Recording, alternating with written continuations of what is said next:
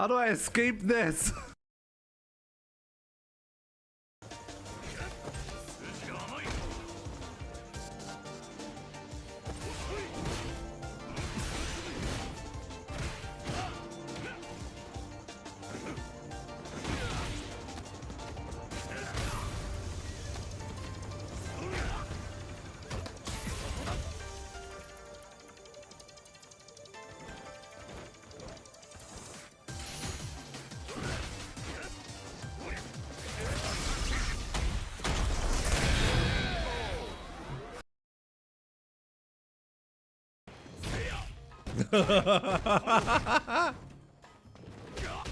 That's amazing. The way he challenged that, unbelievable.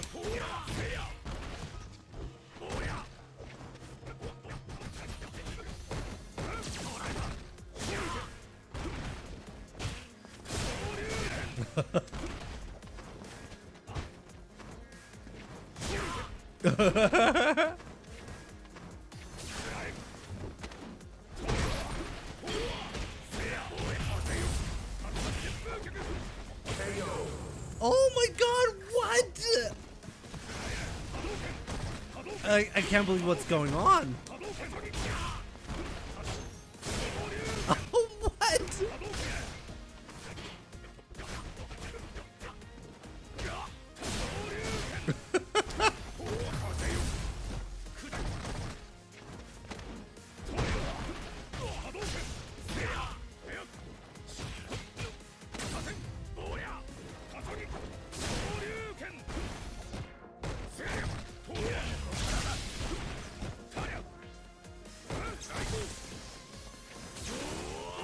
Oh my god, no!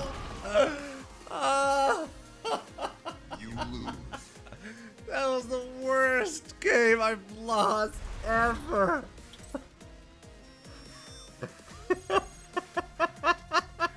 What just happened? Oh my god, what just happened?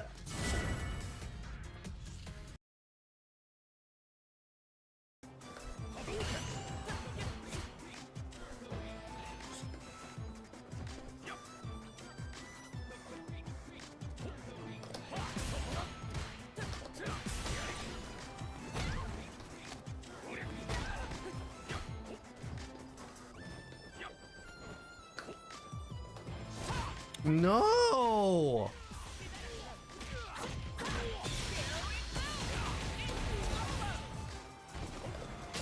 Oh, got him!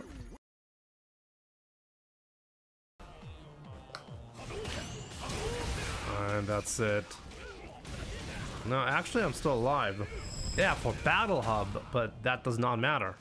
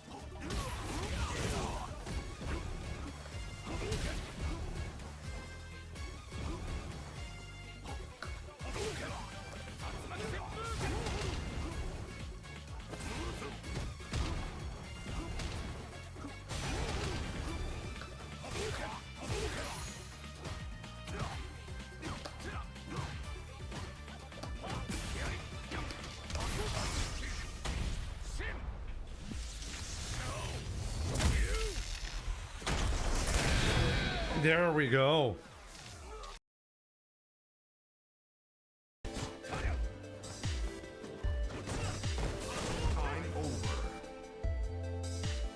Oh! A draw game through timeout? Draw game. I've never had that happen.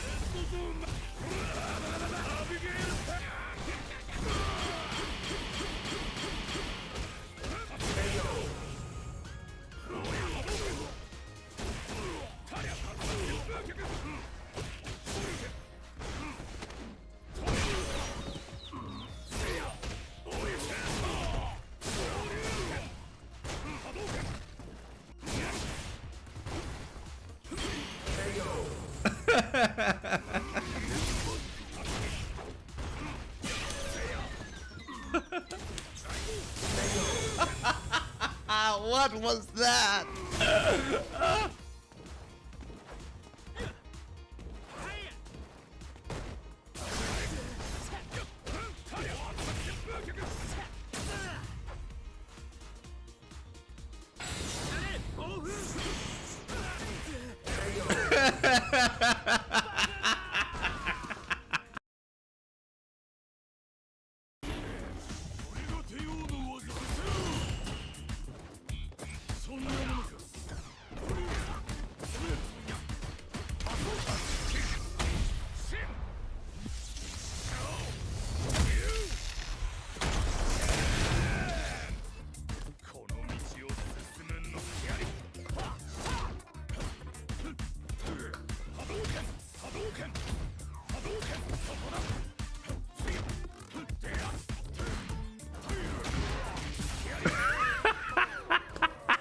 What? McDonald's Wi-Fi over you. Let's go. Uppercut.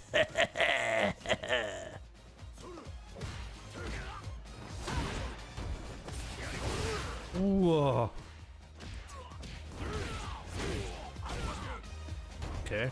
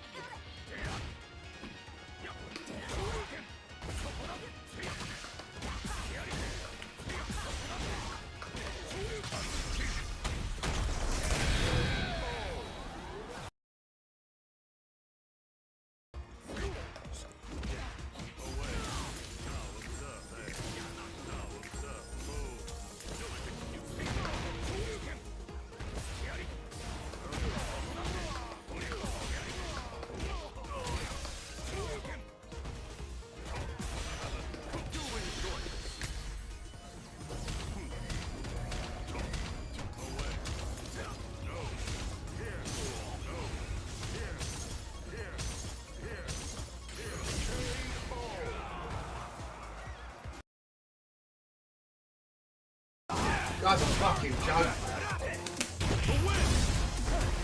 I'm not gonna look! He knows I'm gonna jab to bait it, so he does one after. Do you know what I mean? Jimmy's not good at this game. He's not good at Street Fighter. He's a fucking scrub, bro. Fucking winds me up. I can't play this guy seriously. Can't take him seriously. Do you know what's happening? I'm not mashing against him. Because I'm trying to fucking play. Fucking scrub. Then winds me up, bro. He winds me up. He's not a fucking player, bro. He's a YOLO little fucking piece of shit. No CPT today, no. Next week. Shows that fucking he knows. He must listen to me, bro. He must listen to me, man. He must listen to me, bro. I'm match again, for fuck's sake.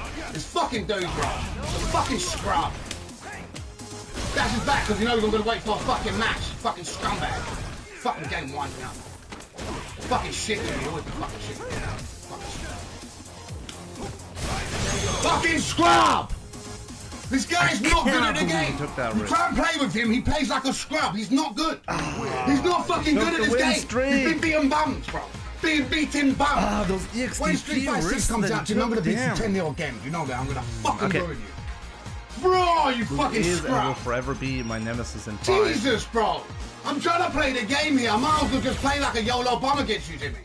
Fucking hell, this guy's turd, bro. Round 1. Fucking turd, man. Fight.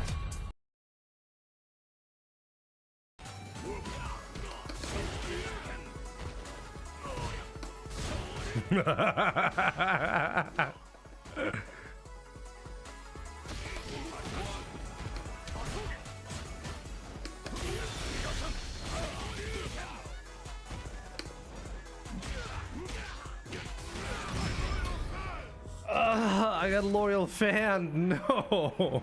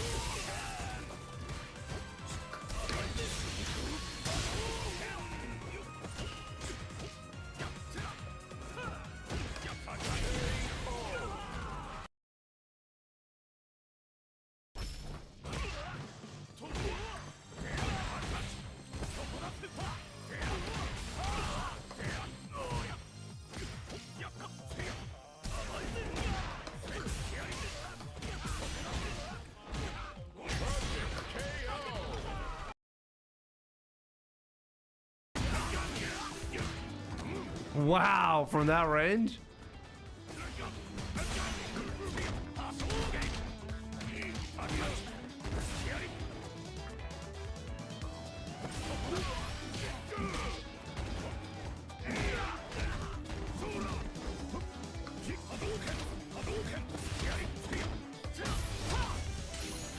Okay, no jab. How do I avoid a single jab?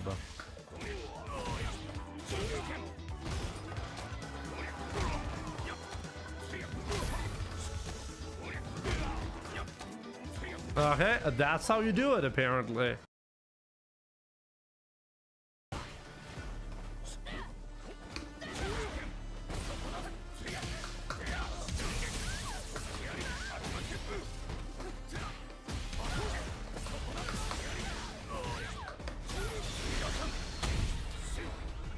Wait, is she dead?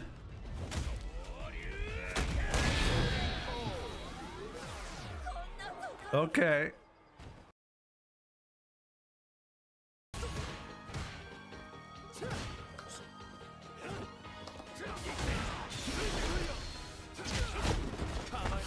Well, one quad medium kick and I die. Like, seriously, I'm so lost in this matchup specifically.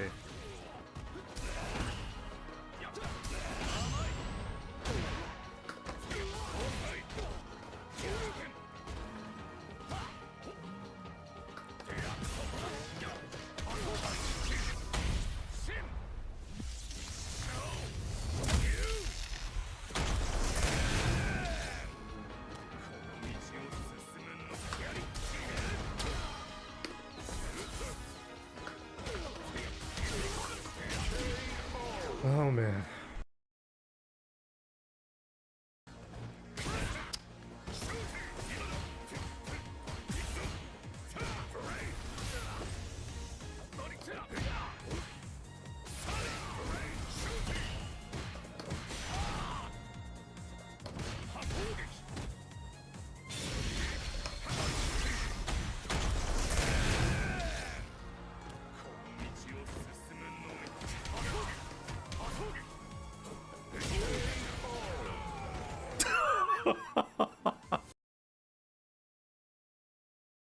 Look at this glowing effect. This should be like standard.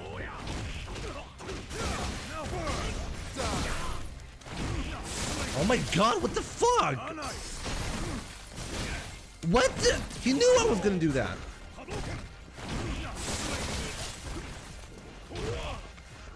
I couldn't. Hey, what the? What the hell is this? Oh my god, I got obliterated. I got obliterated.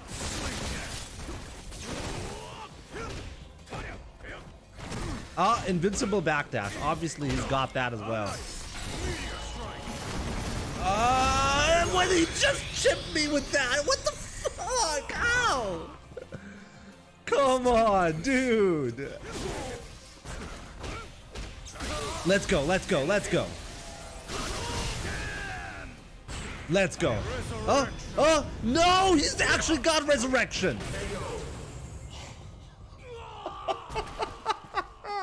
Fuck my life. You lose. God damn it.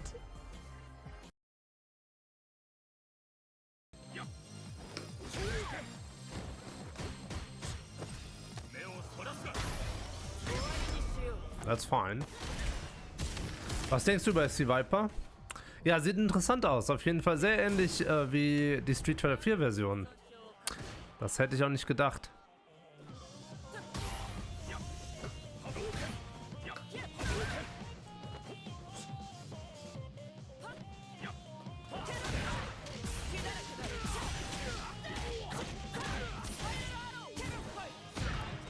Okay, that's the most unfortunate drop that I've seen in a while.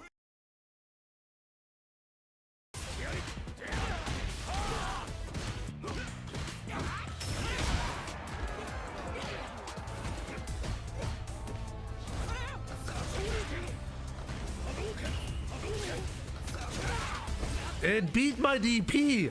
That beat my heavy DP clean.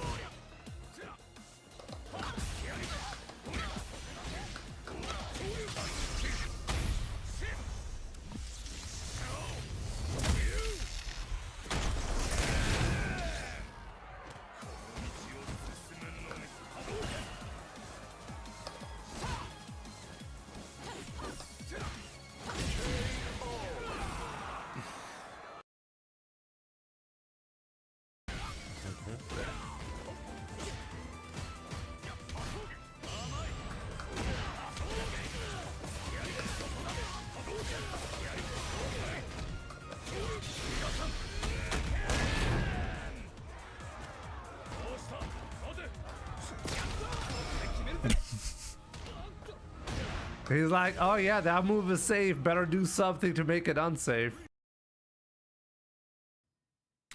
What's up, guys? Welcome to the stream. I really hope you're having a fantastic, what is it?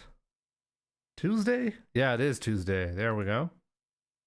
So yeah, today we're gonna be, well, grinding to legend as usual, and we're also gonna be talking about 2xKO. There's been some interesting developments around the game, and honestly,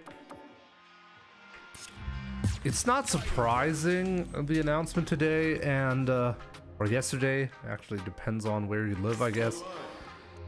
But at the same time, still kind of disappointing, considering all of the potential and everything that has happened. So we'll talk about that. Low Life and Lights, good to see you. We have Dewey Mazzino, Gear FGC, Gabriel Richot, good to see you. James BH Win, welcome.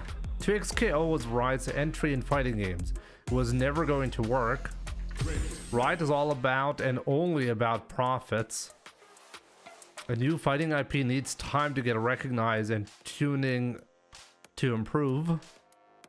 Well, I actually completely disagree with a couple of points that you made. First of all, Riot is all about and only about profits. I talk about this aspect specifically quite frequently on my channel. I think if you believe that any company is like primarily doing anything besides, well, making a profit, then I think you have to be incredibly naive about how companies operate. Companies have one job, and it is to make profit. Usually they have some kind of product that they are trying to sell to a customer base, and the end goal is to maximize profit. Now, if you're gonna be like, oh, okay, you can easily do that, you just gotta charge more, and it turns out, no, that's actually not how you do it, right?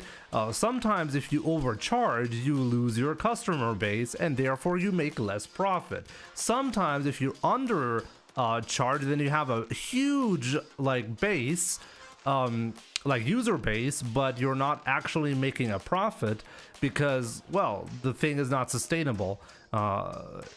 AI companies, by the way, work exactly like that, by the way. This is why people are saying this is a bubble and it's going to burst at some point.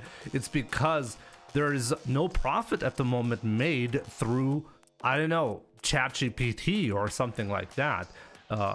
These companies are currently not making money. They're selling at a loss because they're assuming at some point the user base is going to generate revenue at some point. Okay, it all depends on what the product is and, well, where you're going to go. I think one thing I have to agree with is that a new fighting game IP needs time to get recognized. I think this aspect is very much true. I mean, it seems like it's obviously true, but I want to get into that a little bit more later on. But first of all, I definitely wanted to get into this, like, oh, Riot is evil because they're actually making money. Yeah, so are all the other companies. So yeah, it's not exactly like an outstanding property of a company, you know? Riot will mass layoff and run first thing when a project isn't immediately profitable.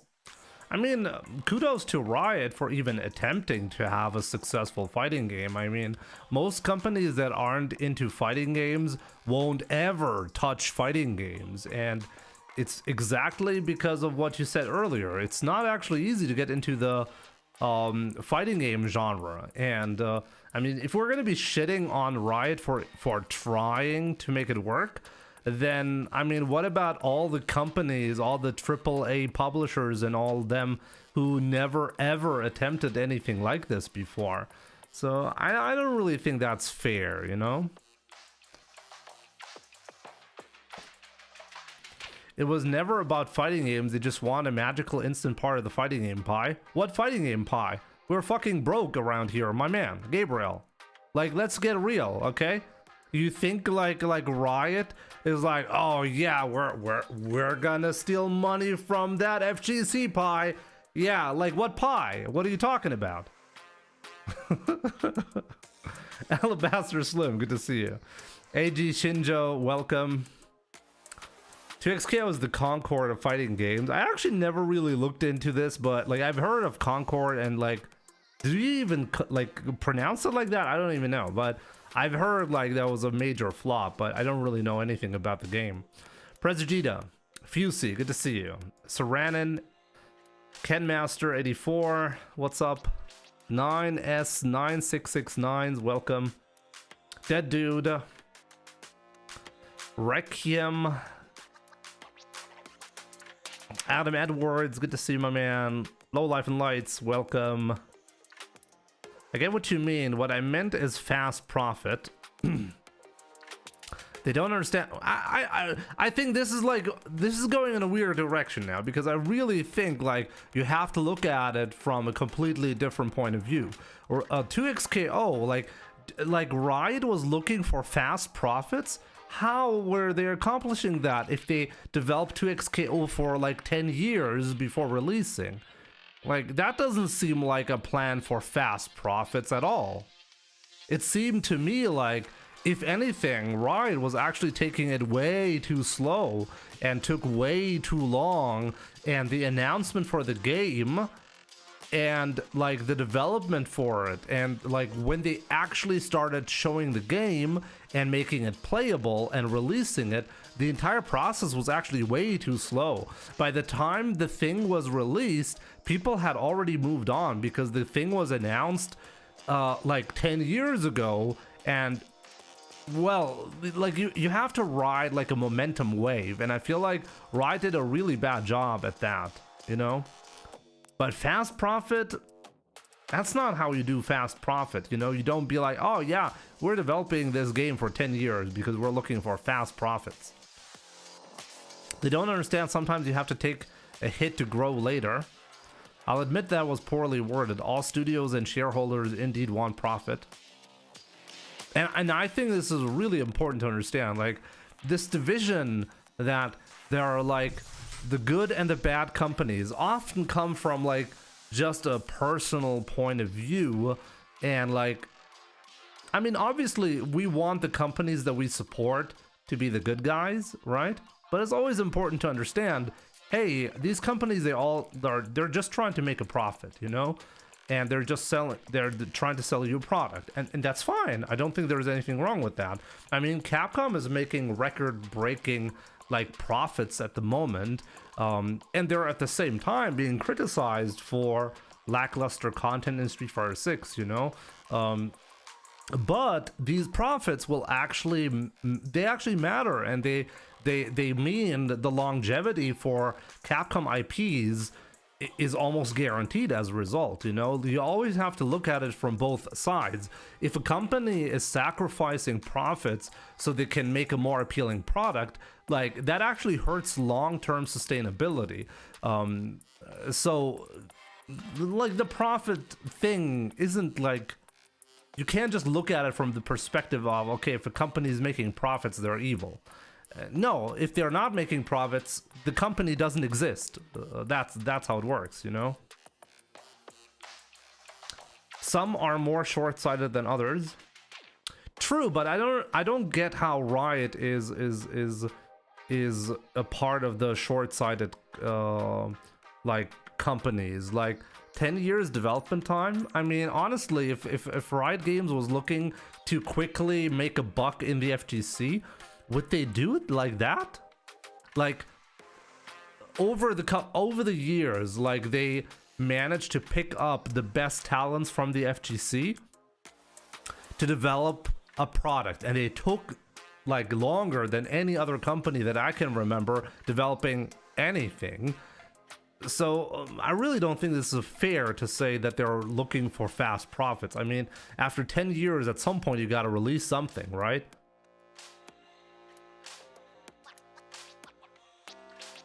The real winners here are Nvidia, because they're using the product that made them because we bought it, and now they're selling it to companies to do AI. And this is what I mean when I say at the end of the day, it's about profits, you know, like a company, any company can be like, oh yeah, we're like consumer first. And it's like, yeah, no, you're profit first. Okay. Because that's how every company structure works. Okay. So if you can do something that screws over the consumer base, but you're making more profit, you're going to do that. You're simply going to do that.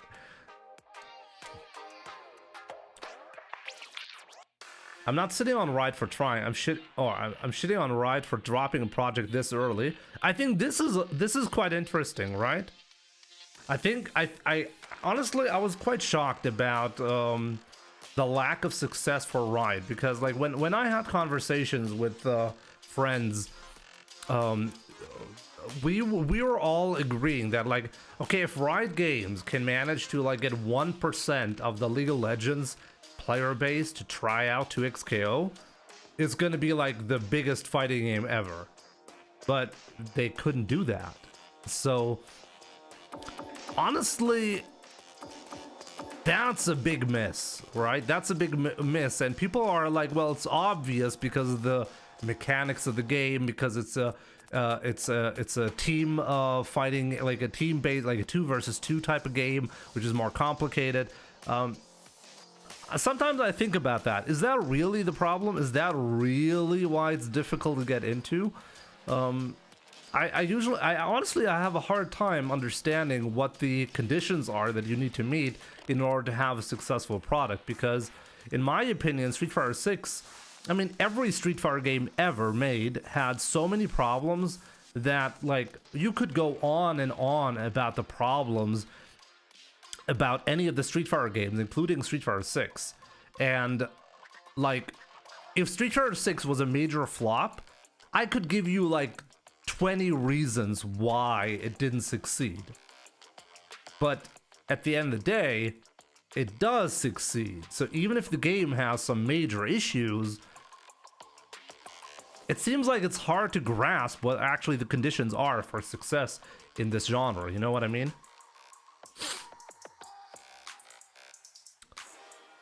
All games are doing poor, Jimmy, not just us.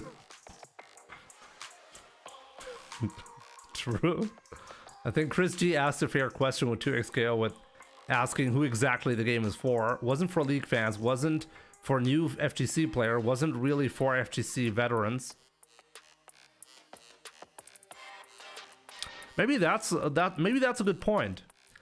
Maybe like Riot Games took a risk by trying to appeal to everyone, so at the end of the day they didn't really appeal to anyone. Kind of reminds me of the Street Fighter 5 situation, but Street Fighter 5 was more successful than Street Fighter 4, so we got to define success, right? But it does remind me of that. In Street Fighter 5 we got rid of 1-frame links. Back then it was a big deal. Street Fighter 6, nobody cared about 1-frame links. But back then it was a big deal because like the player base was like, well, the game doesn't have skill if it doesn't have difficult combos, right? So people hated that. But if you took a look at like beginners, they struggled with completely different things in Street Fighter 5. So beginners didn't even have an easier time. So the veterans took a hit and the beginners didn't actually get anything in return. So something similar happened there. And yet Street Fighter 5 was actually a big success.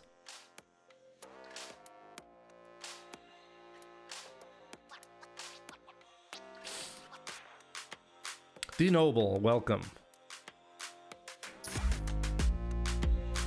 Riot failed because they tried the Apex Legends model of extremely overpriced MTX. What is MTX?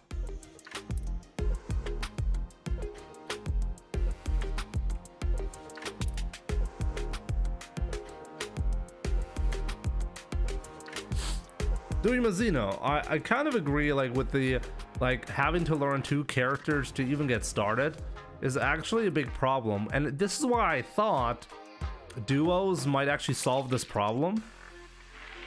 But duos require synergy and knowing like the player type, and like I think playing duos in 2XKO actually had a lot, or has a lot of potential. There's a video of me, by the way, playing duos with a bunch of like FGC players at Riot headquarters, or not headquarters, but like at Riot in Berlin. I still have the footage, by the way. I've been thinking of maybe releasing that footage. Like, that was from June 2024. Okay, I was one of the first people who actually tried out 2XKO, who saw the game, who were able to play the game and try it out.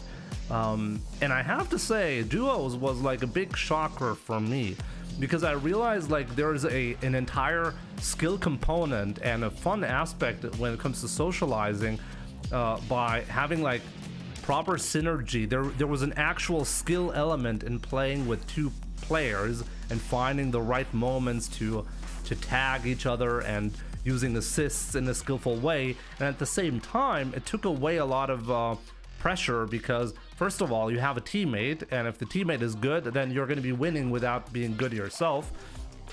And secondly, well, you only had to learn 1 character, right? So I figured, hey, duos might actually be an option for beginners specifically, and even for veterans, because it introduced an interesting layer, you know. As I said, maybe at some point I'll show you the footage. I never got to do that, and it's because I happened to be in a really weird time frame. I didn't find the right moment to upload the footage. But yeah, let me know if you want to see that. I might actually upload that to my YouTube channel at some point. Maybe I'll make it an upload for members only or something like that, just for like, if you're like a big fan of the channel, you might want to watch it. Or I don't really know. I've never made like uploads like that before, so we'll see. Ace of Spade, you've been popping on my feed lately, not gonna lie. You inspired me to play Ryu. It's a bad time to play Ryu, because yes, he's great, Ace of Spade, but people are gonna hate you for playing him, so be prepared for that.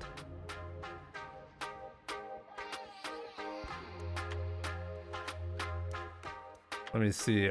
I can't keep up with all the messages, by the way. I would, oh man, like, is there like a more efficient way to have conversation with chat? You guys are really writing a lot of stuff, which I'm very happy about, by the way. It's hard to keep up.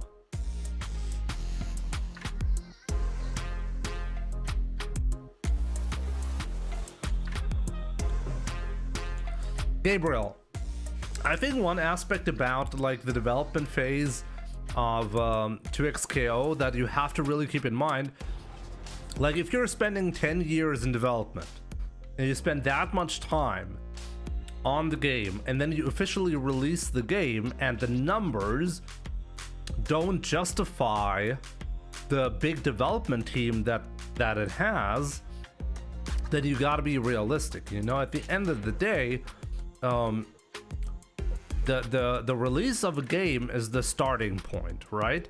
And it makes a big difference whether you have 10,000 players playing or 100,000 players playing at the same time, you know?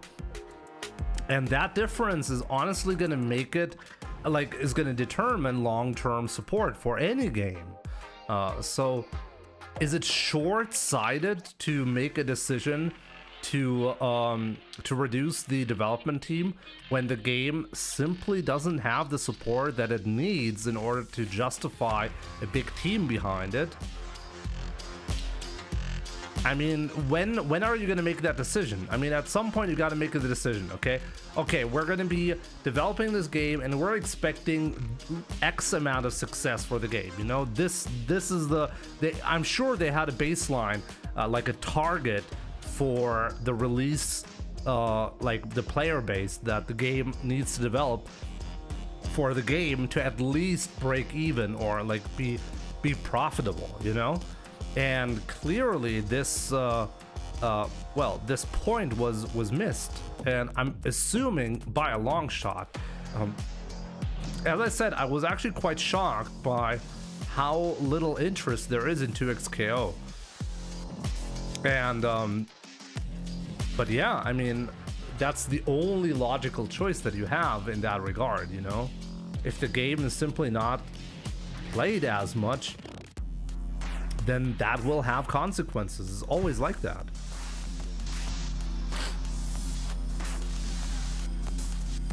"2xKO was a hard game to play. A game that was meant to breach the gap on fighting games is arguably much harder than Street Fighter 6. That's a fantastic point, the Mew.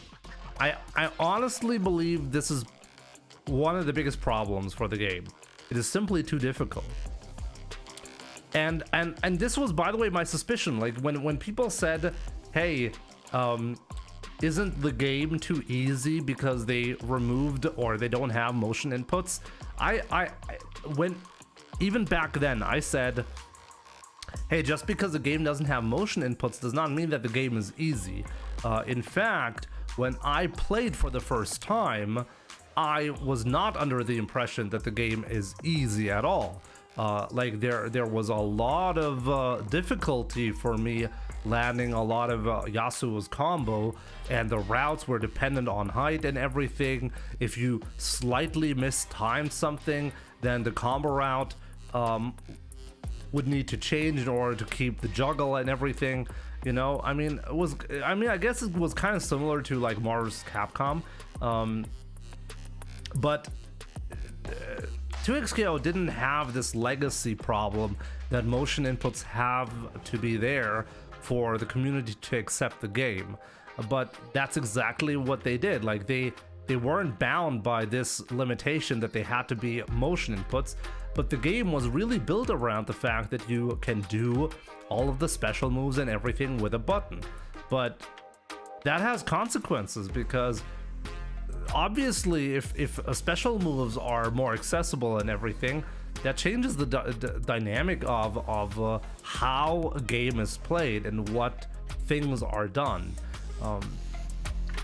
I think a lot of people underestimate the execution side a lot in fighting games, and they boil it down wrongly to just whether you have motion inputs or not. I didn't try because it's 2 versus 2. Interesting. By BOCast. I have to say, like, one of the things that I thought about when it was announced that 2xKO is going to be 2 versus 2 was exactly the same thought for me as well. I thought, oh wow, I have to learn 2 characters? I'm not so sure about that. Honestly, I think I still believe that 2xKO has a lot of potential. I have never seen a fighting game that is more fluid. Honestly, I think the visuals look fantastic. I love the visuals of 2xKO actually, and the game feels good. The game feels good to play.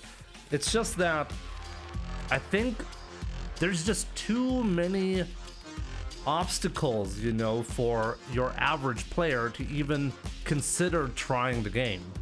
And obviously there are other issues, like people complain about Echo and Yasuo teams and stuff like that, you know, the balancing and everything. It's hard to develop a good fighting game, you know.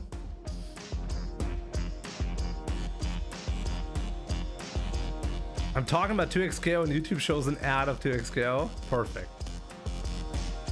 I don't like to shit talk 2xKO, by the way, because look, I got an exclusive preview of the game. I got to talk to the developers. I got to talk to a lot of people there.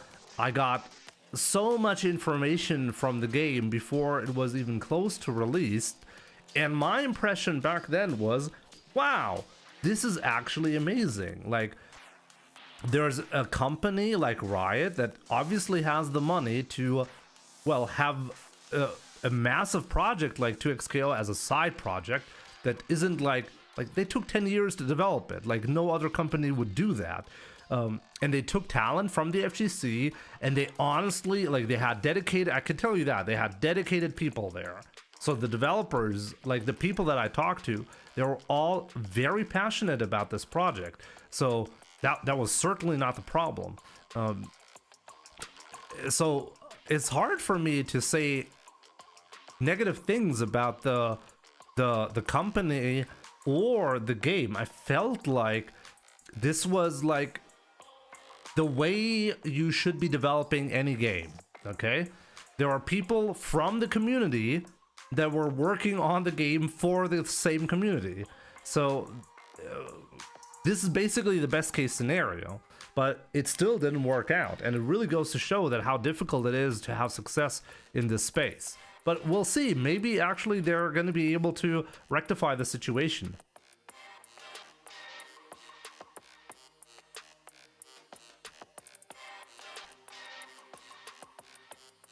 Bring back Street Fighter Cross Tekken. Is that ever gonna come back? Like, do we have any kind of information around that?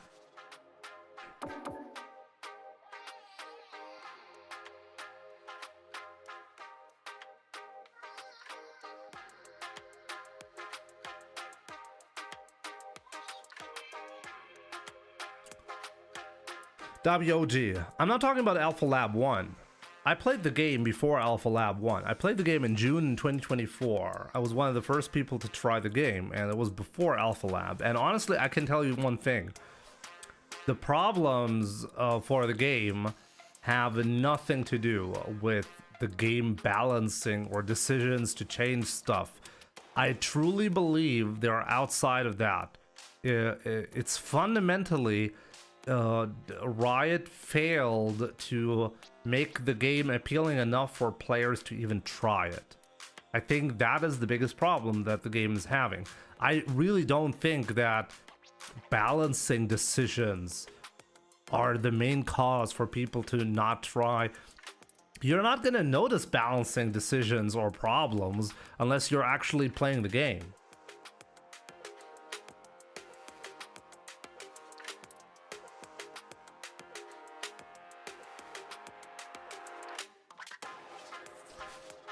WOG, I'm not saying that duos is the answer. I'm saying that back when the game was in a very early state, like in June of 2024, I thought duos actually had, like, my initial thought about duos was, who's gonna play duos?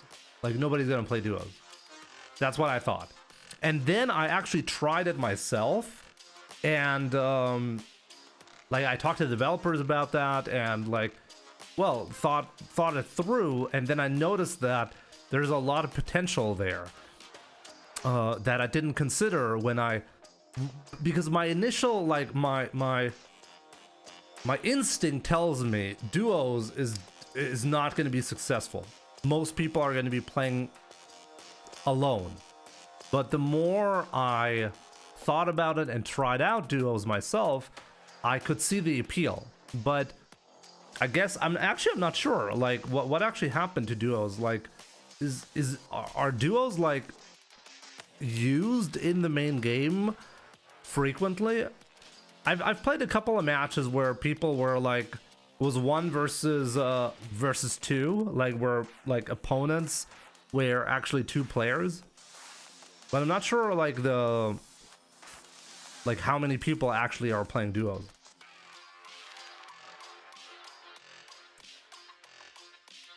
Arch Paladin, good to see you. I just made it to master rank. Well, congrats, my man. Congrats.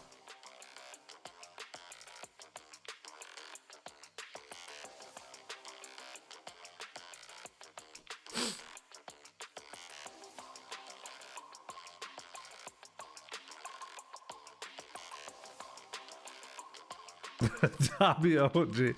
1:30, 1 minute 30 seconds ad is too much on Twitch. Is that so?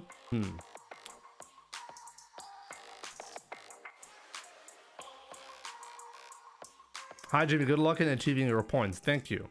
Sean Lee, what's up? I'm in the midst of preparing for a tax module presentation. I'll be back after I'm done. Well, good luck with that, my man.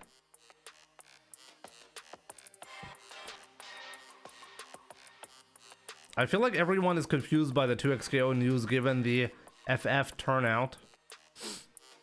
What is the FF turnout? What does that mean, FF turnout?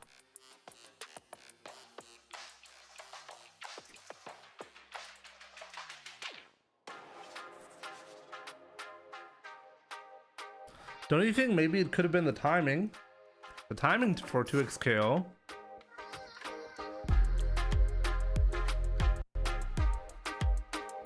Honestly, I feel like the release was odd. I think it was a mistake to not have one big release.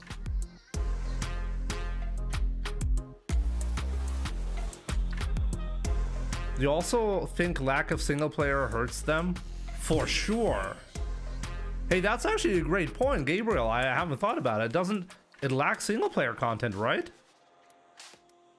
Right? It lacks single player content because this is usually like the single player content is usually like a safe space for casuals to try out the game and the mechanics, right? Basically just play against the CPU and with some kind of like world built in, maybe story arcs, you know. That is missing entirely from 2xKO, right? I think that's actually a great point.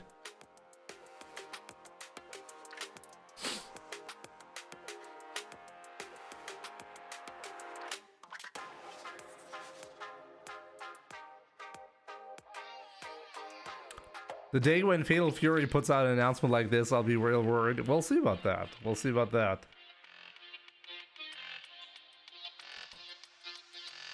Big C, good to see you. You nailed it. They had something innovative that separated their game from others, but they didn't make it special.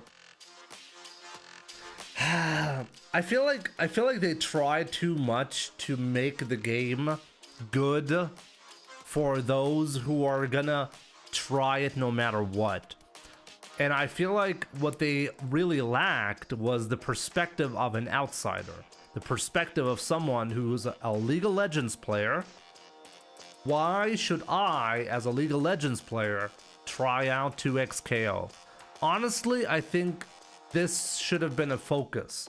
And now that Gabriel made a great point here about the single player content being lacking or non-existent, I don't even know what kind of single player content does 2xKO have. That's a great point, you know. That's a fantastic point, because like just imagine like you're a League of Legends player, right? So you're already in the universe, you're invested in the characters and the world, right? So now let's say you can learn about certain characters' history and more background information, like some kind of info that's like canon to the universe, right? And some new stories about them by, well, playing this story mode that 2xKO has. Would that be enticing? Possibly, you know? I'm just throwing out ideas. I'm not saying this is the only thing that is missing, but it's like a piece for that they could have handled better for sure, right? Shane Walker, what's up? Do you have to play a rank to unlock the special rank colors? Yes. Yo, Oni Akuma, good to see you. And welcome to Frankfurt, my man. How long are you going to be staying in Frankfurt? And you never answered my message, by the way. I mean, you did answer, but you didn't answer my questions. I'm not that far away, by the way.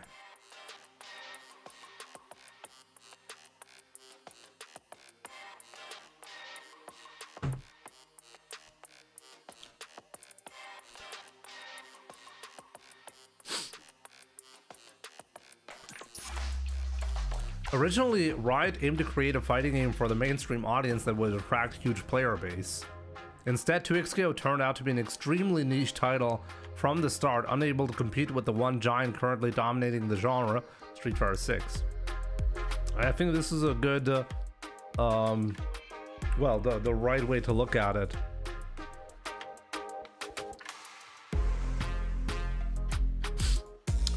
To be fair, I honestly believe it's very difficult to release a lot of characters.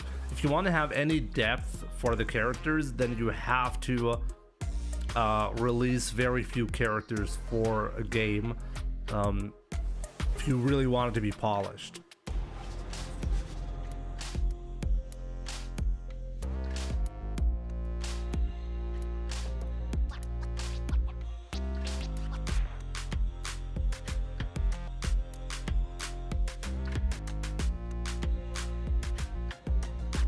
Tomorrow you're going to Serbia. Like, what kind of big trip is this? Weren't you like in Istanbul just recently? Big. I hope you're having a good time. It's like a world tour. Wait, is this? Are you doing the real life world tour instead of just in Street Fighter 6?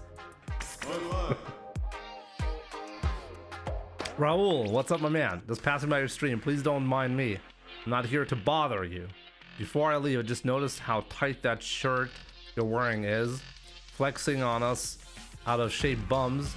Dude, I couldn't be more out of shape right now. Roland, good to see you.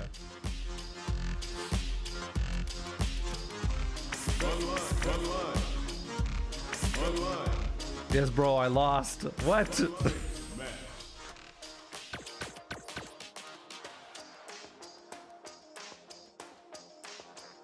I really hope, Oniikuma, that your checkup and everything went well. Oh, you missed your flight and now you're just looking for other countries to visit? That's hilarious. That's honestly hilarious. It would have been kind of cool if we could have met up, but from the time frame for me as well, it would have been difficult to make. But yeah, Oniikuma. We said like what did we say like EWC, right? Bro, I'm single. Wait, what? You'd never told me. What happened to your girlfriend? What? That's not good.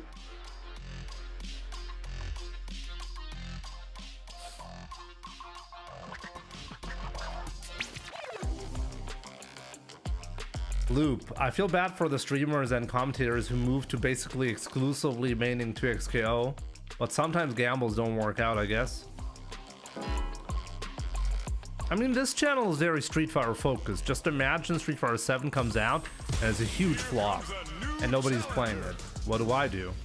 I guess Mario Maker. Gambare! Ramen-san. Konnichiwa.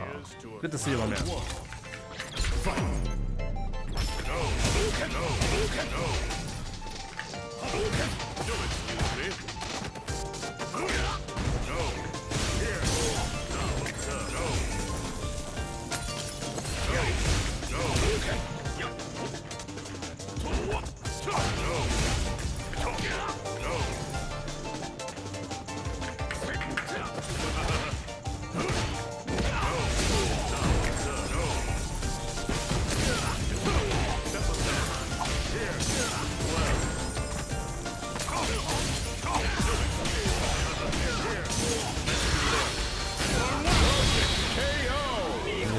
So good. This is my warm-up match, by the way. Please remember that. This is my first match.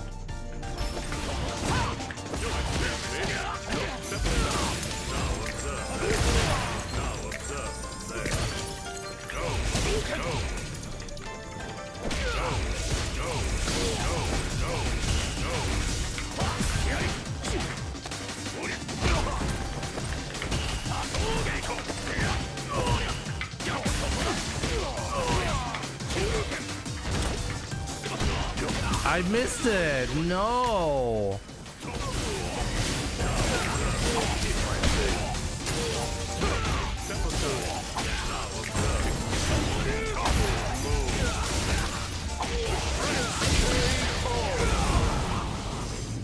JP win. Round 1. Yo, Juninho, what's up? Good to see you.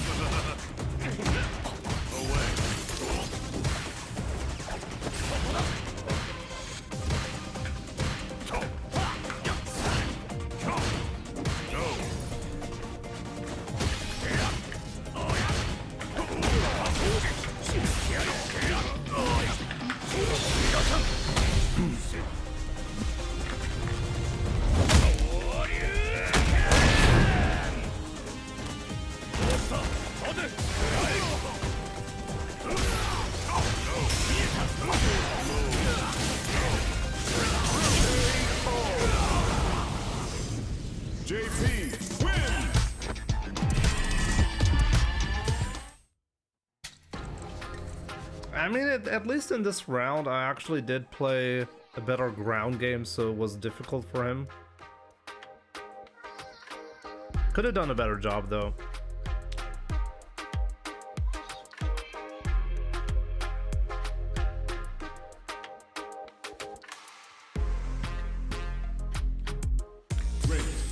Yeah, but AG Shinjo, the problem isn't that like Capcom has the right developers to make the game turn around and become good. I mean, Capcom has never been in the position where the game was not successful from a commercial standpoint, and then they put resources into it to make it successful. Street Fighter V was successful as a product. It sold a lot of copies, so it made sense for Capcom to support the game to make even more profit. From the perspective of a competitive player, it was very disappointing because it was lacking a lot of things. And yeah, maybe the targets internally for Capcom for Street Fighter V were a little higher, but at the end of the day, it more or less satisfied the conditions necessary to justify putting money into the game.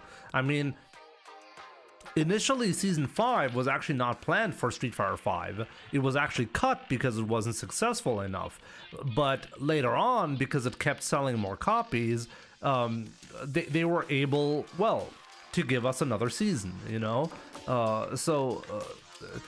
Projects live and die by how profitable they are at the end of the day. So I don't think it's like fair to say that, oh, Capcom's gonna turn it around if it's a total flop. No, Capcom is gonna let it die if it's a total flop.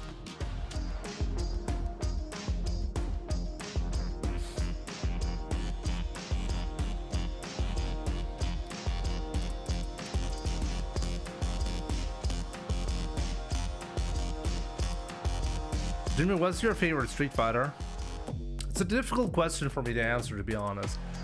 I'm not really tied to any specific Street Fighter. When Street Fighter 4 was around, I had a lot of fun playing that. When Street Fighter 5 was around, I still had a lot of fun playing that. And Street Fighter 6 is the same story, you know? Which one is my favorite? It's hard to say. I mean, I gotta say, when it comes to the online connections, like, let's assume Street Fighter 4 releases today in the same state that it released back then. Would that be acceptable? No, it wouldn't be acceptable. Because people would say, hey, now that I've played with proper rollback netcode, I can't possibly go back to delayed based netcode. Like, there's no way you're gonna do that. So that would be unacceptable, you know? The problems that we had in the Street Fighter 5 era when it comes to the online connection, same story. I don't think I'd like to go back to that.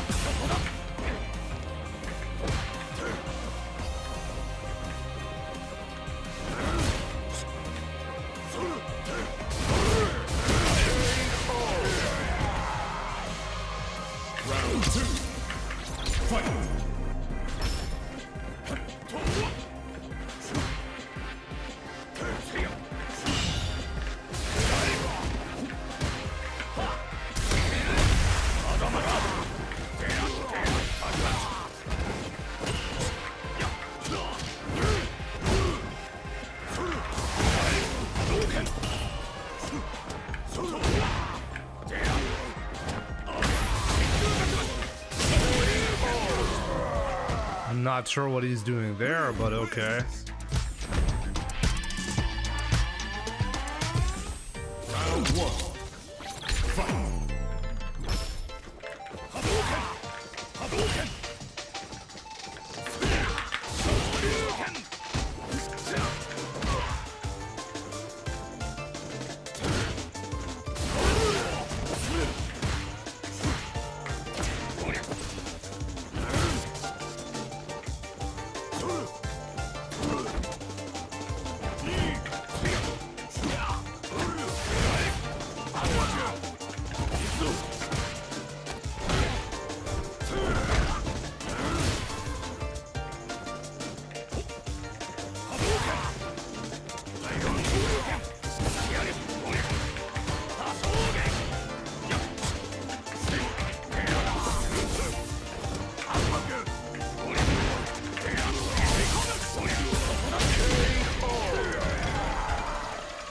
Round 2. Fight.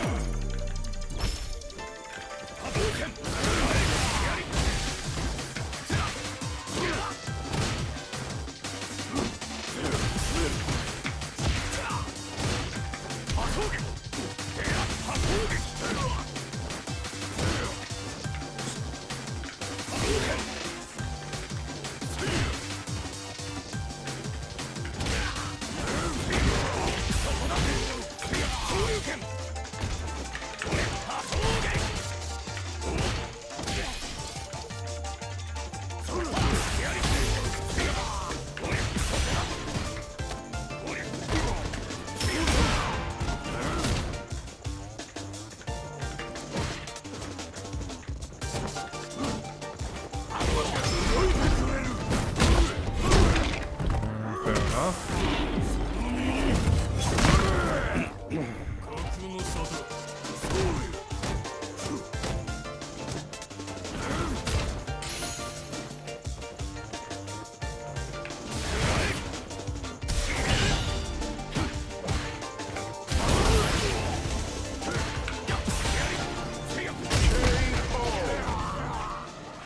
Ryu wins.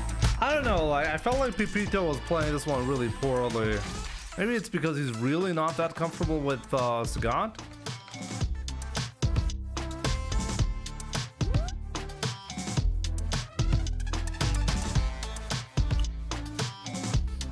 Of course DP beats Tiger Knee, why wouldn't it? The Tiger Knee is an aerial attack, and Ryu's light DP has the full invincibility on aerial attacks. So it's always gonna work, even if you do it super late.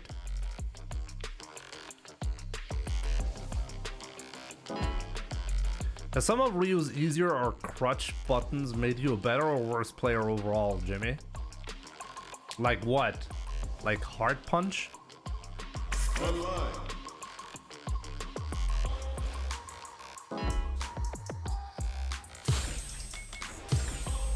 I feel like people constantly talk about options of Ryu and maybe other characters as well that are like easy, okay?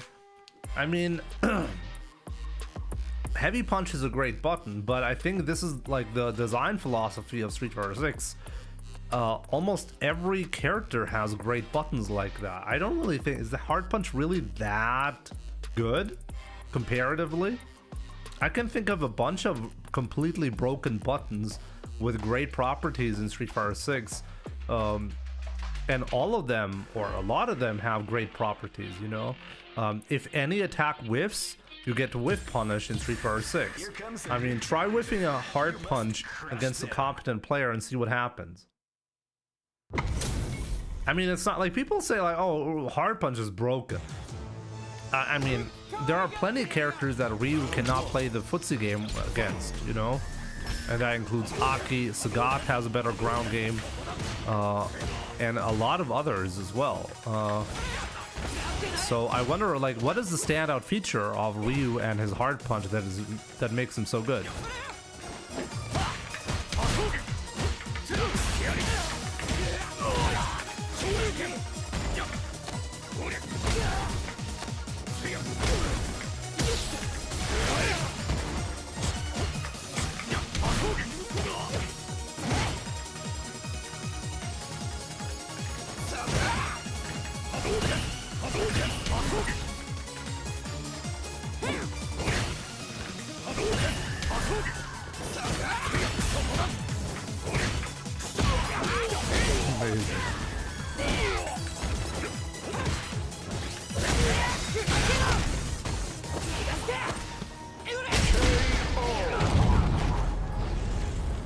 Round 2.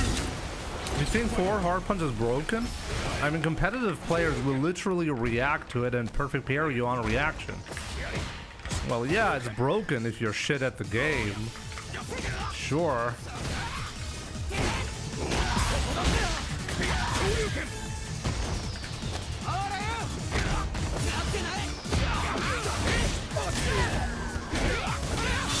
I find it amazing. I would say solar plexus is a broken button.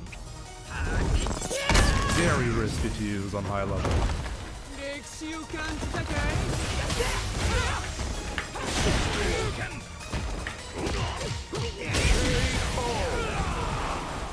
I'll play this one really poorly. Round 1. Fight.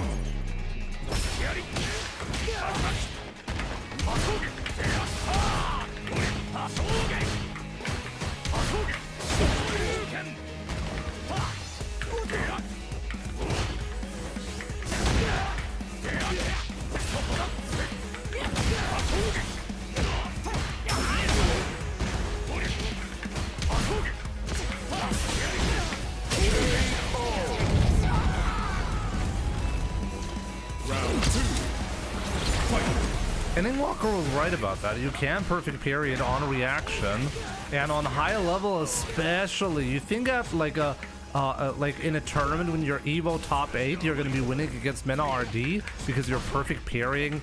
You're gonna be winning against him because you're doing solar plexus. He's 100% gonna perfect parry you there.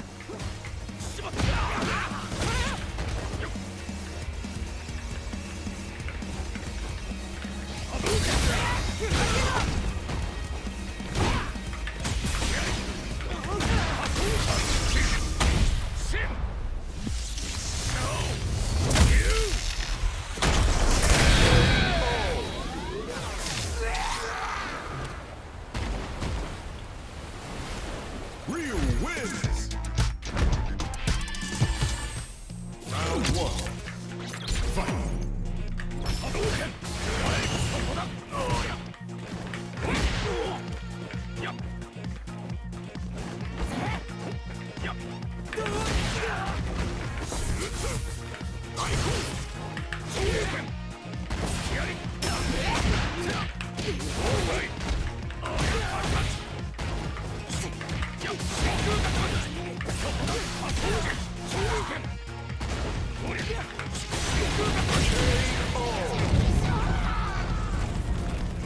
Round 2. Fight. Jinrai kick? What do you mean by Jinrai kick? Wait, are we talking about perfect parries on Jinrai kick? That is risky. And not perfect parryable on high level.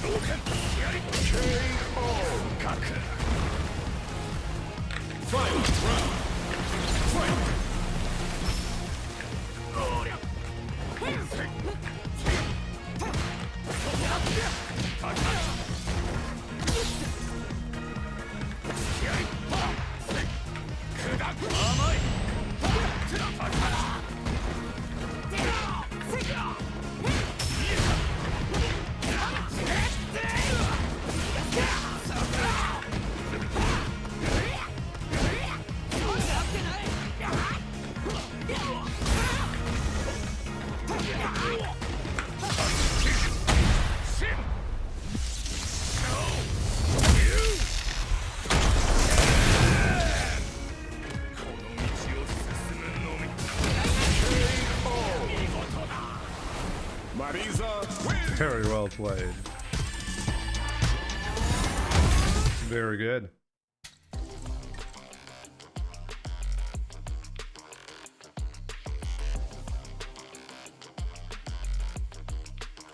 Great man.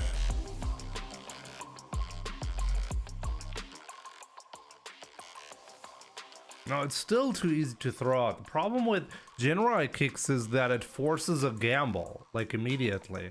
Like the moment the Ken player uses Jinrai kicks, it forces a gamble. It also, after a crouching medium kick, removes the option for DP option select, because if you do DP option select after you see a crouching medium kick, then you'll actually get hit by the Jinrai kick instead, because you're going to be buffering to cover the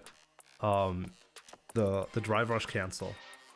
So it covered a surprising amount of options, and every single time you blocked a Jinrai kick, there was a 50-50 gamble of whether you're going to be punishing it or whether Ken gets to continue the combo.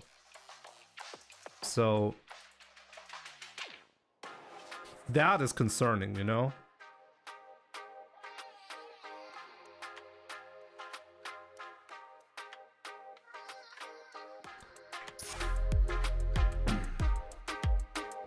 Carlos, what's up? I got Master very recently. Do you have any tips to getting better in the game? Well, keep improving. Do what you did to get to Master, you know?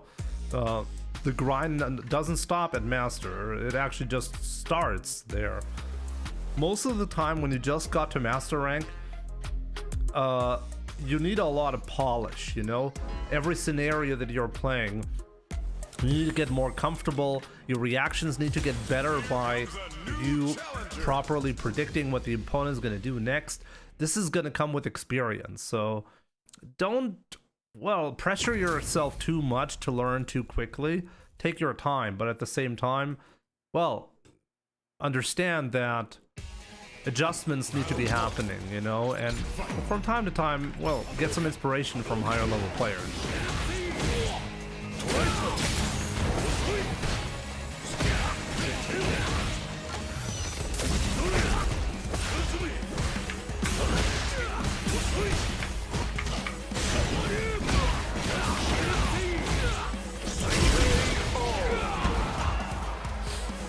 Round 2. Fight.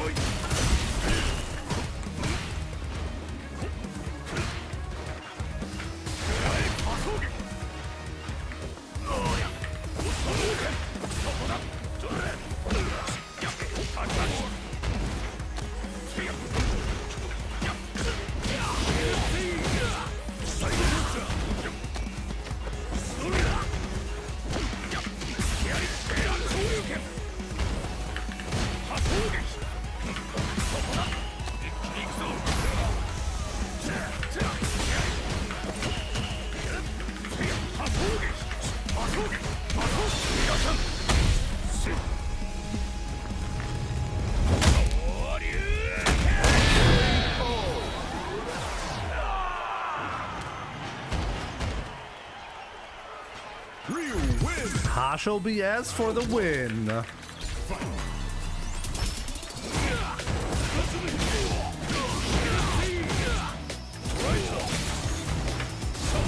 Come on, it's the first time I do that.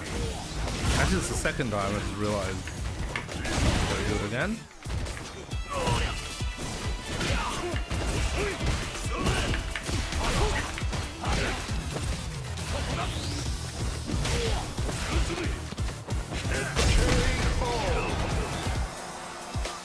Round 2. Michael, what's up? Good to see you, my man.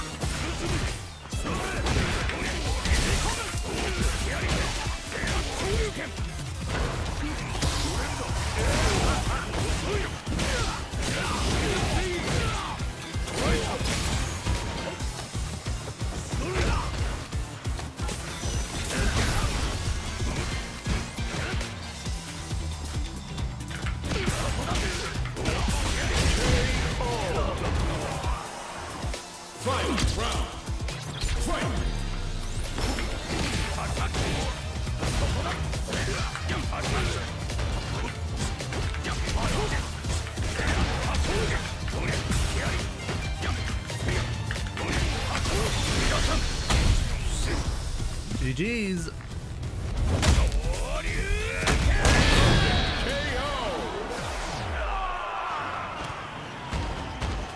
Is the donkey kick to level 1 a confirm or a buffer? Which one? Oh, the heavy donkey kick into level 1? That's just to confirm. It's actually a very easy one.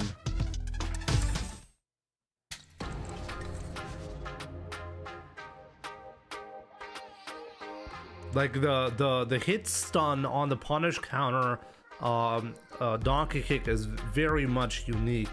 So if you land that a couple of times, you get an instant, you know, oh, this is punish counter, so I can combo level 1 if I want to. And then it's honestly just a decision, should I do it or not? Most of the time it's worth it. And then so I just manually do it, you know. I don't buffer after heavy donkey kick. In fact, I'm actually holding down back when inputting heavy donkey kick.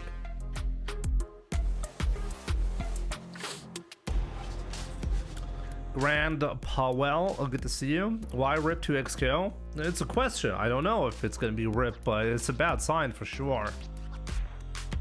I've talked extensively about it at the very start of the stream, but the TLDR is basically the game isn't as successful as Riot has hoped, so they're downsizing. And from a business perspective, I totally understand. But it's still sad to see that they're downsizing. I'm still hoping that 2XKO is going to be able to like turn it around and become a more widely adopted game. In fact, what I'm actually most concerned about is that Street Fighter is too dominating. It's a real concern, because if one game is so successful and it's eating up the entire FGC pie, like, monopolies are not always have problems, let's just put it that way.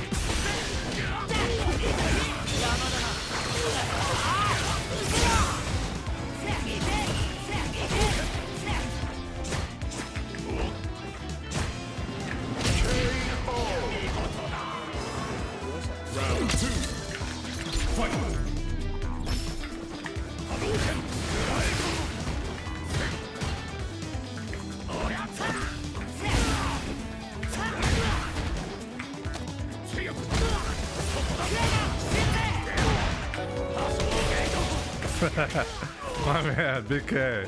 Hello, Jimbo. Why level 1 power do you think is more powerful than Premier level 1 magician?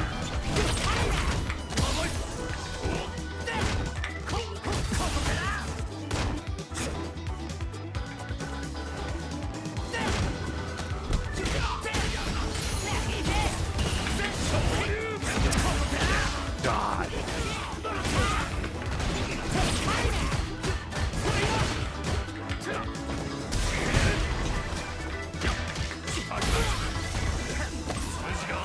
Okay. My man, UAE Joker, thank you so much for your support, as always. I'm gonna look at your message in a second.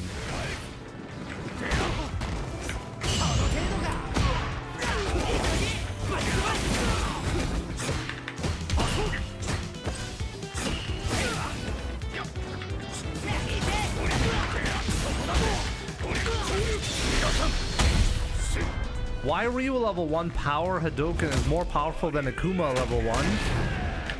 Because level 1 for Akuma is more flexible.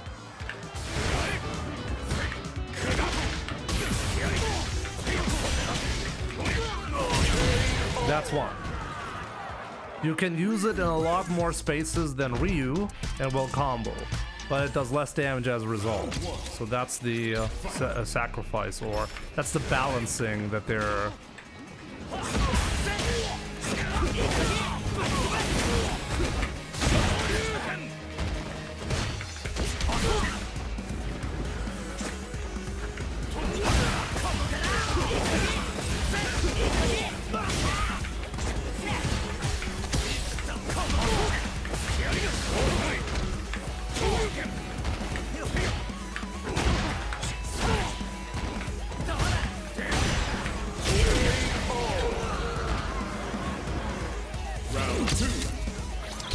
What's up with the clickbait naming?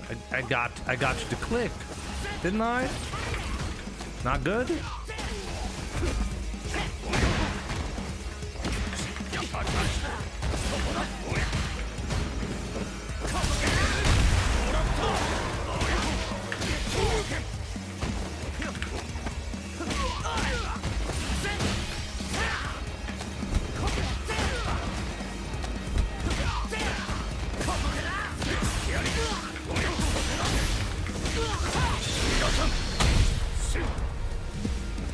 Regen Park, good to see my man.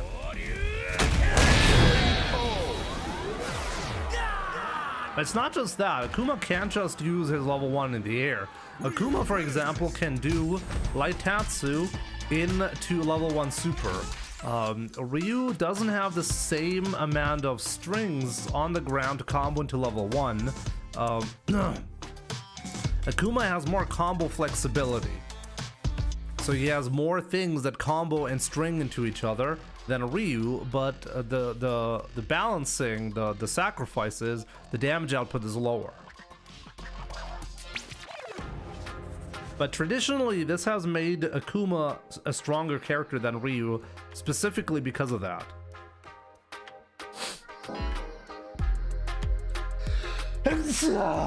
Oh, God. Another fight is coming your way.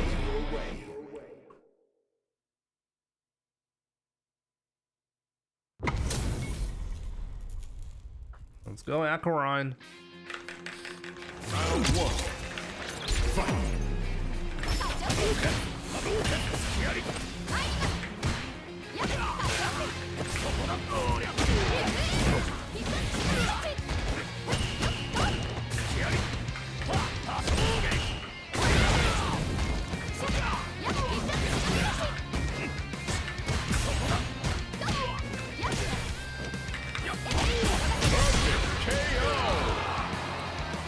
Round 2. Fight.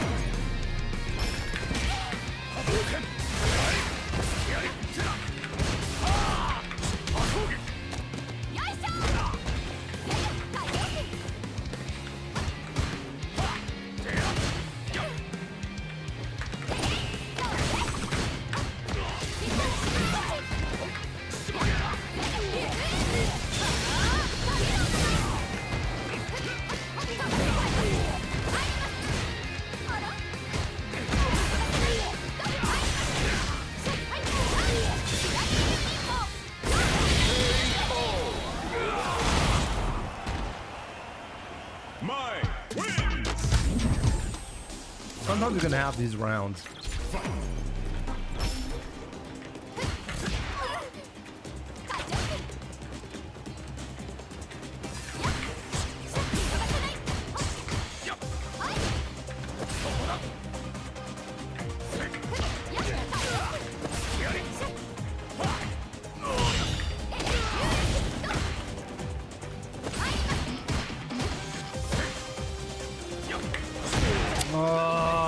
was a DP.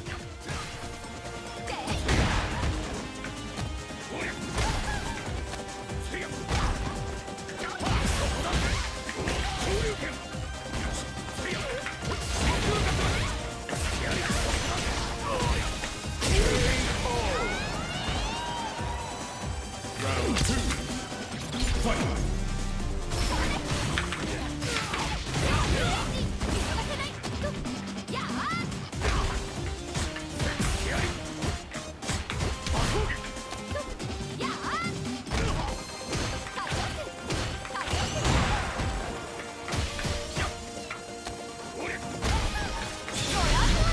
Whoa. I thought he had me. Whoa.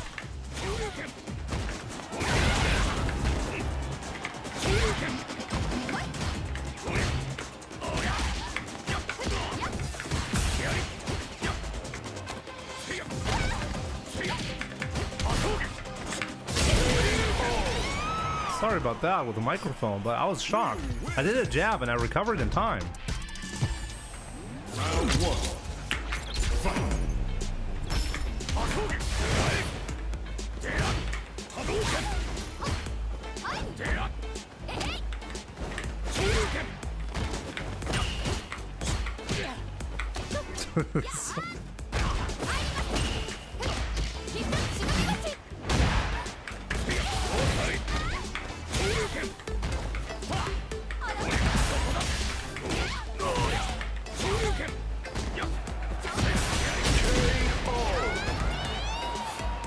Round 2. Fight.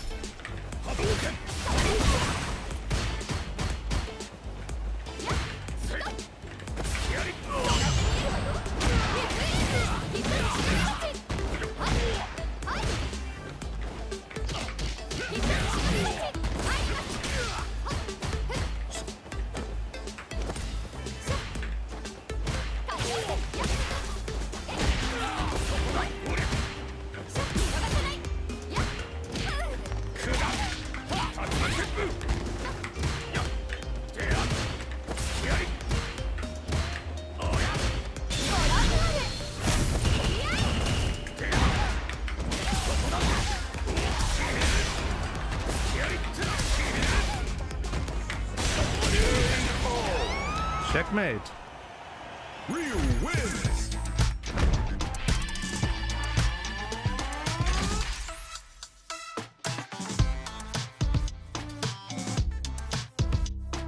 The moment he did the level 3, there was actually zero chance for him to win.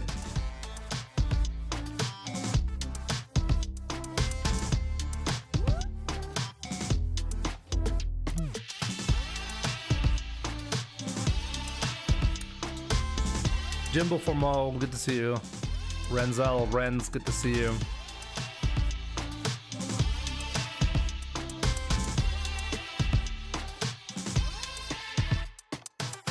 Yo, Isaac Taylor, good to see you. What happened? Well, Riot laid off half the staff for 2xKO. That's what happened.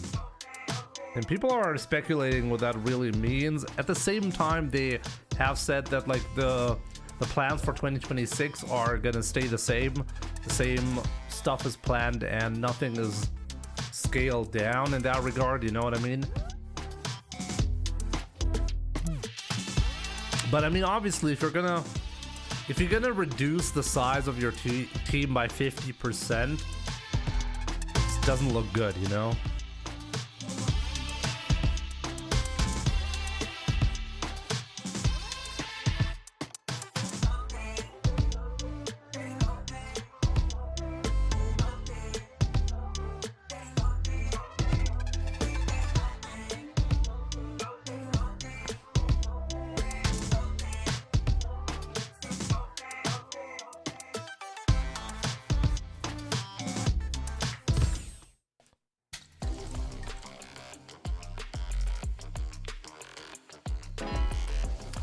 $50 points, guys. 50 points to legend rank. Challenger.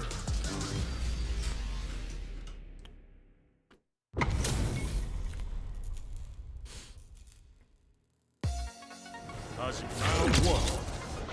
Fight.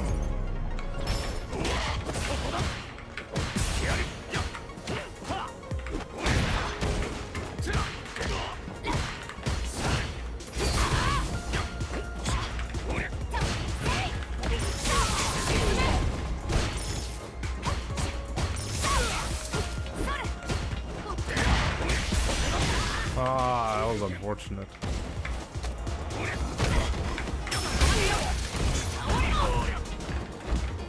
No! Oh my god, what a buffer!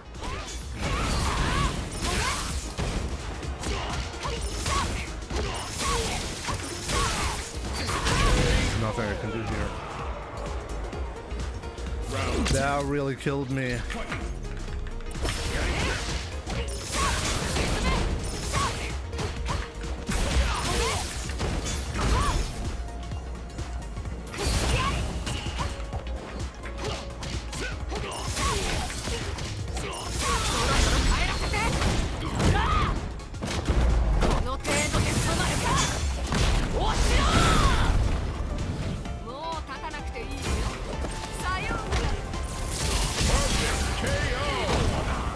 That was honestly an amazing bait right there.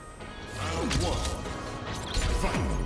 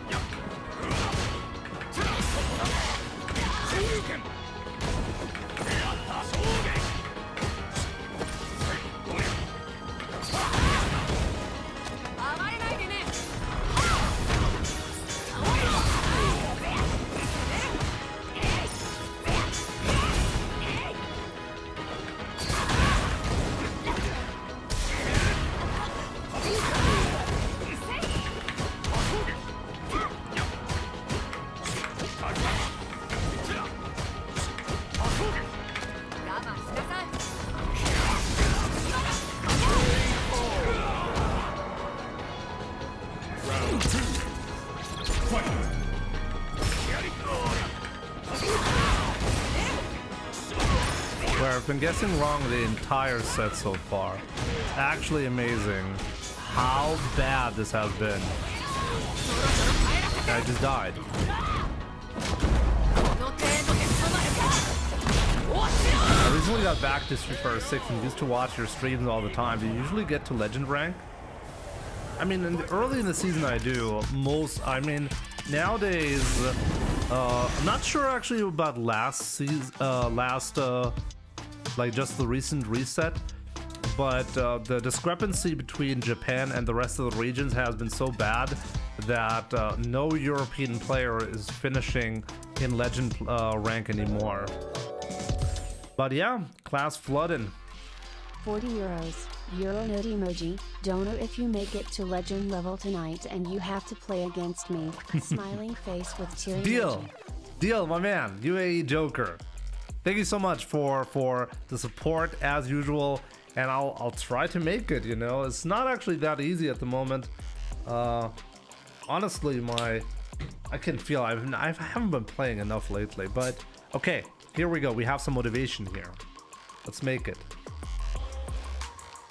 So yeah, getting to legend is kind of, I don't want to say trivial. It's not trivial, but like I've been getting legend rank on every reset, you know? it's not. It really depends on when are you gonna, how much are you grinding early in the season, you know? When is Japan kind of gonna catch up to you, and then you're usually gonna stay outside of that range. Round one. Fight. But yeah, it's getting to a difficult range, by the way, at the moment.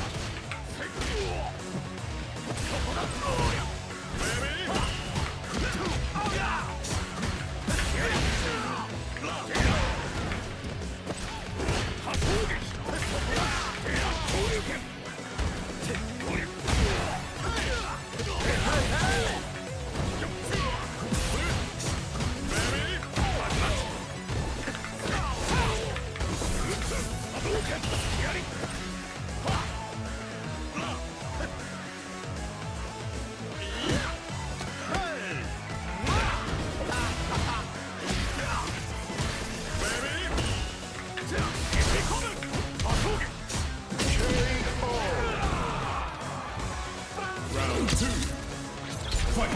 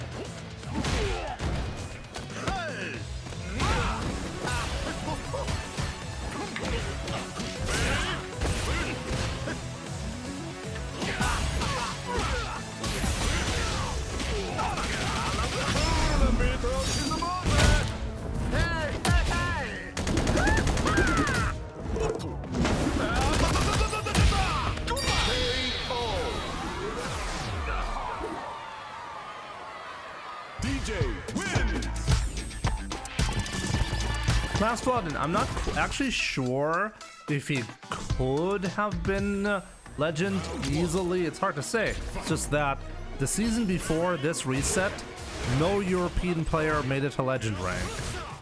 So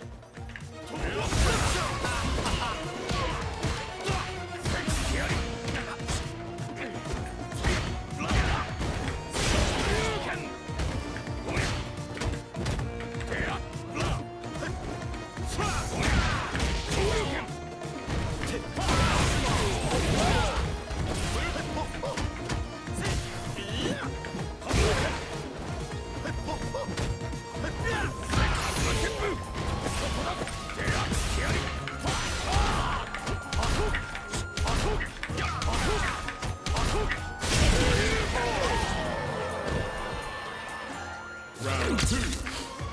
Fight.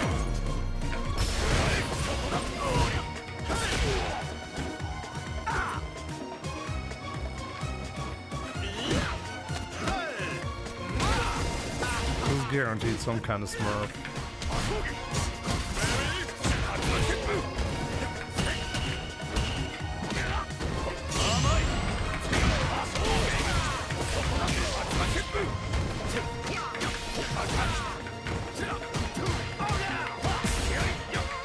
Making some odd choices though, like really weird. Maybe it's not a Smurf. Honestly, he made a lot of mistakes, but his offense was not bad at all. Also very patient. We'll see, maybe just a player who just start playing ranked again. I mean, it is new season, right? Round one. Fight.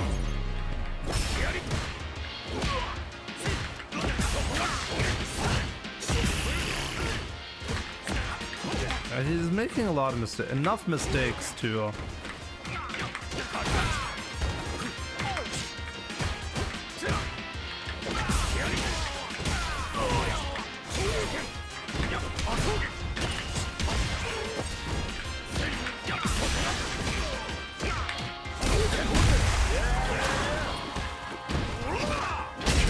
wow. But I felt like this right here, there were so many mistakes on both ends, but it was because the connection was shitty.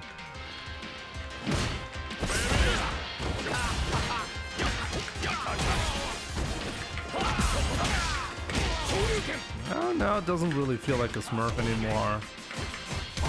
This player is not that good.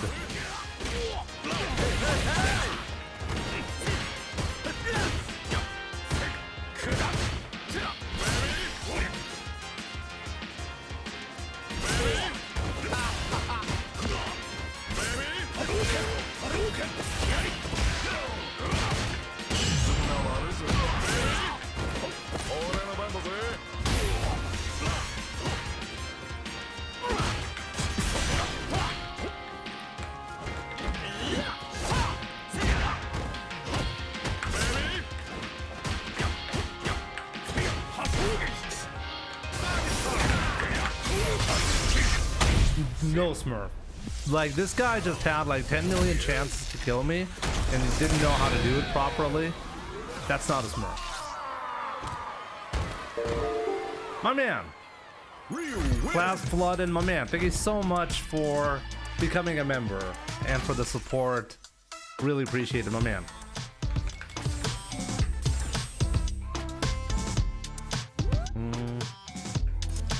Not sure if what his normal username is, but might have played this guy before.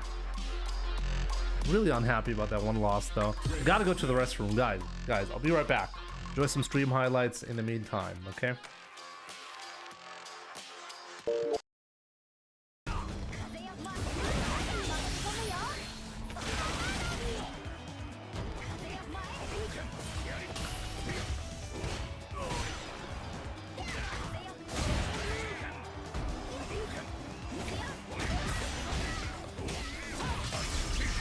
Biggest mistake of his life.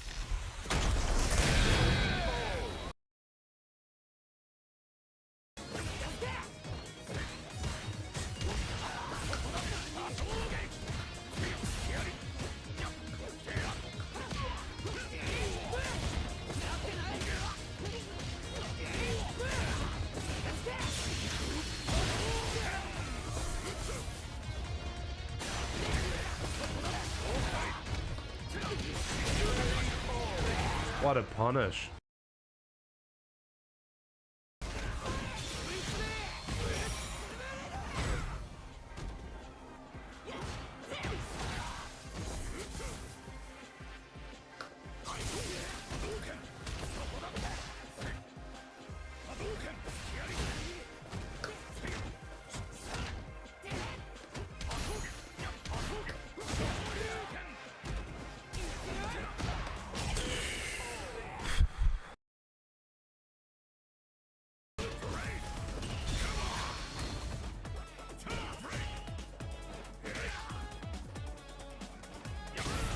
That does not make any mistakes.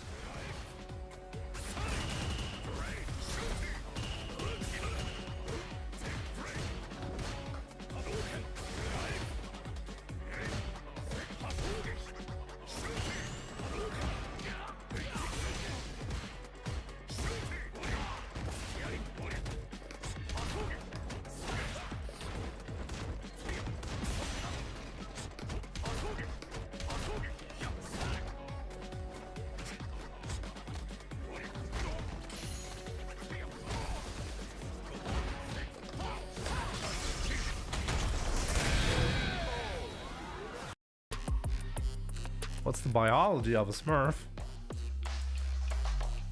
I think they're Smurfs.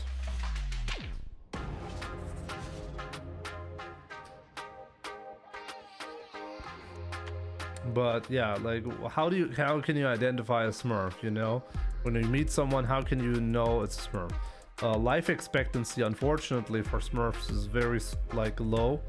So if they're old, you know they're probably not a Smurf. You know, this is why I check how many hours have been played. So if the account has too many hours, I know it couldn't be a Smurf because life expectancy is too low. A new warrior has entered the ring! They'll be blue, true, but not everything that is blue is also a Smurf, so you gotta be careful. Round one. Fight!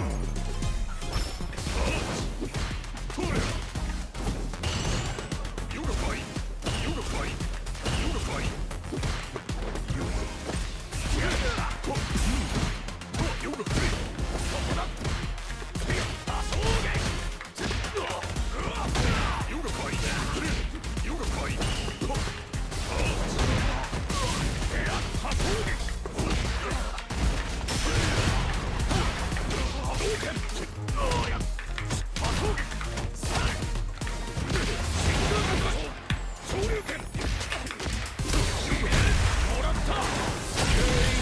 Man, that was a bit too risky. Round 2.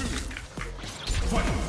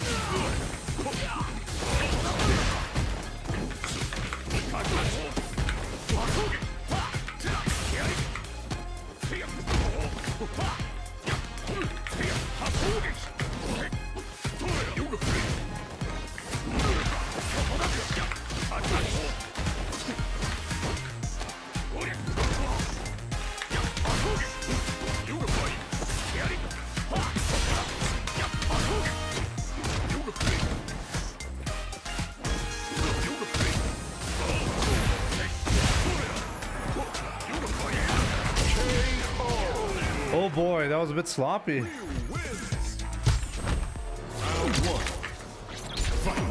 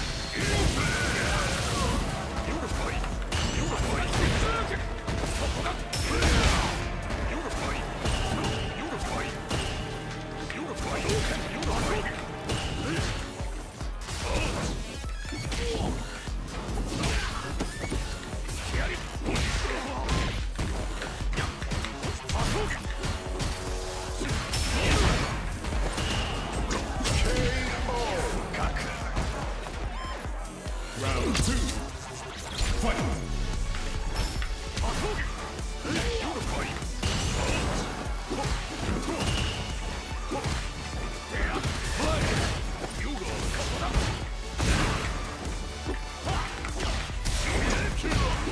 You gotta be kidding.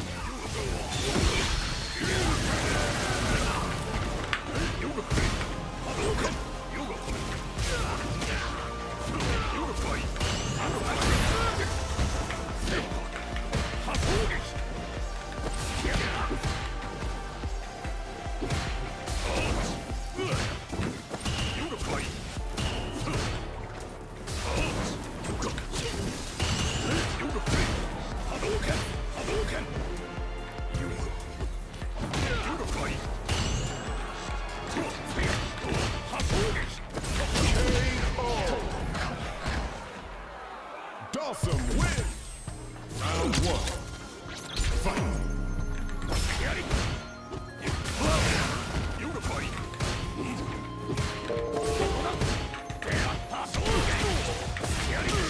Easy Young, my man.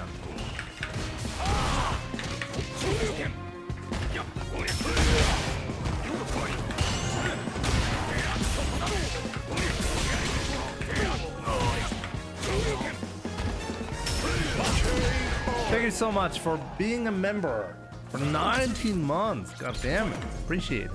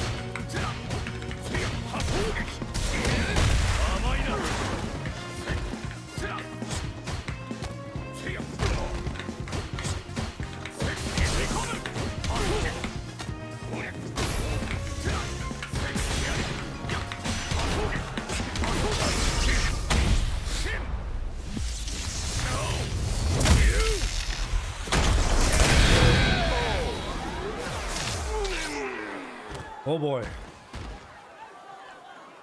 Real wins. I always try to go for the greedy punish when I get that DI, but it's a little bit too greedy.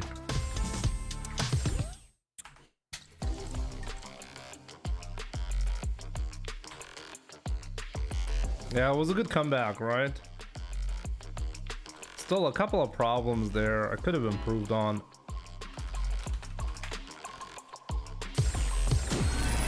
Another fight is coming your way.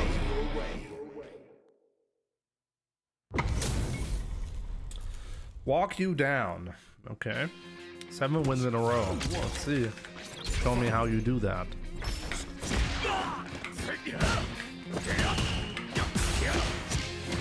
This is excuses.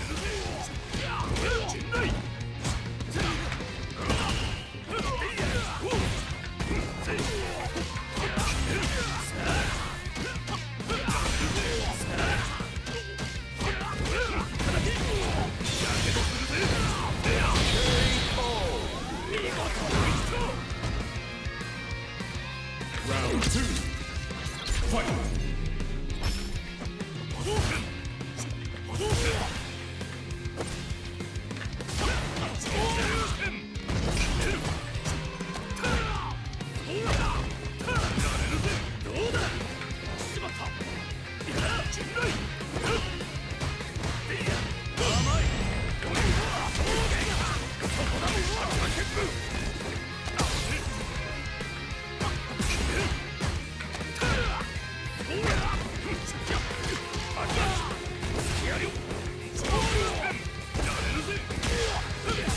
That's excuses.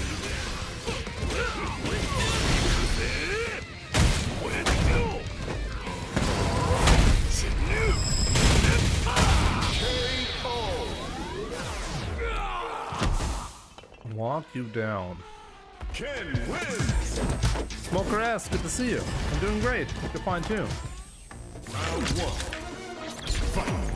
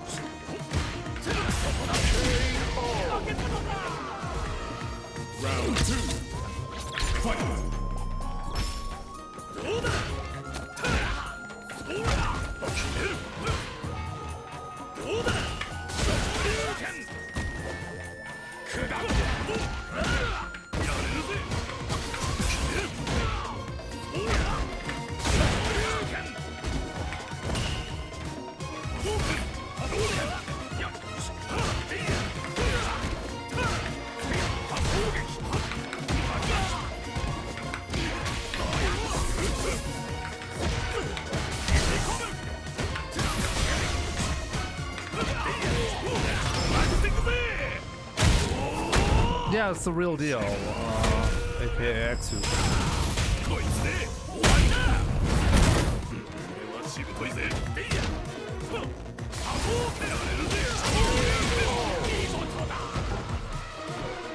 Fight round.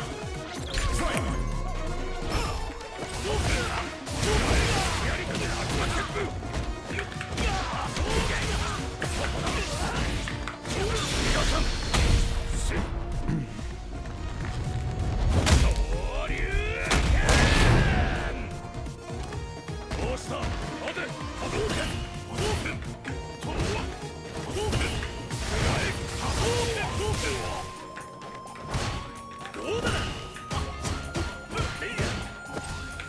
Really? I just died.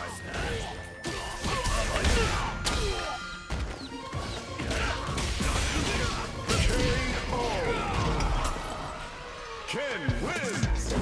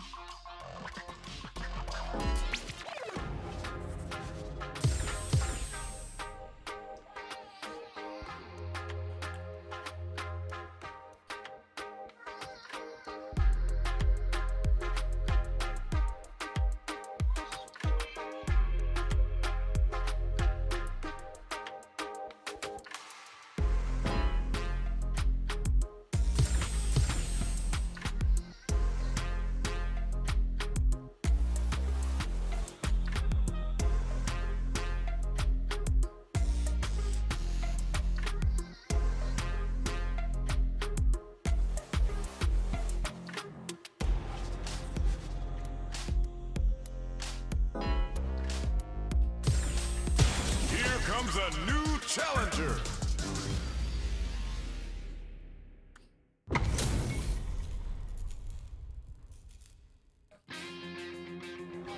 That Ken stood by his name. Definitely true. That Ken was pretty godlike. If only you could be as good, my man.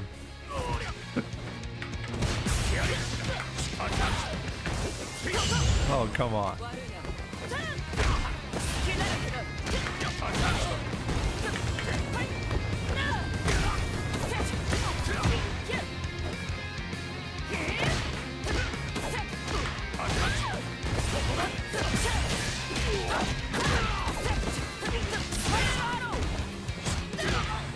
I don't think I've ever met a Cammy like this. What? Round 2. Fight. What?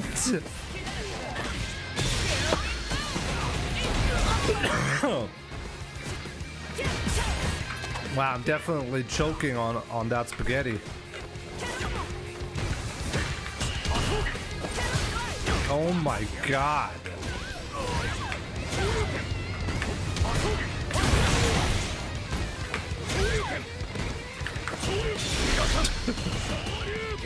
I had to do it.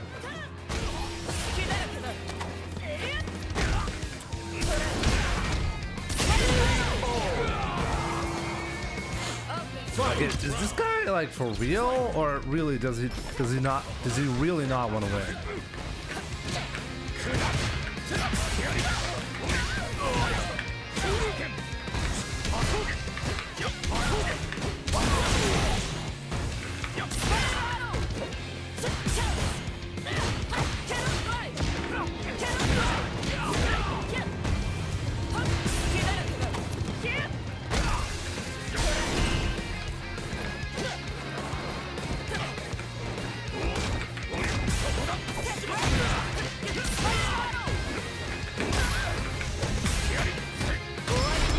Oh my god. Oh my god. I found him. I found the craziest player on the CFN. Wow, what, I've never seen anything like that before. Round 1. What even is this? What?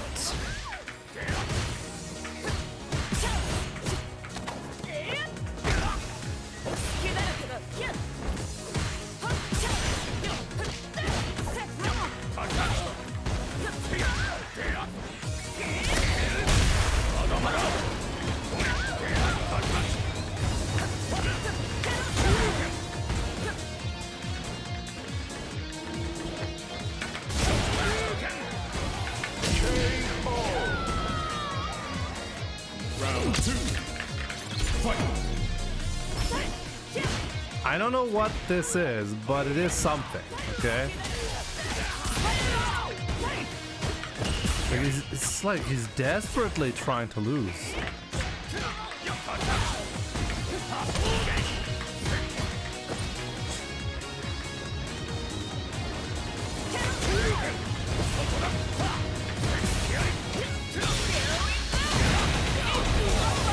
This is unbelievable. What kind of playstyle is this?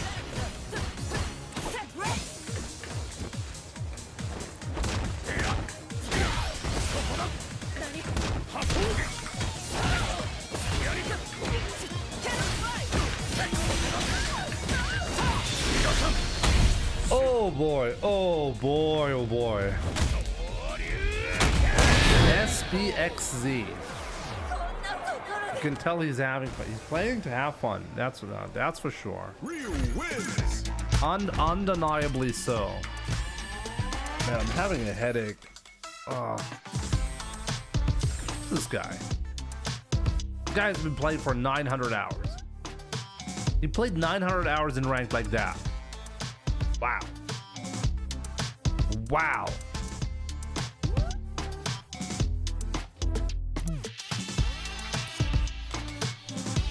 That's amazing. Since 2x kills dead, maybe people go back to Fighter Z.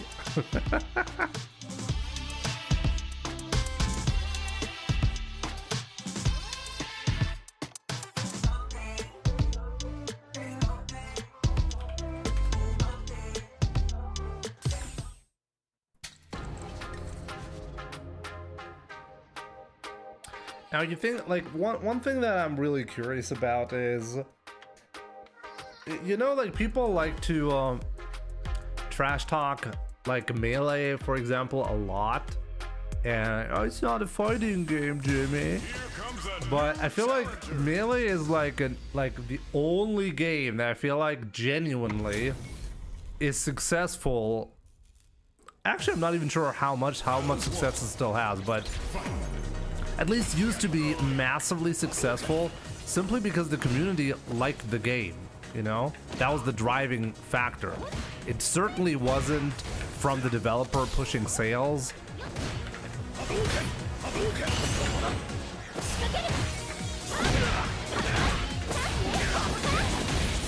Shit won't die. Exactly, and why will it not die? It won't die because the community support is just big enough for it to live, you know? Round two. Fight. So I wonder if there will ever be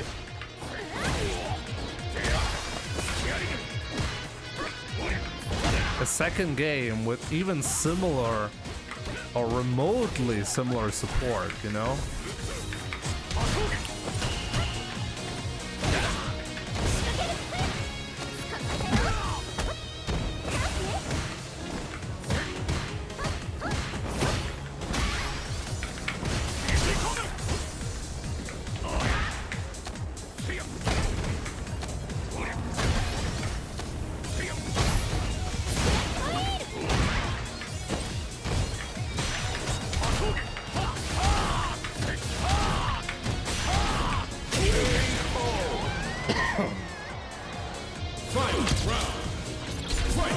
CJS Twitch, good to see you. I mean, I played on all major controller types over the years, you know? Started on pad, played a lot on arcade stick, and now I'm on leverless.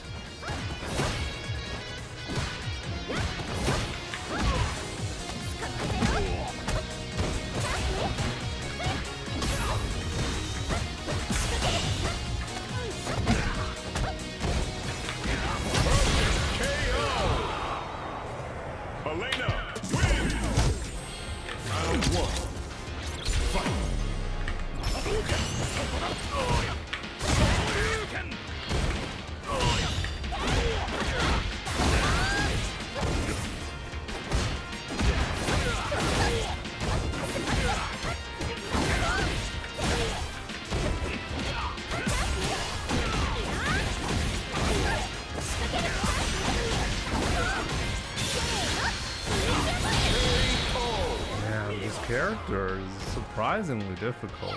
Round 2. Fight.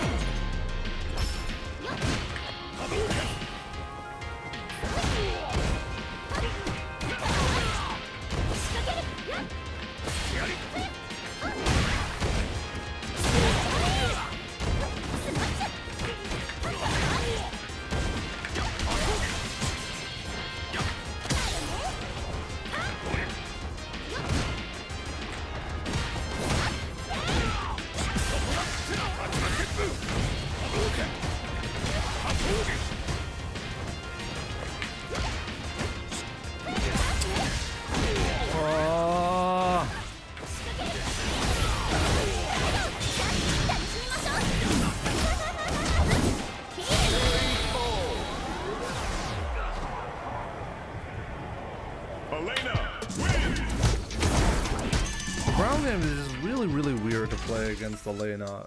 Nothing feels consistent against her.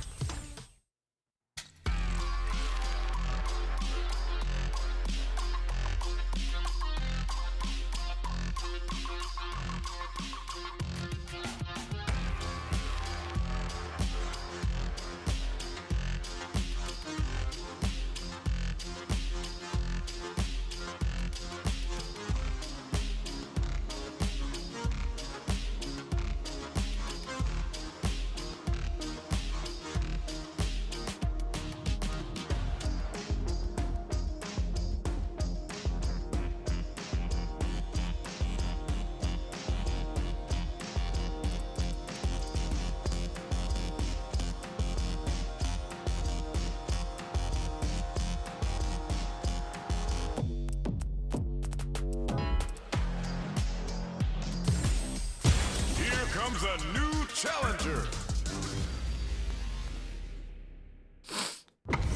It's her walk speed. She's deceptively slippery.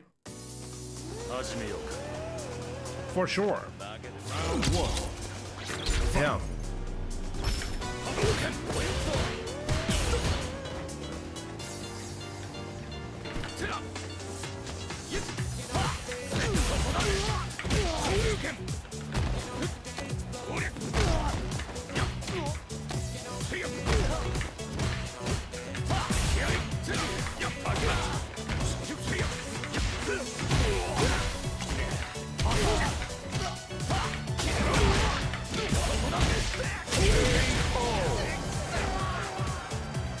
Round 2. Fight.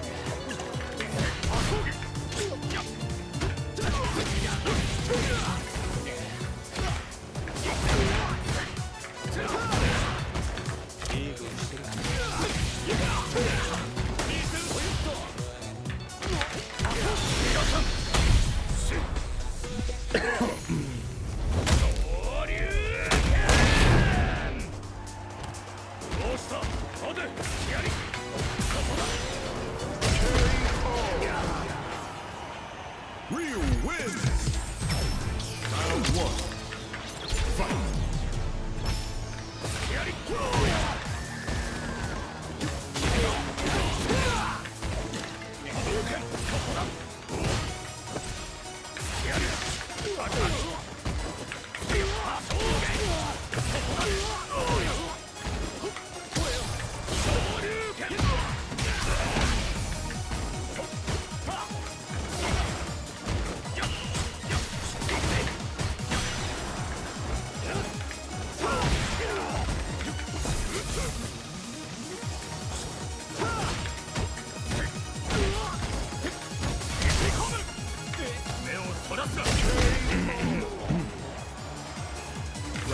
I'm having a much easier time right now against this character. I wonder why.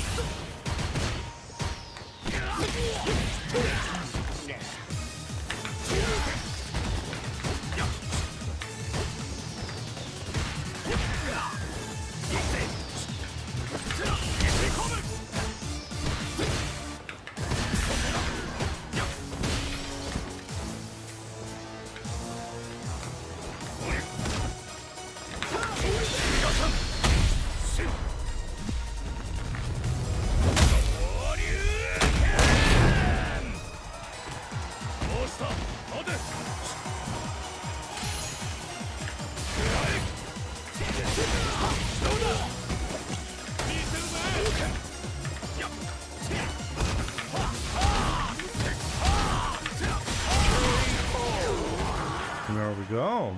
All Jamies play the same. No, all Jamies are the same. You gotta understand that. It's actually just one player who has thousands of accounts.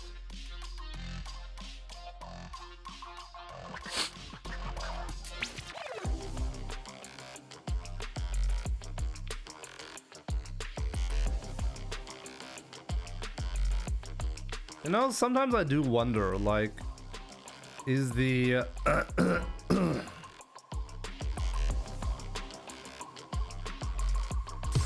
is Jamie just that simple of a character that every player just looks the same?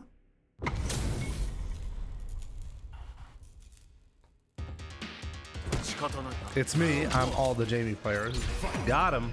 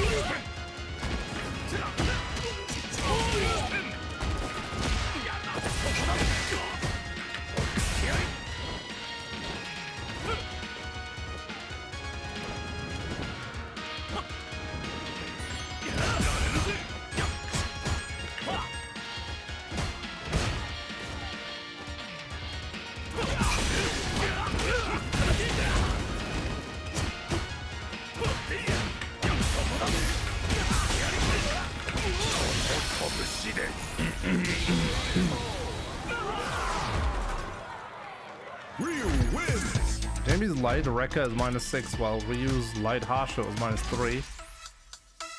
But yeah, but they're completely different types of moves.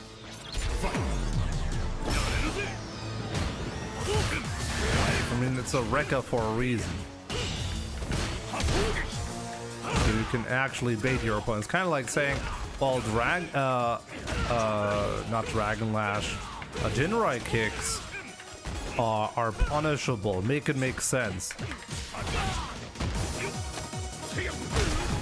Also, you cannot be like, oh, this move versus this other move, therefore the character is worse than another. Like, characters aren't Like, you can't just break down a character just by having like one thing that is different.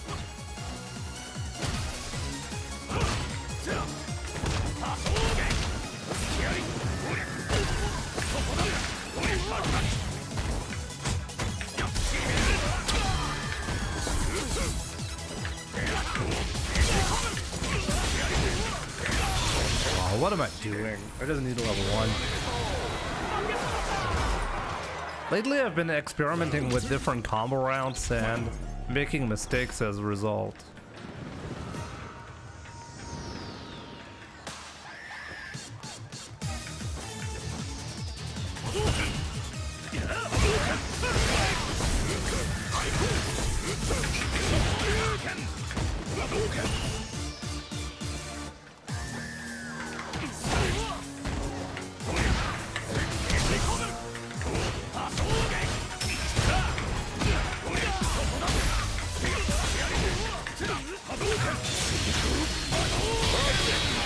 Wow, that was actually perfect. Ryu wins.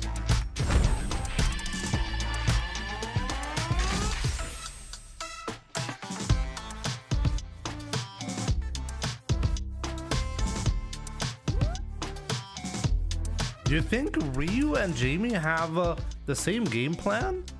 I think they couldn't be any different. Ryu and Jamie do not have the same game plan, not even close. Great man.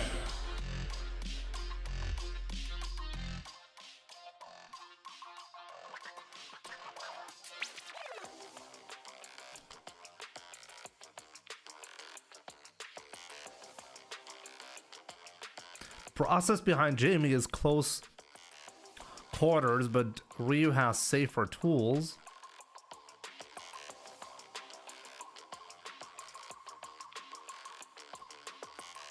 I mean, when it comes to the footsies, Ryu does not have an easy time against Jamie at all, which is why you actually want to zone Jamie. Like throwing fireballs before he gets dive kick and breakdance is actually a powerful move, specifically because the ground game is too difficult to play consistently against Jamie. His medium kick is much better than any button that Ryu can press safely. I mean, like, obviously, no doubt, Jamie is a terrible character, but I find it a bit hilarious to pick out like this one thing and then like pretend like everything else is the same. It's like saying, well, Ryu has a fireball and Jamie doesn't, therefore Ryu is top tier. Like, it doesn't make any sense. Like, how do you even compare those two things and pretend like nothing else is different?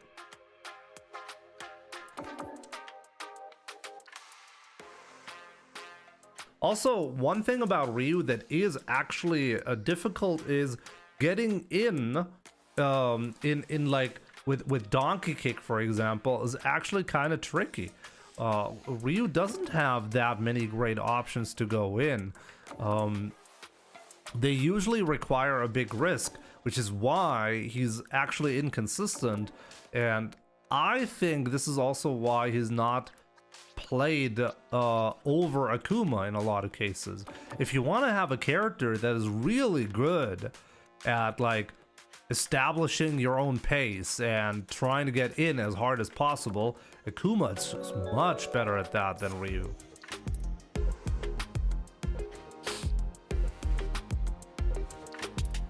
The problem with Jamie is that Jamie requires to be winning without drinking. So if you're winning without drinking, then you get to drink and then he becomes a good character.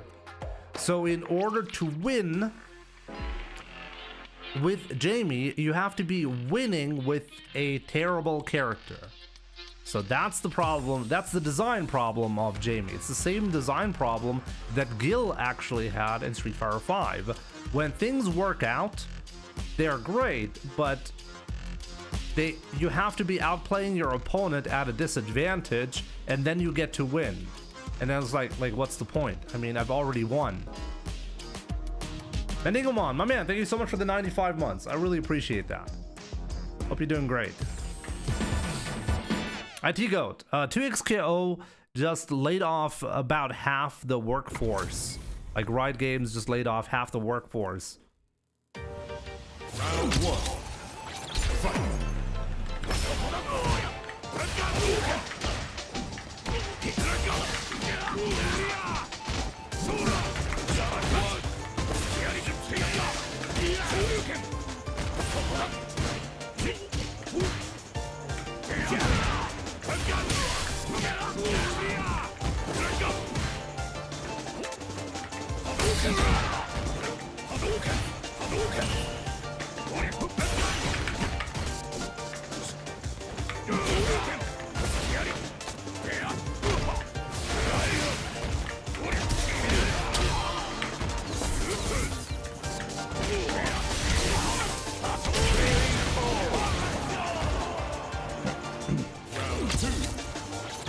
Why? Well, because the player base is not big enough to justify the workforce being that big.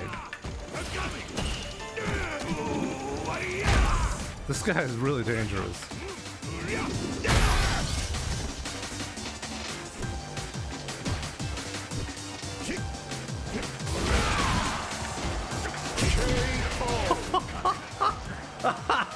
What?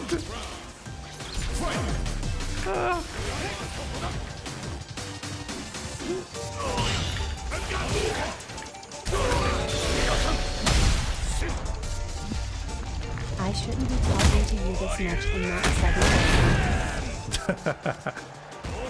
Big C, my man, thank you so much for your support.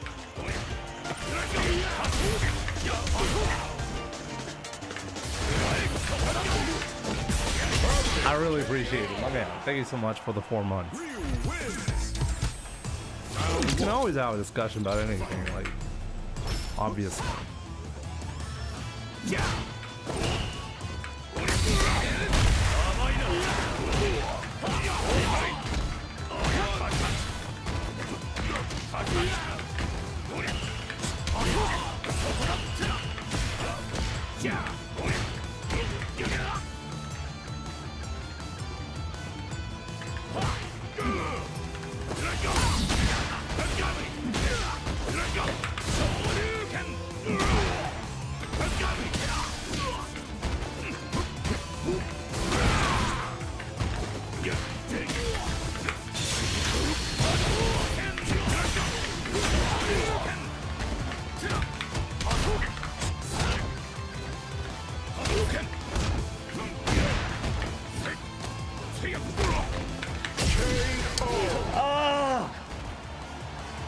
Round two.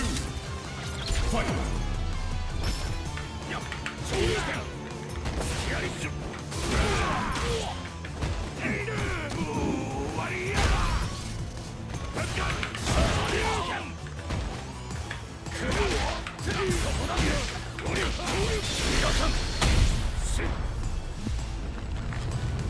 Das ist der Kuma, was geht bei dir? Konzentrier dich bitte, das ist nicht so leicht gerade. Aber ich versuch's.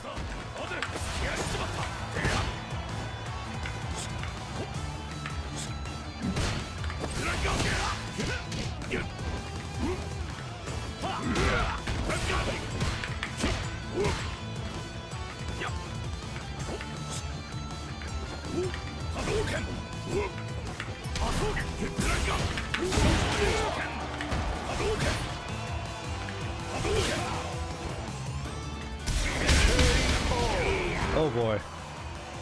Final round. Fight.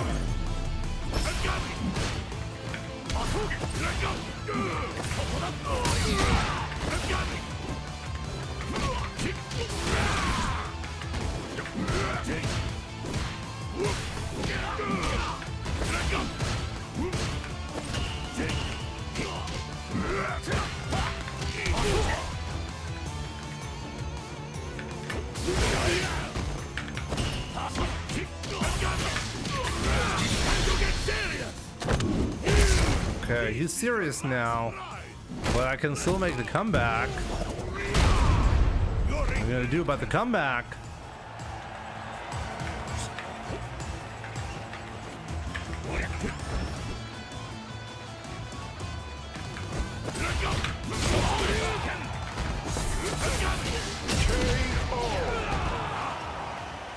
Zongia. Round 1. Fight.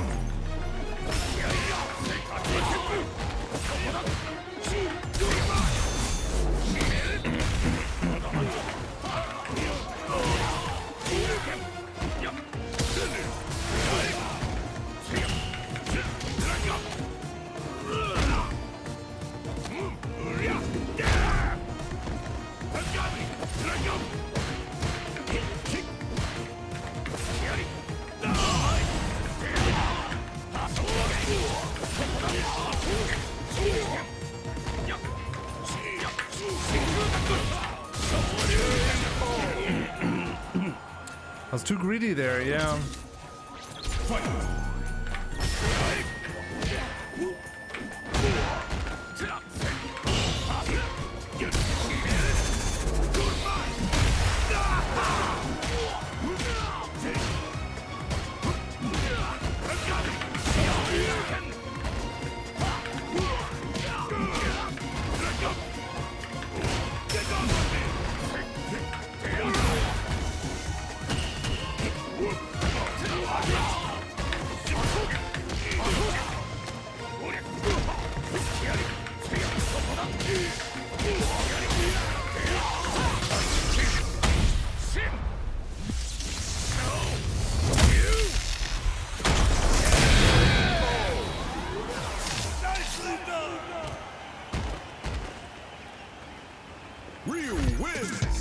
Overhead for the win, yeah.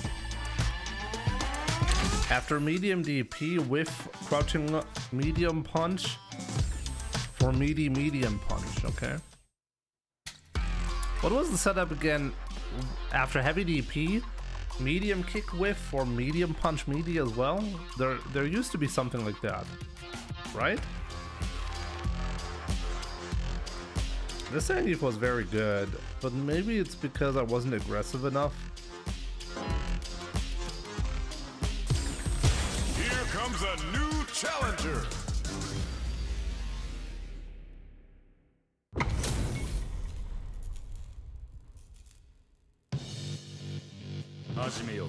Round 1. Fight.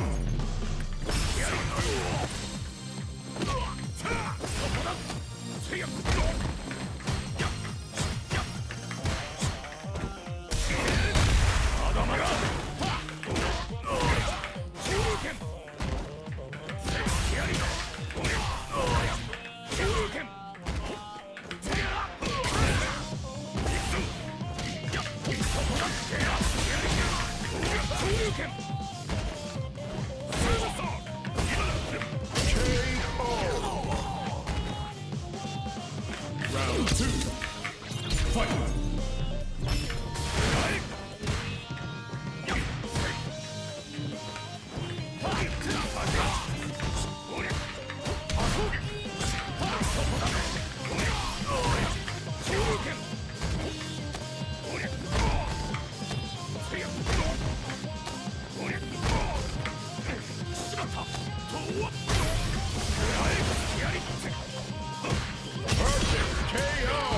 You just give up? Ryu wins. What happened? So bad. Is he having a problem? I felt like at the very end it was really odd.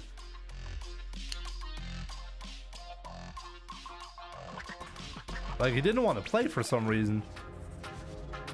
I don't know, maybe he was having a controller issue or whatever.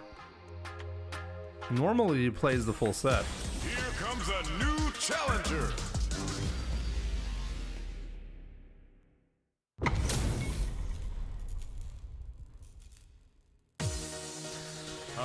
Ah, Link Cello.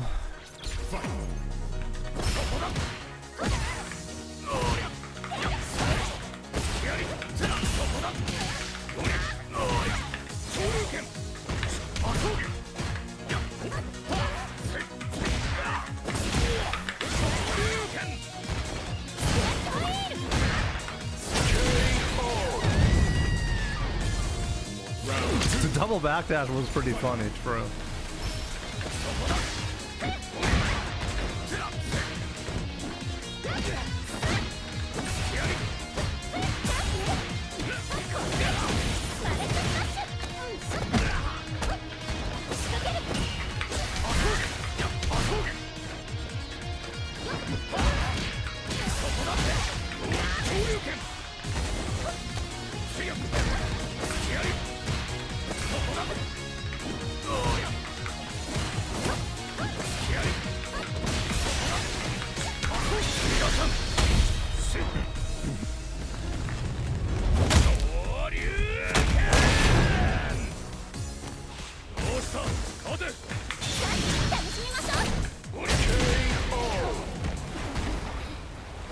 Ryu wins. Round 1. Fight.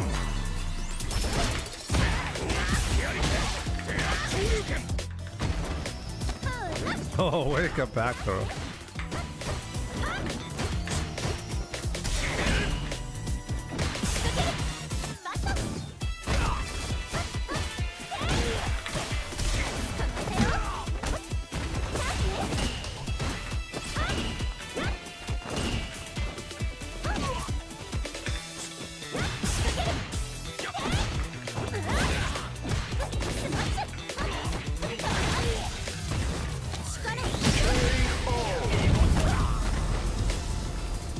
Round 2. Fight.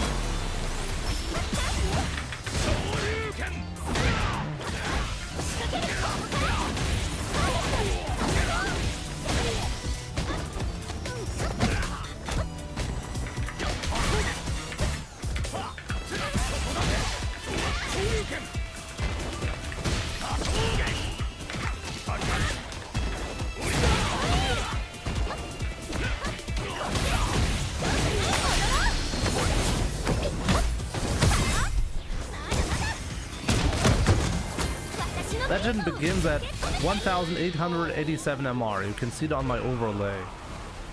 It just shifted, so now we don't know it anymore. I mean, we still know it. 1887 still.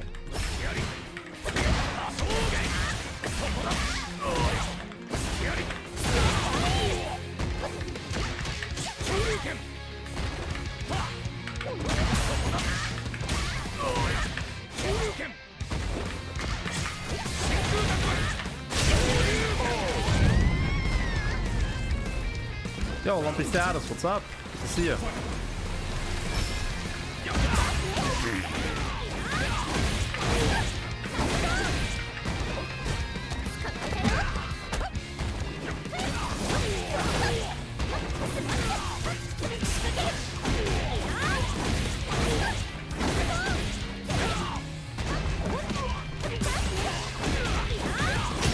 And Elena gets a knockdown on you. It's so difficult to stop her. Like, stop it.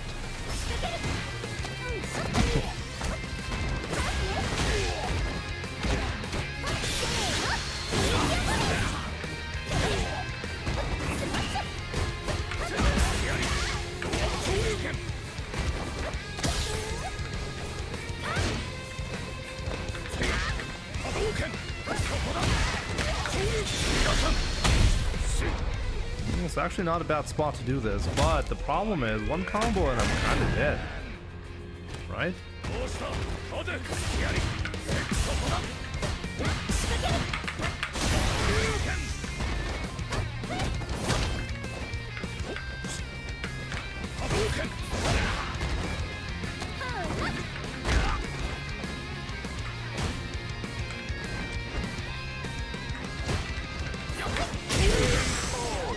Ooh, okay.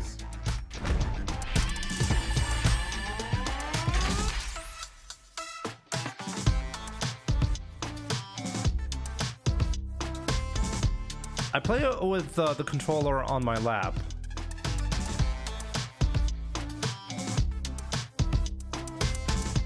And I highly recommend you learn that, because if you play on a desk, then like actually sometimes you see these memes online where genuinely some players bring their own desk to a tournament so they have the same conditions that they're used to at home. So the problem with like playing on your lap is like the angle, like depending on the height of the chair that you're sitting in, the angle of the controller is going to be different, and you're going to have your sweet spot and stuff like that, but you will have to learn how to play on a stick and on a leverless controller with various angles on your lap, because you're not going to be in control of what chair you're going to be using at a tournament. This is actually a unique advantage for pad players, because pad players do not have to well, think about this problem at all. And I really noticed that going from pad to stick, this was a real disadvantage. Until this day, this is a disadvantage. How do you deal with Sagat's Tiger Knee pressure? Light DP. Punish it with light DP on reaction.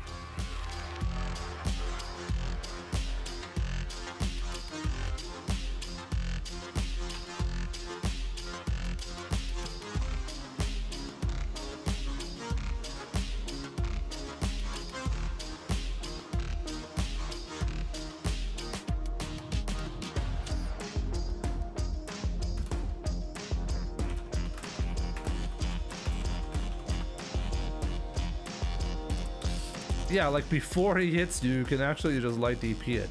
But this comes with some like challenges. Like if you buffer a DP and he just does an OD Tiger shot, you're gonna get hit. You're gonna get hit every time. The same thing like if he goes for a low. Effectively, there's a range where the Sagat player is gonna expect you to throw a fireball. Sometimes if you're standing there and you're really paying attention to your opponent, you'll get a feeling for when they're going to be Tiger Kneeing and when they aren't. And you don't have to be 100% on this. It's just that sometimes when he does a Tiger Knee, if you sometimes get a DP, that's a good way to deal with it, because it's going to make it less likely for the opponent to do it anyways. And that opens up the fireball game again. Jury's light DP is as useful as Rundfunkgebühren. Got him!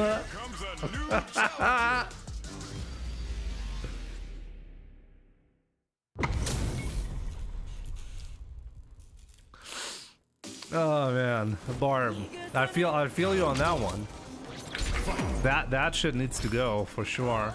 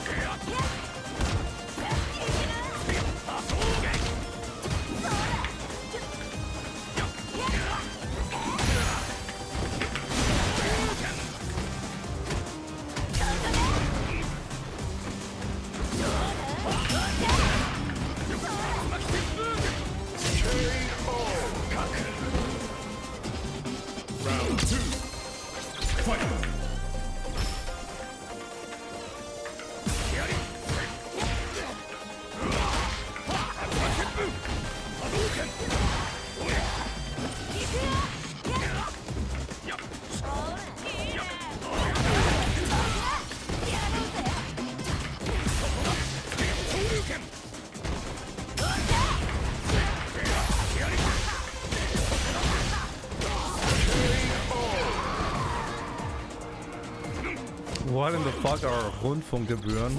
I'll talk about it in a second if you are really interested. But definitely, for some people, too much of an edgy topic to talk about.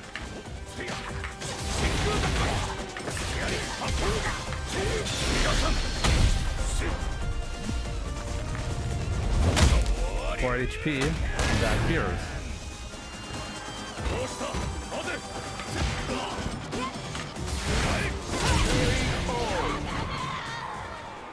Ryu wins. Round 1.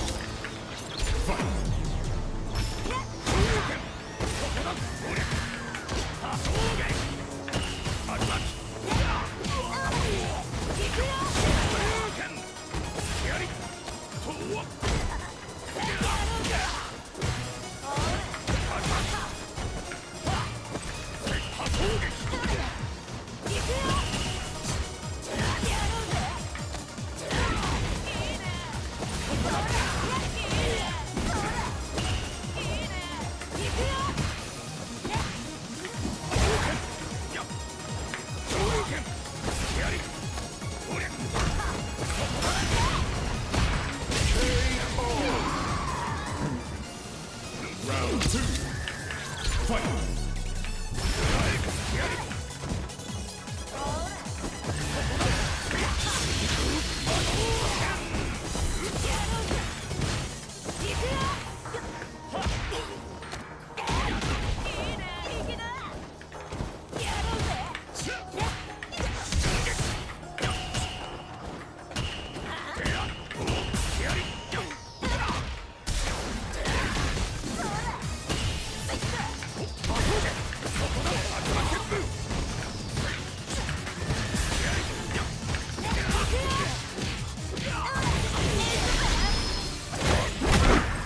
Loophole, 1500 MR.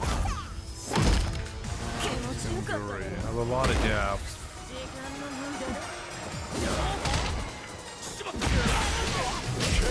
Well, that was not bad.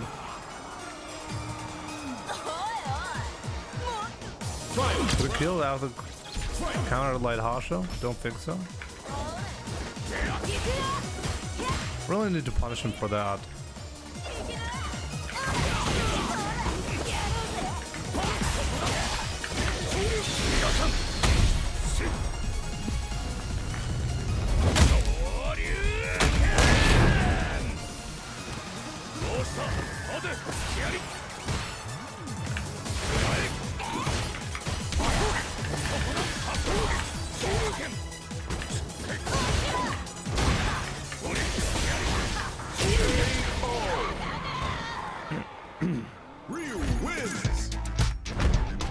It's unfortunate that I didn't get any. I felt like I had to do a lot of work here.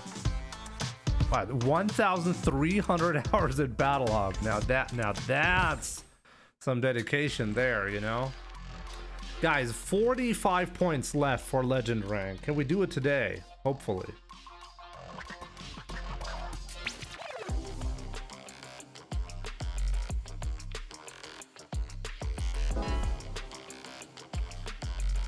Yo, Crown, what's up? Now, find a new rival.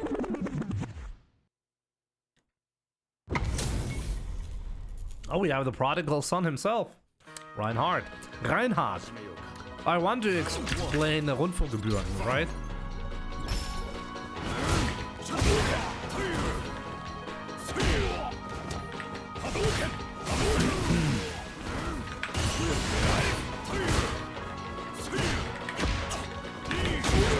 You see, that's the DP that I'm talking about.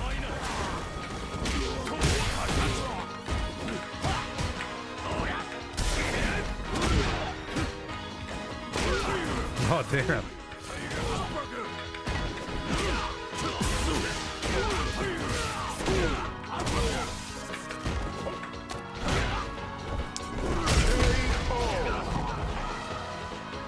Round 2. Fight. Oh wow, we had the same idea.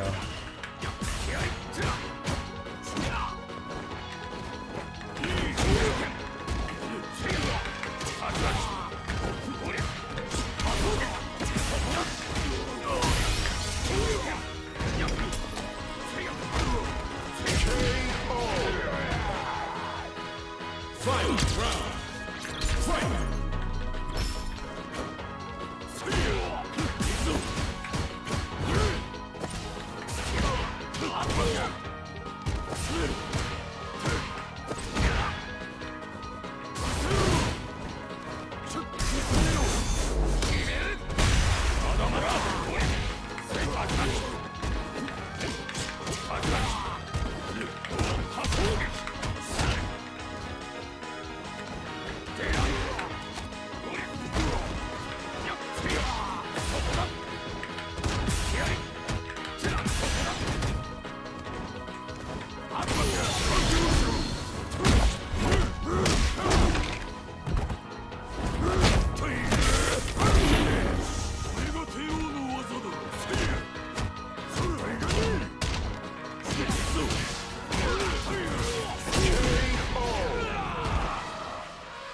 Saga.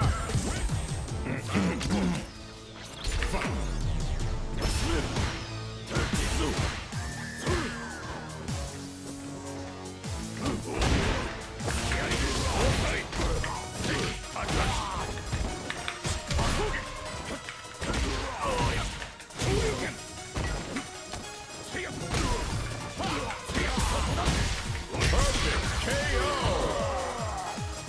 Round 2. Fight.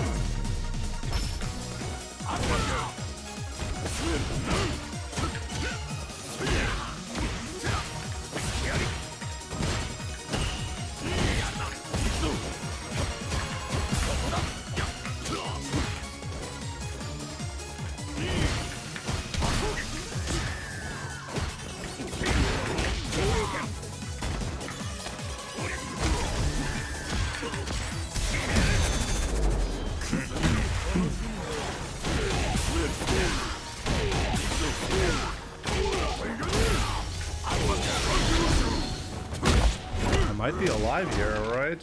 Let's see. Maybe we can get the comeback. Yeah.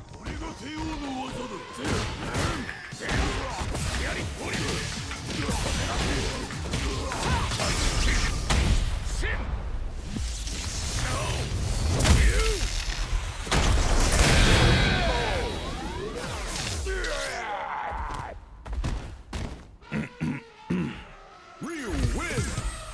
Round 1. Fight.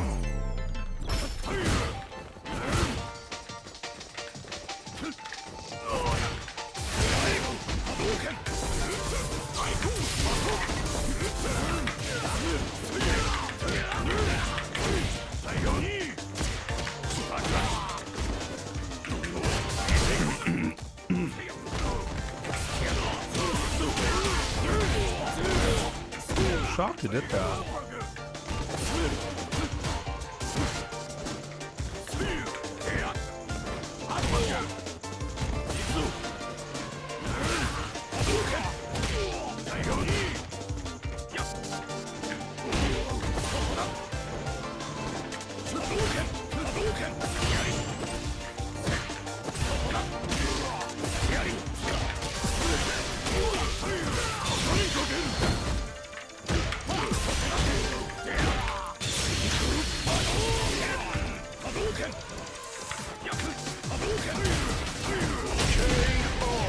Should have just spent level 2.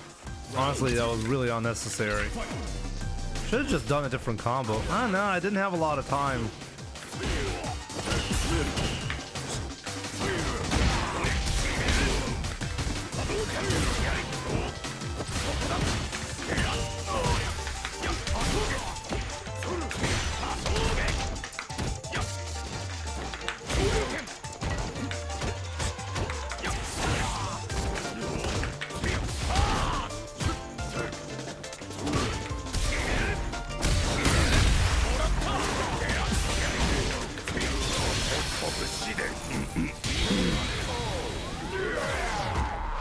I could have probably gotten away with a medium, right? And that would have been very easy to kill.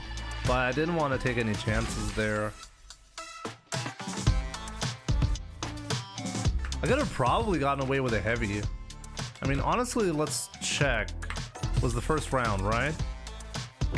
Or was it?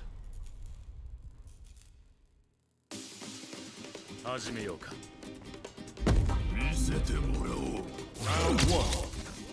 Fight. What round was it again? Was it this round?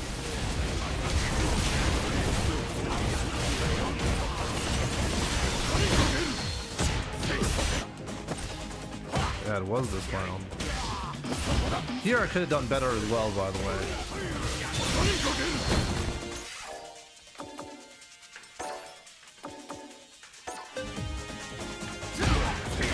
Okay. Even hard kick. Okay, next time I know, even hard kick works in that spot.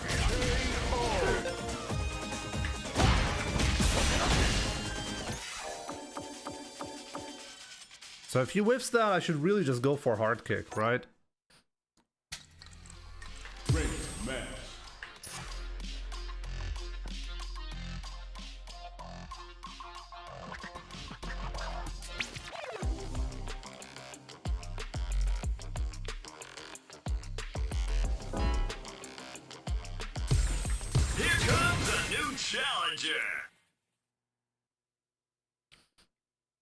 40 points left.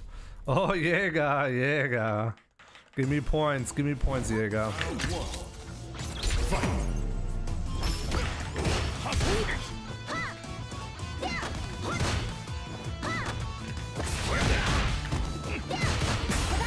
That's pretty insane start.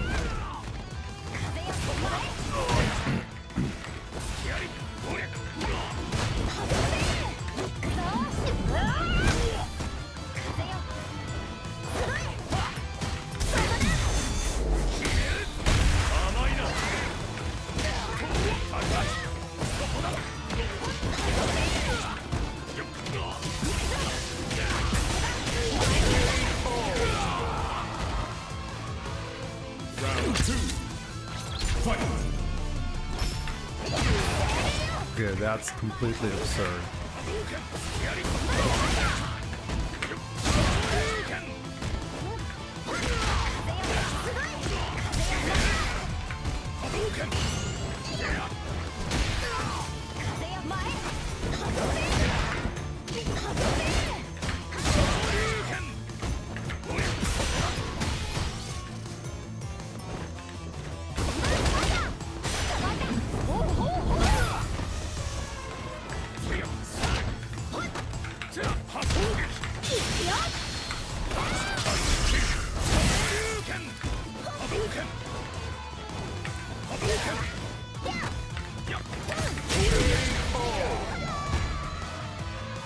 Final round.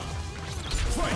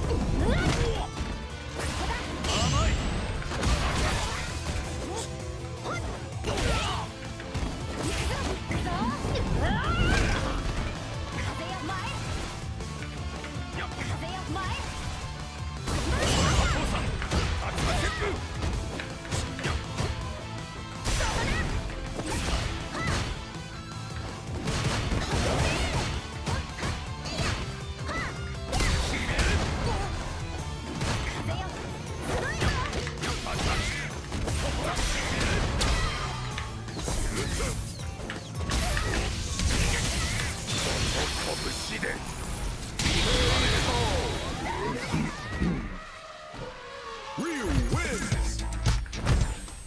Round one. Fight.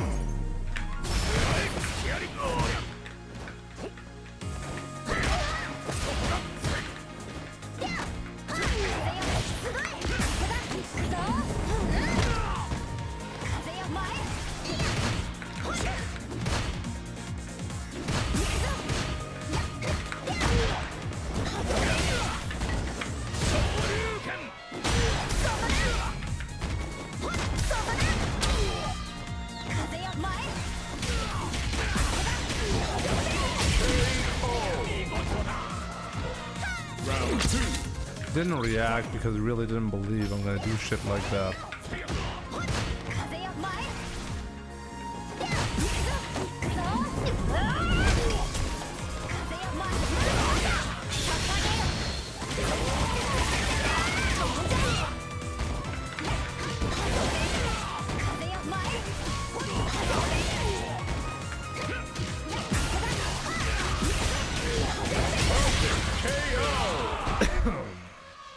Lily wins.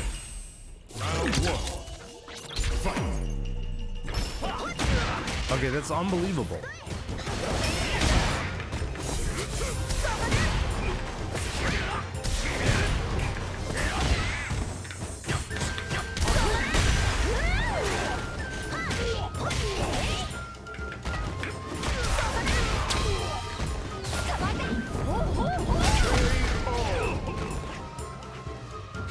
Round two. Fight. How am I getting clipped by everything? What?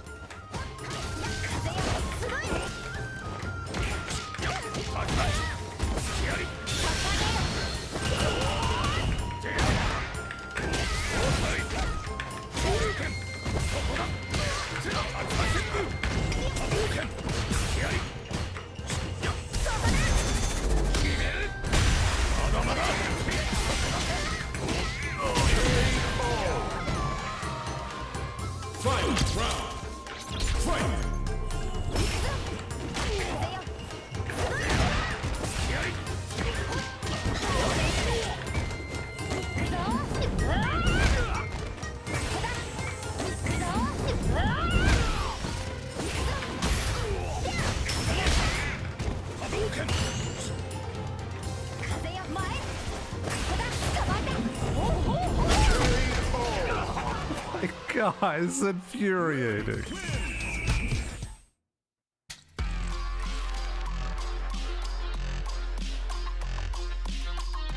Isn't it booming? Crown.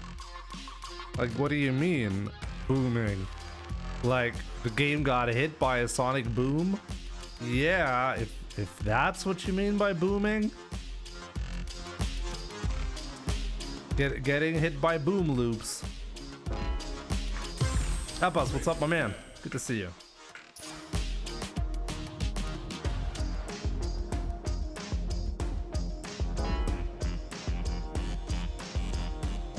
That's a good question, IT Goat. Maybe you do? I haven't reconsidered like the combo routes. I think even if you do, I still need to do Drive Rush to get Oki afterwards though, right? Oh, it's EX on spec. Time to lose.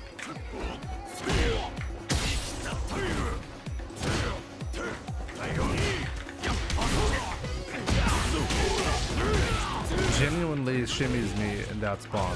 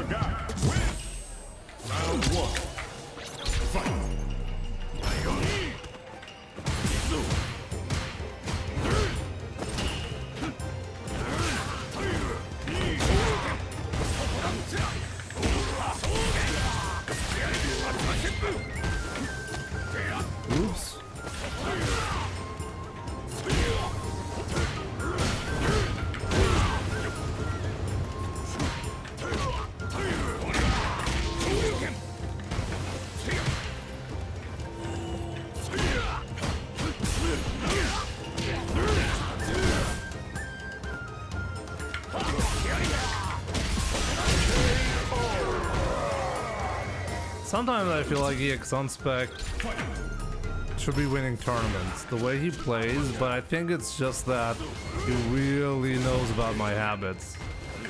If he plays like this against anybody,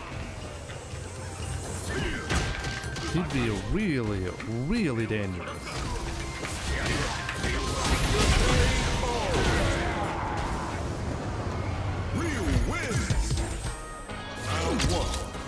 Also, I think part of the problem is he switches characters way too much.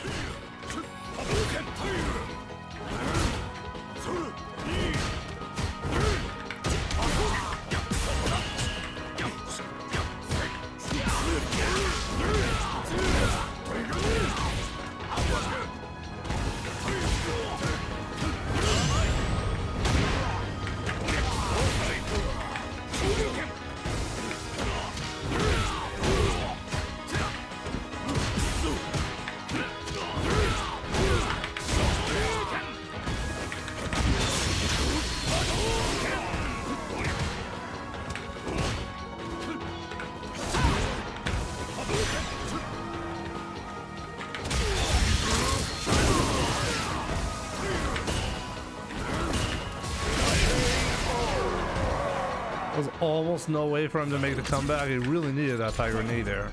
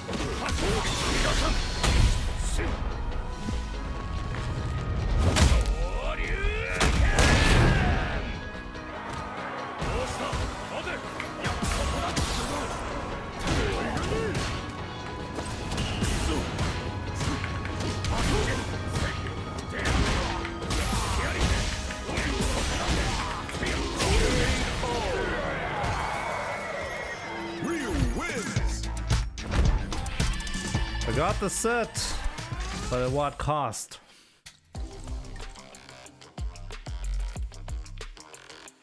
Light kick is the max you can punish with when he throws shot close up.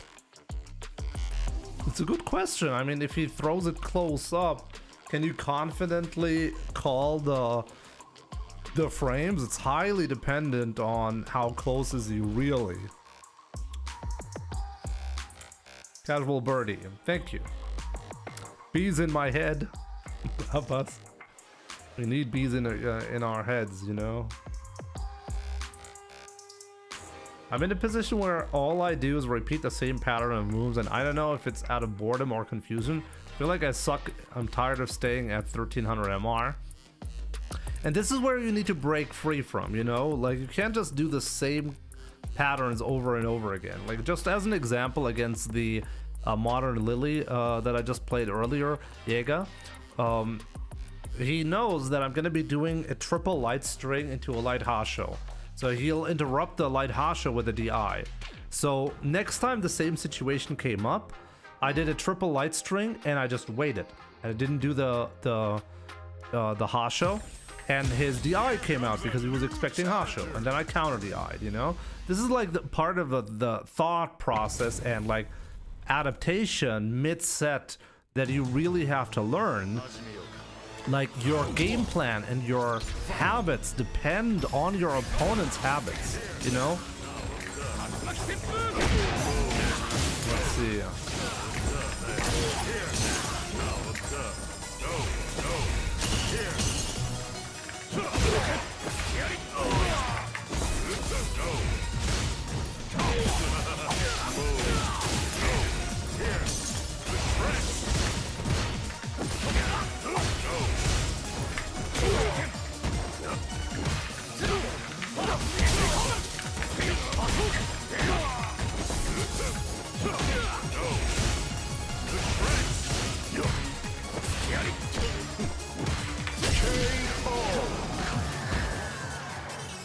Round 2. Fight. Be gone. Away.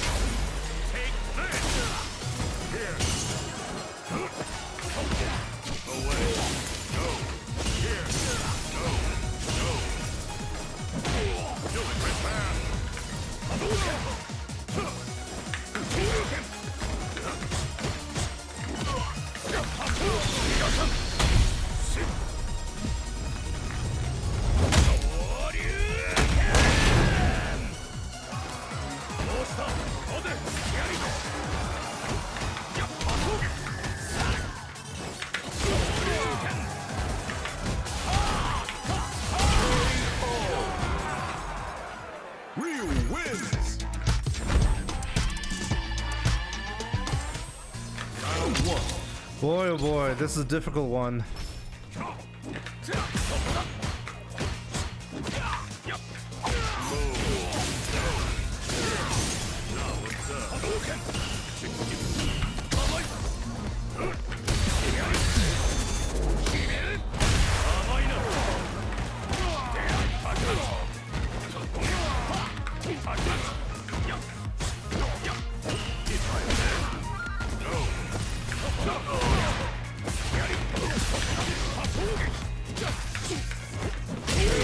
Wow, I really dropped that one. What a silly combo drop.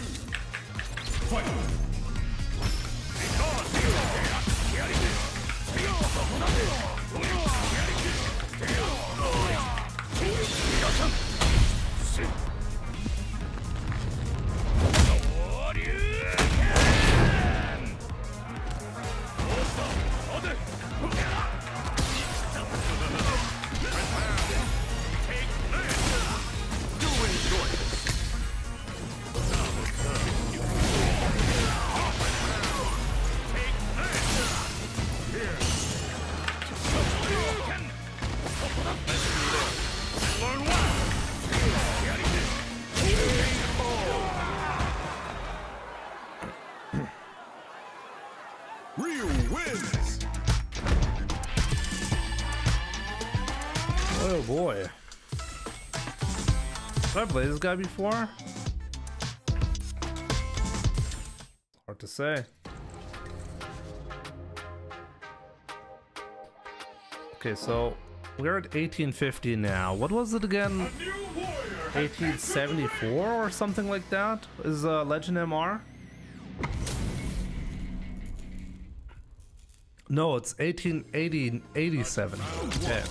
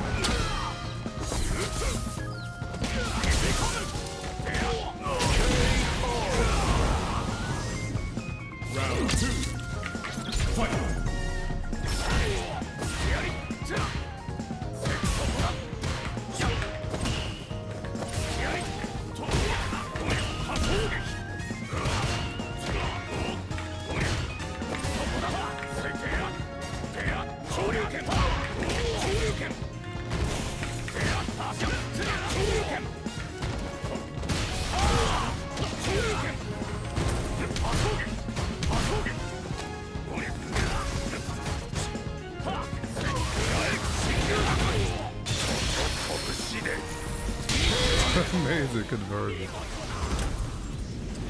Real win. Round 1. Fight.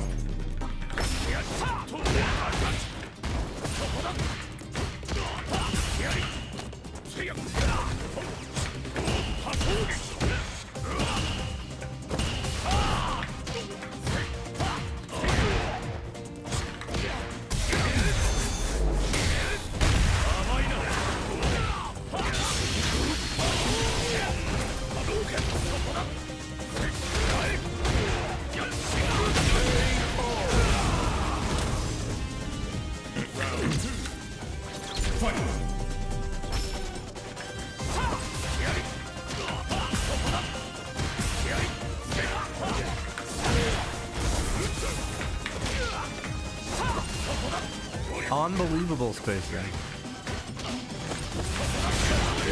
What?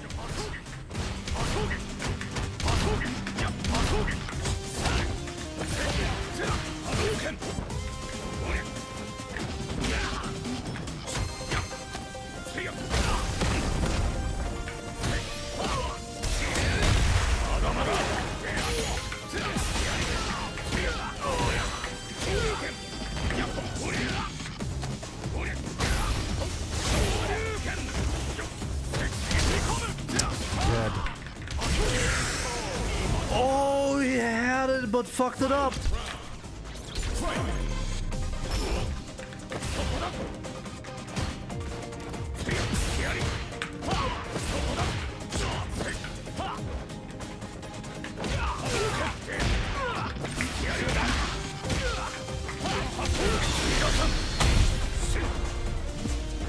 Oh man, what even is this? What am I playing right now?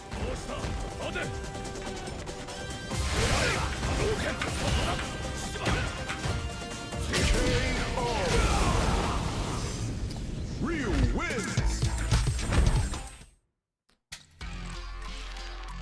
That's how you do it, Jimmy. Semi sometimes like wins on the ground just with pure reads. Like, hey, I'm gonna YOLO heavy YOLO medium or even light donkey kick in a completely random, pretty close up spot, and then next time like I do something, he does a 200 IQ backdash to bait it out and then get a sick whiff punish. Sometimes I'm like, wow, this guy is crazy. But it's really based on reads, like.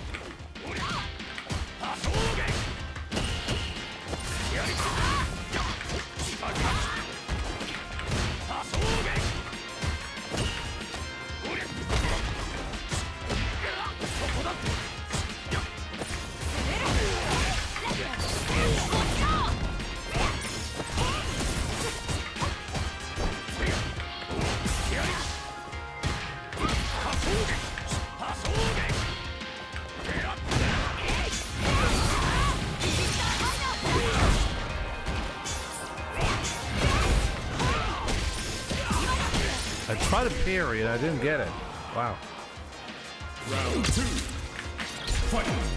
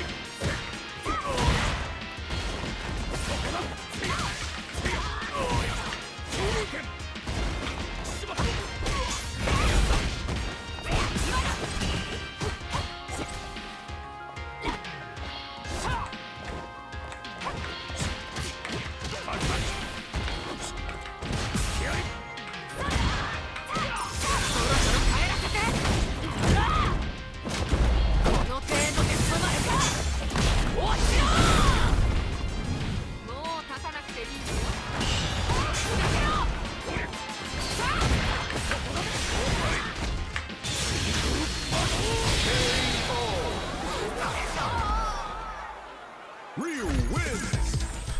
Round 1. Fight!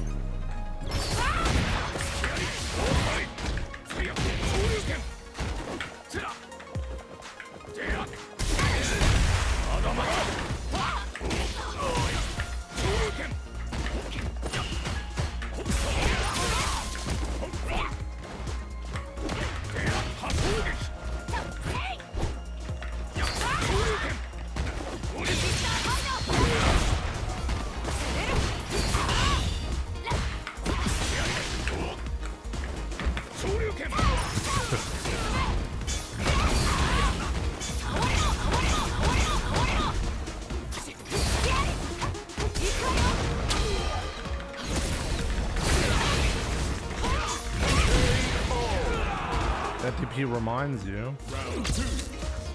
Fight!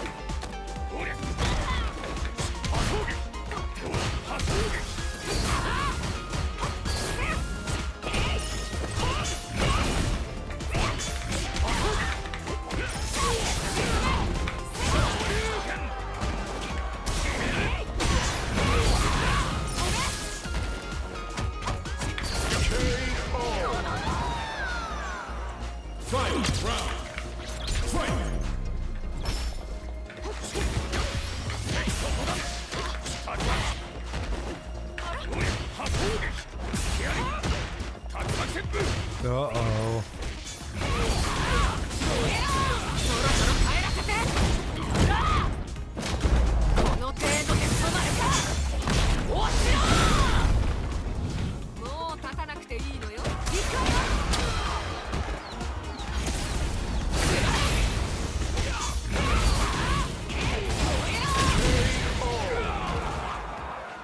Viper wins! And Viper. Round 1. Fight!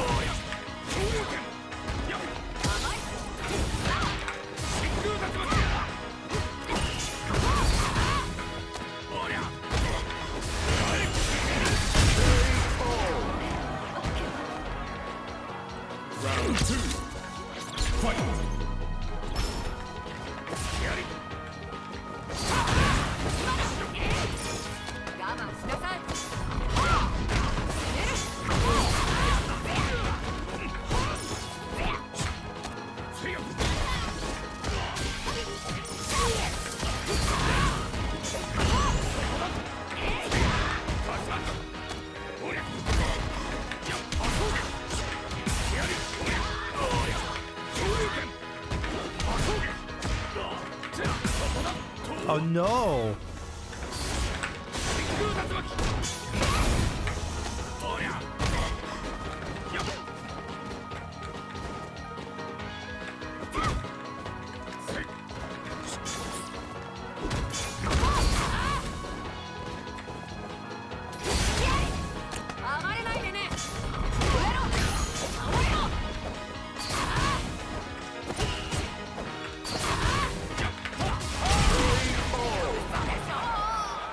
Ryu wins. Okay, there we go.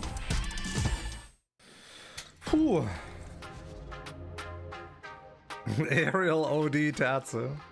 No, the grounded one works, it just has too much startup. So if I had done it a little bit earlier, it would have worked. Maybe I should just do the drive rush instead in that spot.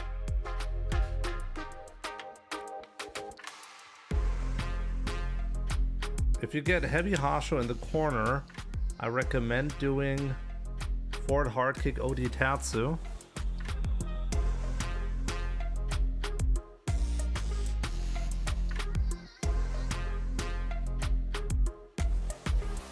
Yeah, maybe it's like, it's a nice middle ground between drive rush, crouching fierce, medium Hasho DP, and doing the full conversion, right? That 4-bar conversion with an additional cancel. That one takes only 2 bars. Maybe it's worth considering. It's not as expensive and gives you pretty good output. Have you tried City of the Wolves yet? Of course. I mean, I've played the City of the Wolves quite a bit on this channel. It's a good game.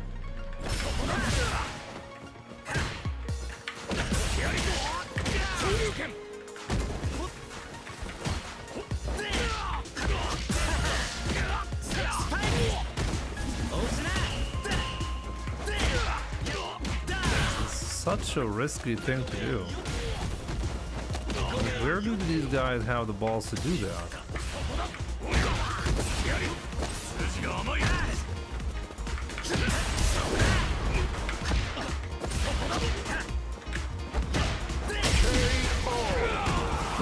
What the hell? Round 2. Fight.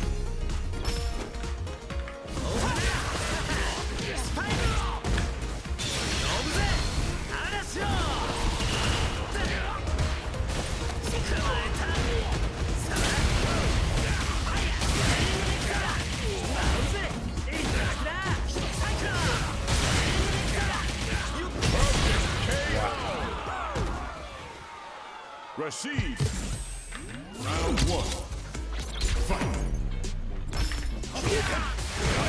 He's doing overhead. He's walking up doing overhead against me. What kind of madman do you have to be to do that?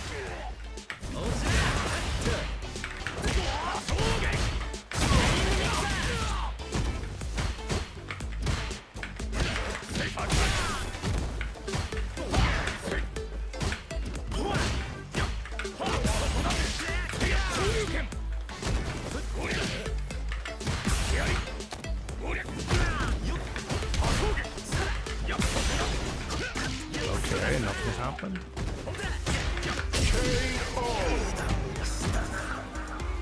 Round 2. Fight.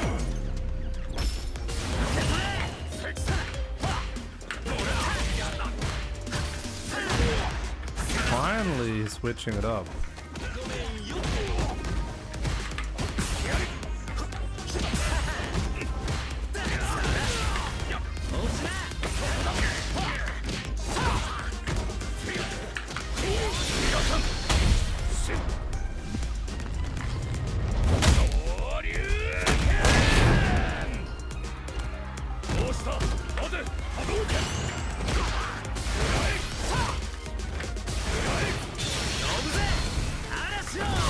Oh no, I needed a heavy DP there.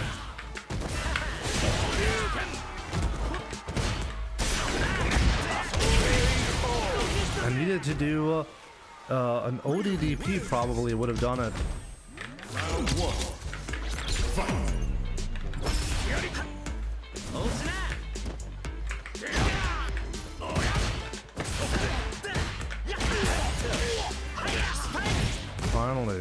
forcing him to play normal.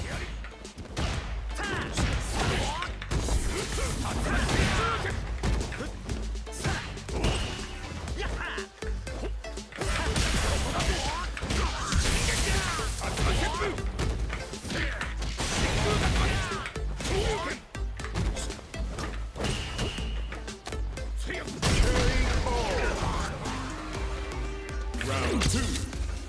Fight.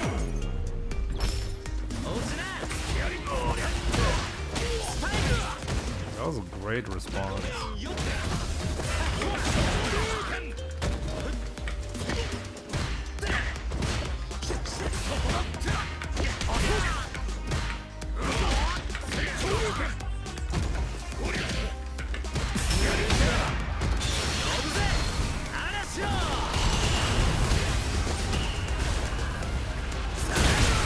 I really wanted to throw him there.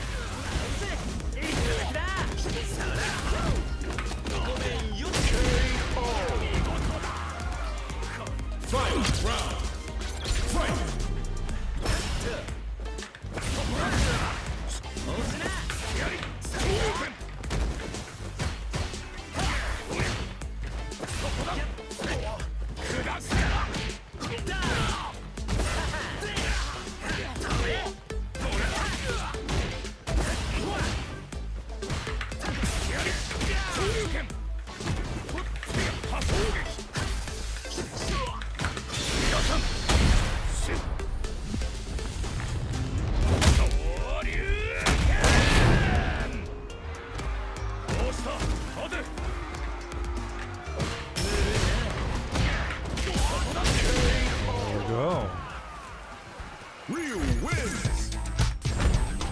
Okay, now we only need 30 points, right?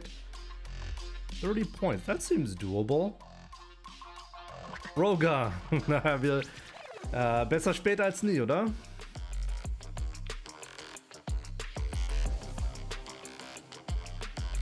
The new iOS update autocorrect is infuriatingly bad. Sometimes, like, you have those weird updates for phones. Doesn't seem to matter if you're on Android or iOS. Shit happens. Jäger, let's go. Let's try to beat Jäger this time around.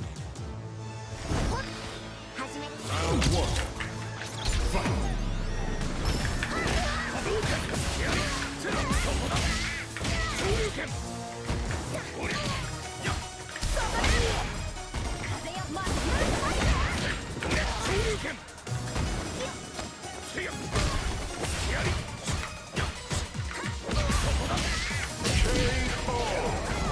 Now kick her.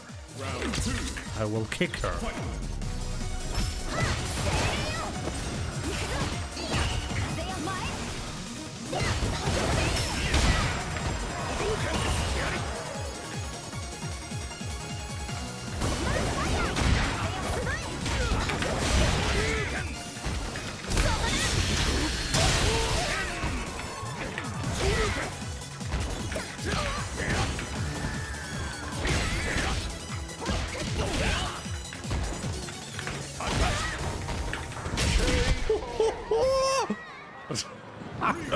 What was that? Round 1. Fight.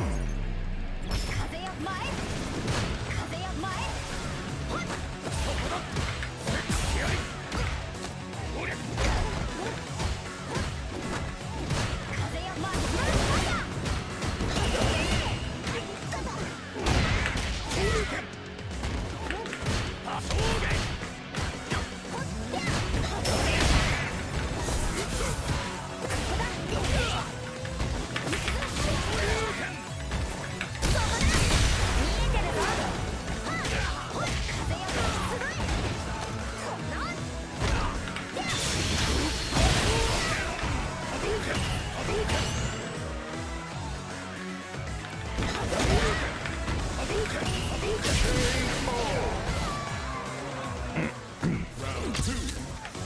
Fight.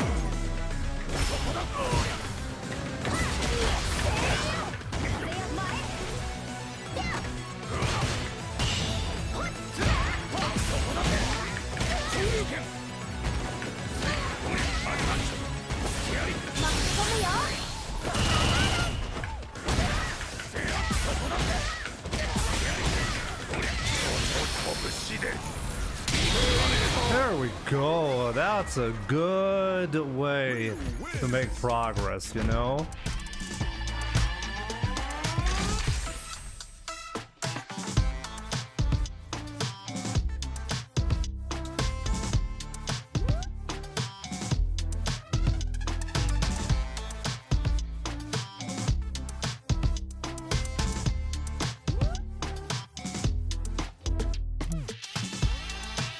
So wait, how far are we away? Like 10 points now?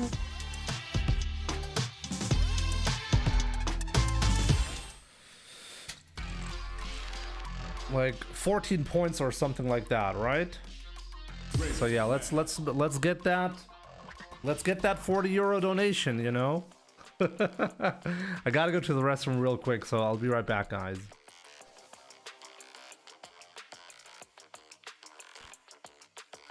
Jimmy, you could do the engine charge before punishing her level 2. In what spot? Oh, when I do the parry? Really? I have enough time to do that? So perfect parry and then charge and then I still get hard kick? If I still get a hard kick, then I'm gonna attempt that. So yeah, it now shows on the overlay. 15 minutes, 15 points, I mean, left. And actually 15 minutes approximately left for the stream as well, so let's go get it, okay? I'll be right back. Enjoy some stream highlights in the meantime.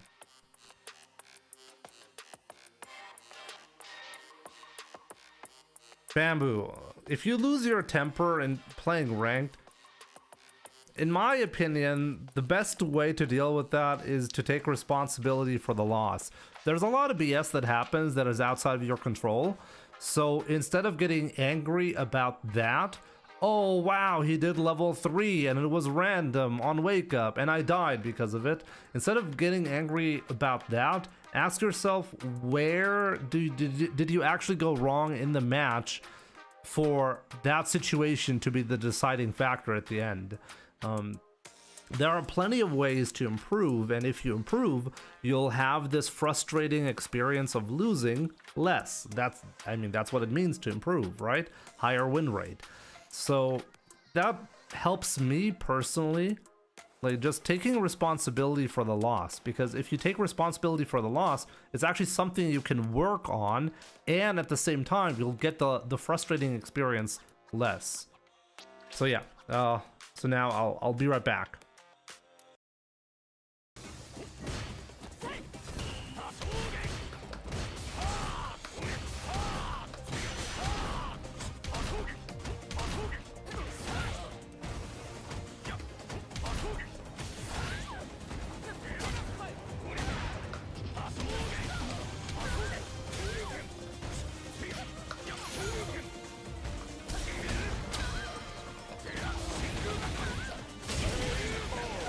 Prevent the rank up. I'm preventing the mental health right here, okay? I'm making sure this guy will never ever in his life ever rank up anymore.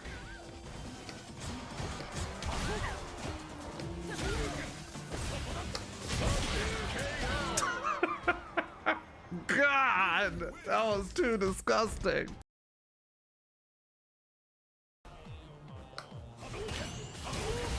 And that's it. No, actually I'm still alive. Yeah, for Battle Hub, but that does not matter.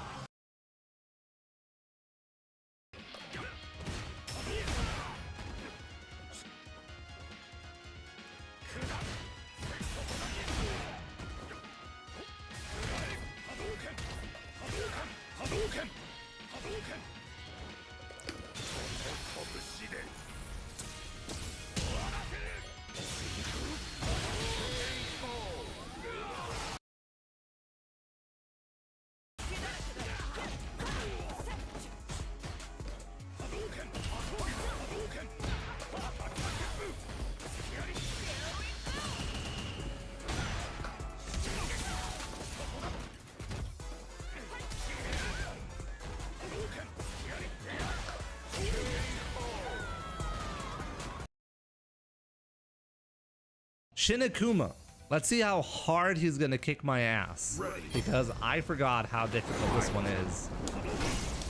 We're gonna play the fireball game against him. Of course, he gets free double fireballs in the air. I should not be challenging with fireballs, right? Oh, we got a knockdown. Let's go. Oh, oh, he's called the true Kuma. Do you see how fast this is? Wow, I can react to it, even though I'm almost full screen away. Oh my god, okay.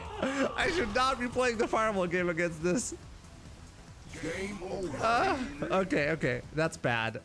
Okay. So, yeah, plus, right? Okay, we got... Okay, guys, let's go. It's time.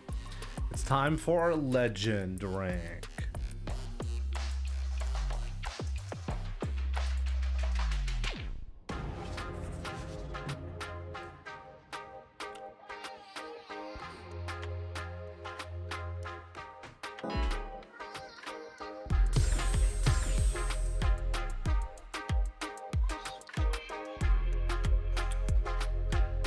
A new warrior has entered the ring! Okay, let's go, Semi. Let's go, Semi. Round 2, Semi.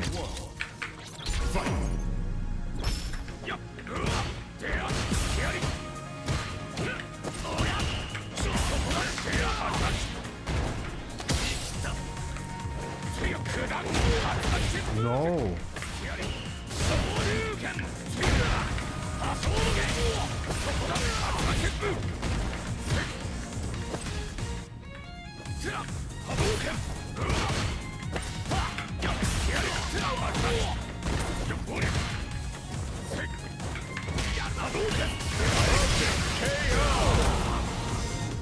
Round 2.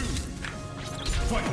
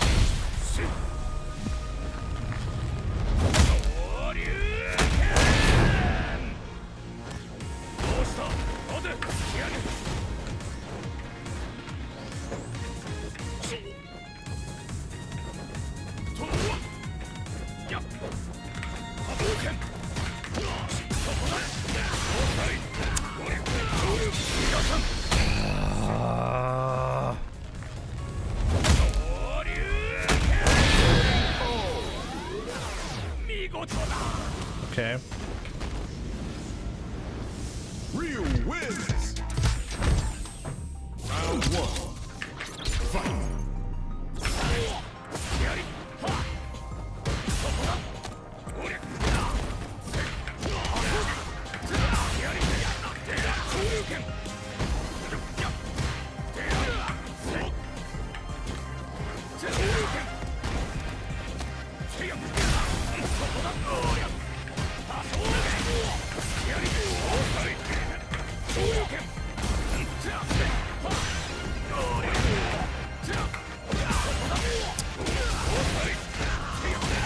Why am I making so many silly mistakes?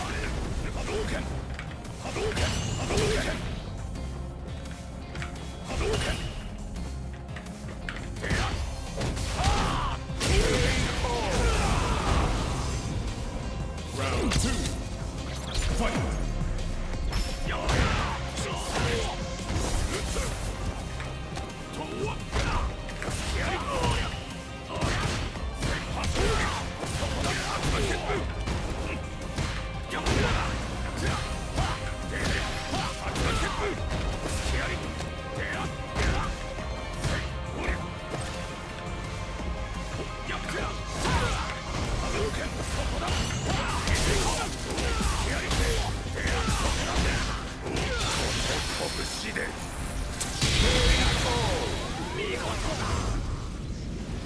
Ryu wins.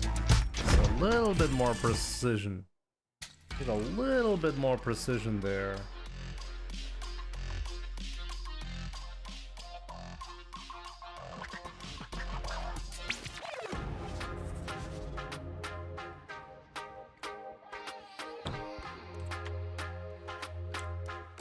Atigo, it's not important enough for me to do that.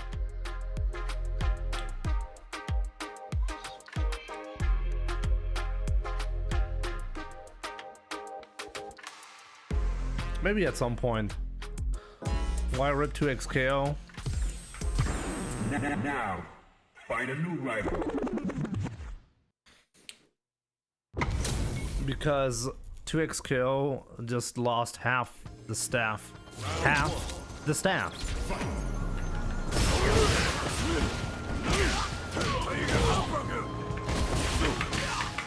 Okay, I didn't get my DP.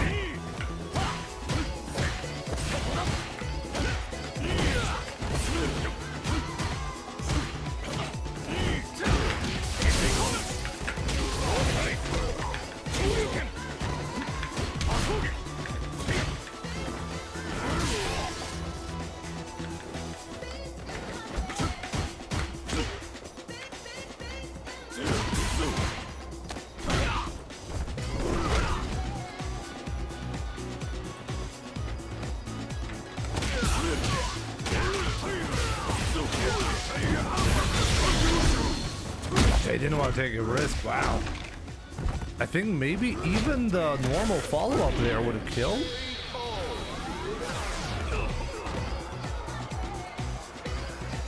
Final round. Fight.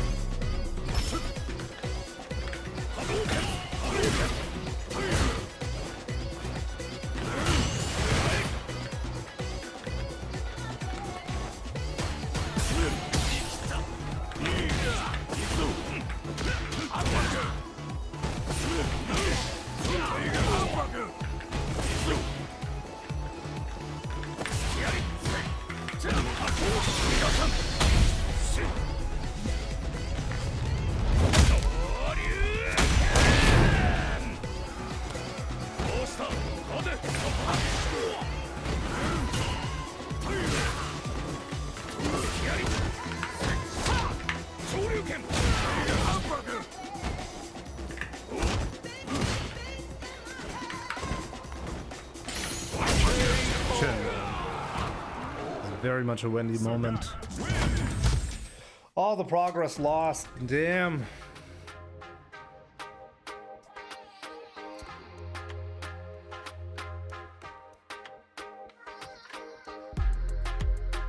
Why no stun? Where? Where was I able to get the stun?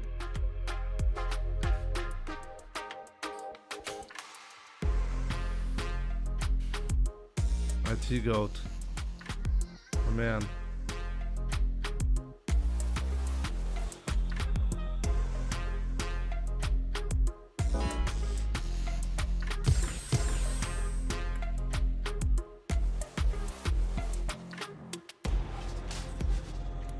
Here comes a new challenger.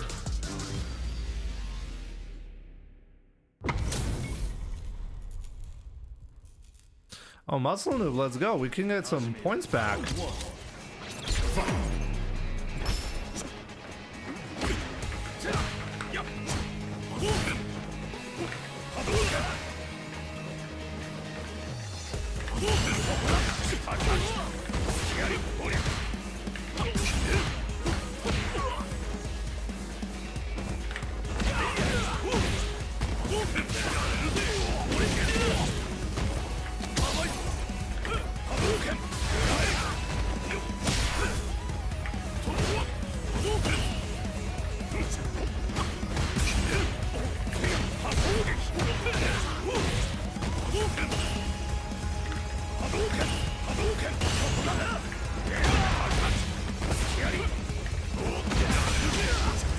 Bag on that.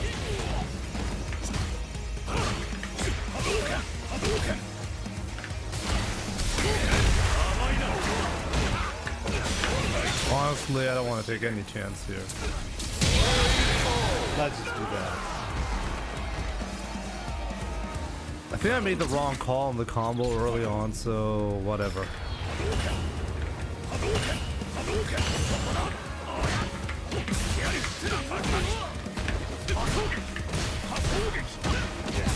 Ah, good choice. Really not being greedy. Yeah, I think I wasn't expecting that either. I was like, wait a minute, what am I even doing? Let's just, gotta make sure he dies there.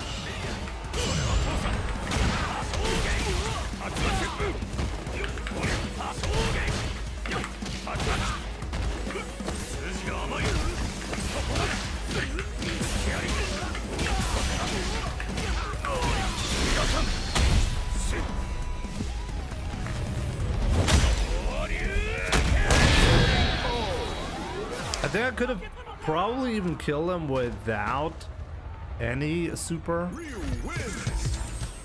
Round one. Fight.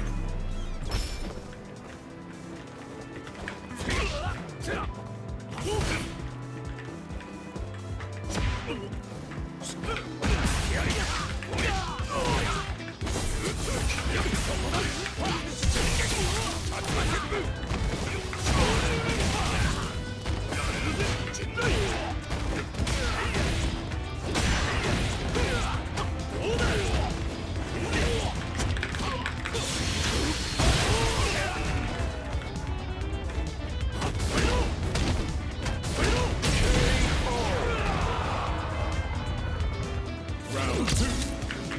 Fight.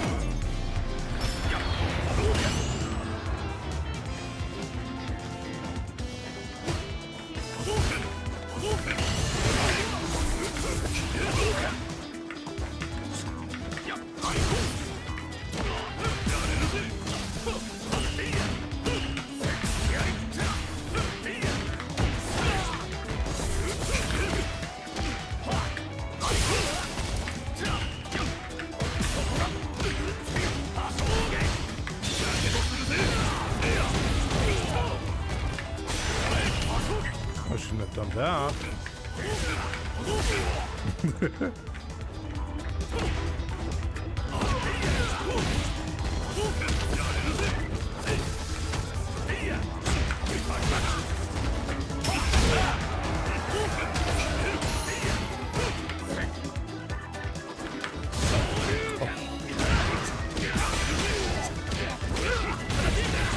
really gave him the win on that one.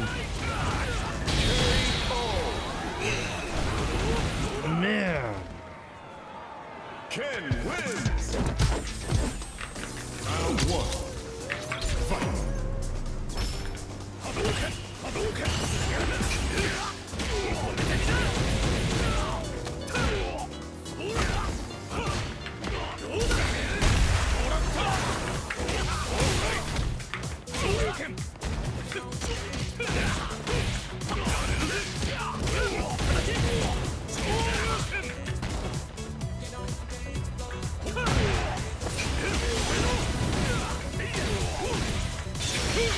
I found it really impressive that Muscle can actually whip punish light kick with hard kick. I think that's crazy. Round 2. Fight.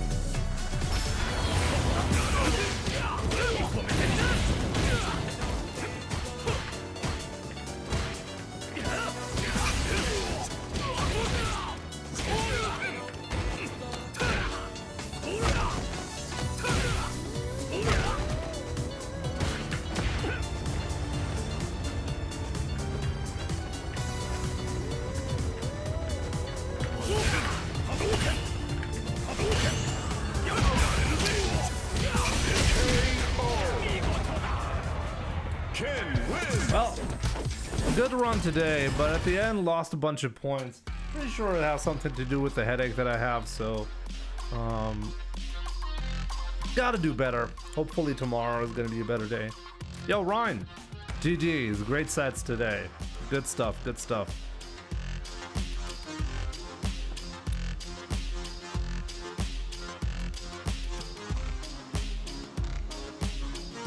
Halibel Takamura, Muscle Noob and Phenom, best Kens in the EU, I think.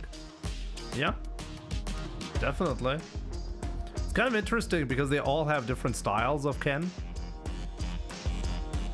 Now that you're saying that, like, for example, like Takamura plays widely different compared to, like, even all the other players. Honestly, maybe I should make a video on this at some point as well. Like, people complain going from Street Fighter 4 to 5 that the personality is gone. But in Street Fighter 6, even though we have a lot of nonsense that you can, like, repeat for all the characters, there's a lot more room for expression.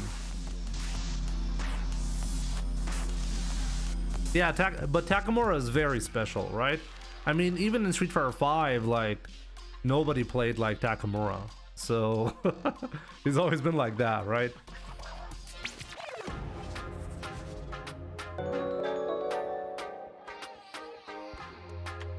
Yeah, I agree. And I do think, like, it also existed in 5, but I understand why people were upset about that. It was definitely more limited than Street Fighter 4. No? We'll see, we'll see. Ryan, are you expecting big changes on March 17th or a minor patch? What do you think? Low Life, thank you so much for the 73 months. Appreciate it.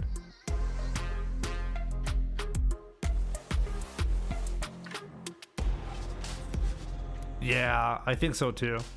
They're gonna play it safe, right? I mean, one thing that I find interesting is that, like, next year we're gonna be celebrating, like, Street Fighter's 40th anniversary. So Matsumoto and Nakayama-san, they did mention that they're working hard on content for that. So we'll see. We'll see how this is gonna go. I mean, honestly, Ryan, like, this is the first time that we've been playing this version of the game for 2.5 years. If we count the first beta, then it's over 3 years.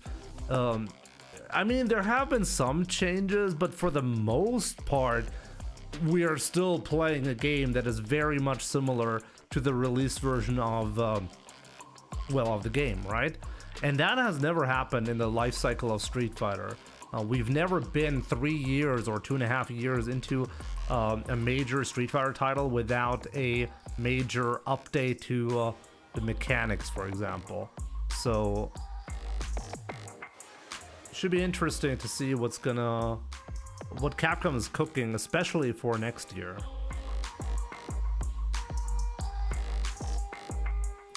I'm not sure they're confident in the game's direction. I wonder if they're looking at something like Tekken. I mean, I'm honestly not that familiar with the situation in Tekken. All I know is that the current meta is kind of broken. People don't like the changes that that were made to the game, and I wonder if Capcom is looking at that situation and like, okay, we have a successful product here, let's not mess it up.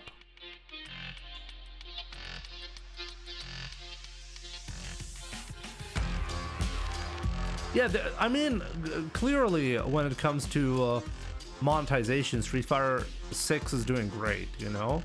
But they could be doing better. Like, the most confusing part for me is really the lack of, well, let's say active development for, like, minor stuff like stages, costumes for the cast. I mean, it's kind of like, there should be like 20 Chun-Li costumes by now, right?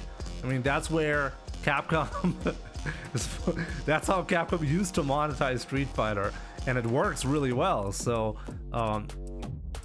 it's confusing when this is not happening, you know? It's like, okay, why isn't there, like, why aren't there a lot of developers at least working on, well, monetizing the product that they successfully built?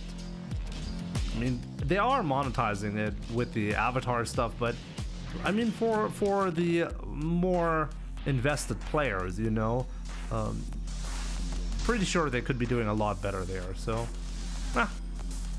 I guess we'll see. They are fully reliant on gameplay likability to make them money, so they don't need to care as much. They are not. They're not fully reliant on gameplay likability. Yeah, I agree. I mean, this is actually the hardest thing that you can do. Like, and I think it's one of the reasons why 2XKO is having such a hard time.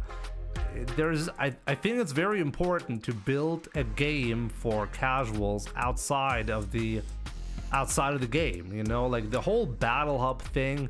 You create your avatar, you go to the world tour thing, and like little by little you learn the mechanics of the game, but in a separate environment, you know? This is something that Street Fighter 6 did really well, and it was actually something that I suggested going from Street Fighter 5 to 6. I made this comment a couple of times back then that we need to have something that casuals can do outside of the core gameplay. As a publisher, if you're making lots of money in all your other features, which also cost money to develop and include, they probably aren't gonna go too heavy on changing the actual game. The question is, does it really matter? Like, let's say the balancing, you know? Does the high level balancing really matter that much for low-level players? Like, you're not really at risk of destroying anything for anyone who's interested in the avatar stuff. That's for sure. So I do think you could get away with more fundamental gameplay changes.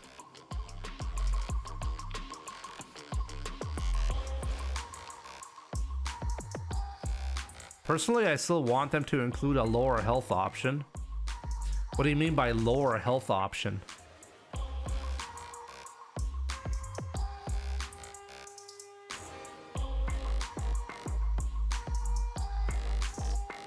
Getting rage baited, IT goat. Yeah, the new video was kind of interesting. Definitely check it out when I'm done with the stream. That's the thing. You can say it's easy for low-level players, but the things like Guile booms are literally impossible to deal with as a new player.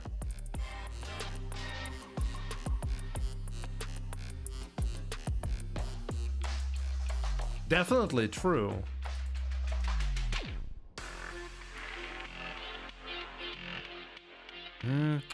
But it's not what I'm talking about. Like, I mean, one of the complaints from players is that there's not enough going on with like balance changes, you know. I mean, guile booms are going to be guile booms on low level, right? Regardless of what you do, they're going to be there and they're going to be frustrating. If you nerf guile in other ways, it's not going to impact the playability or the likability of the game for a casual player, because most likely they're not going to notice. So in that regard, it doesn't really matter. That's what I meant earlier when I said that. There are things that are just inherently frustrating for beginners to deal with, and unless you're willing to really make, like, it's impossible to have a game where there's nothing that beginners can complain about. It's just impossible. So you might as well make the changes, because the things that they're going to be complaining about throw, right? They're not going to remove the throw option.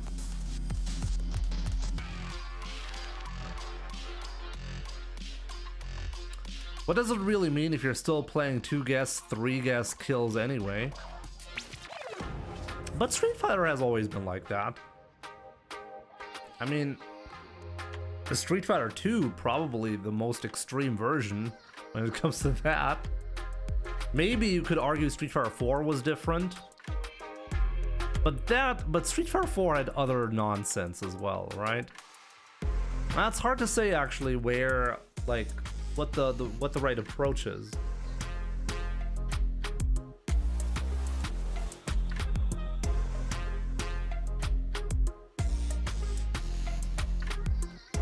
I think, Ryan, I gotta agree with you when you say that the 50-50 is too accessible. Like Drive Rush, for example. Like, I think it's kind of silly, like for Ryu, just as an example, if I Drive Rush and I'm betting the opponent is gonna try to punish the Drive Rush, I can do heavy donkey kick for like 30-40% damage if the opponent tries to do a medium attack there, right? It's just a silly thing to happen, and I think this is something that should be changed.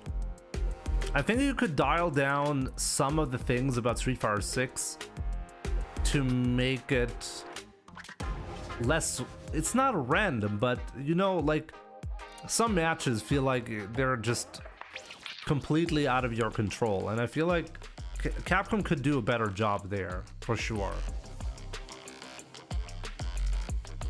I should not be guessing for the round when I still have 70% health remaining.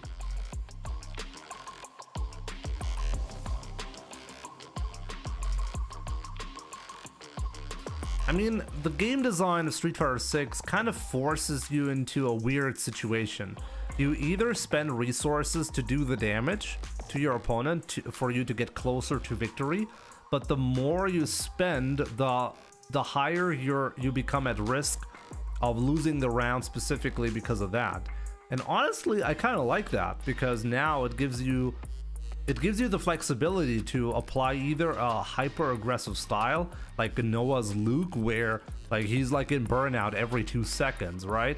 So you can play like that, or you can play a very passive style or something in between. I do like the flexibility of that, but you're right, like there are some situations that are like you get touched in a very specific spot and you die, even though like it looked like it was totally in your control. But I feel like all of the Street Fighter games had that. I don't think Street Fighter 6 is a bad outlier in that regard.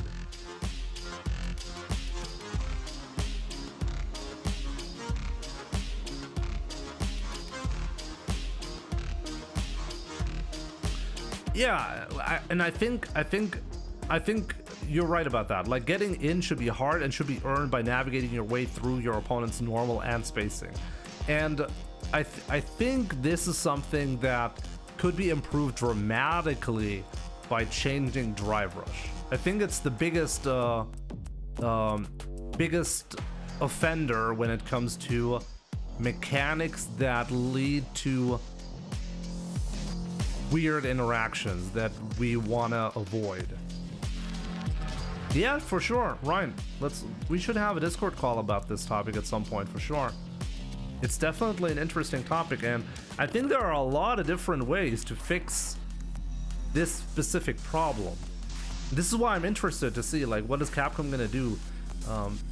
Maybe not this year, but hopefully next year at the latest, you know? I mean, next year, 40th anniversary, I am expecting some changes there, you know? Next year is a milestone for Capcom, and I'm expecting big changes for Street Fighter, but it also means like possibly less changes this year. As Ryan said, there's just no good reason for Capcom to currently change anything when the product is very successful. But we'll see, maybe I'm wrong.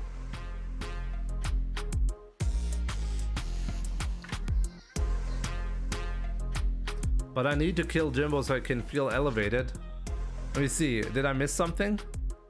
Almost Platinum 4. Keep it up, my man.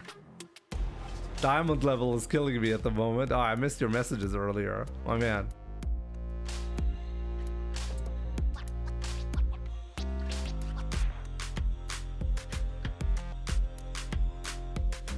Yeah, you too. Ryan, have a great evening. I'll talk to you soon, hopefully. Good conversation. So yeah, guys, that's gonna be it for me. Let me see. What do you guys want to watch? Streaming right now. How about some riddles? Okay. How about some riddles? Yeah. UAE Joker. Unfortunately, I couldn't get the... I was so close to Legend, man. I was 15 points away. One set. If I had beaten Semi 2-0 in that set, that would have been it. Hopefully next time. Enjoy a riddle stream. And guys, I will see you very soon, aka tomorrow. Have a good one. I'll see you soon.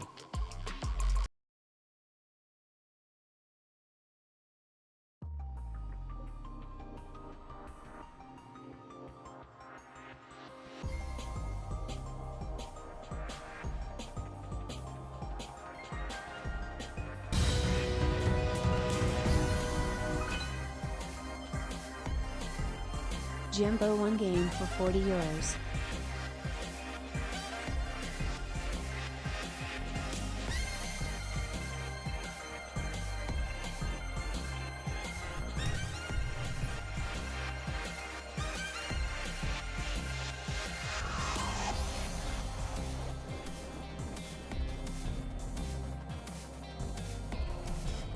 I'm getting debated here.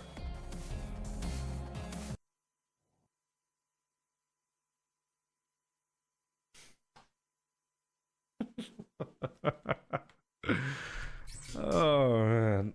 Ugh. One game for 40. Let's go. Is he still there? Joker, you still there?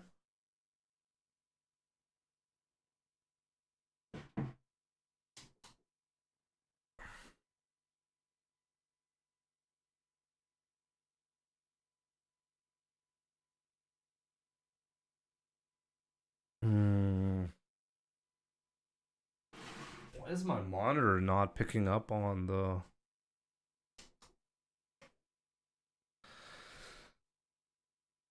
Give me a second, guys.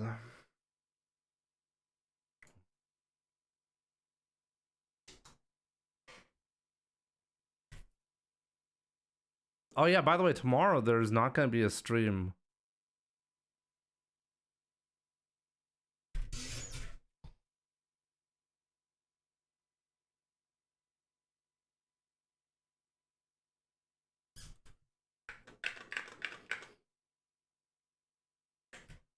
Oh my god, why is it so difficult now?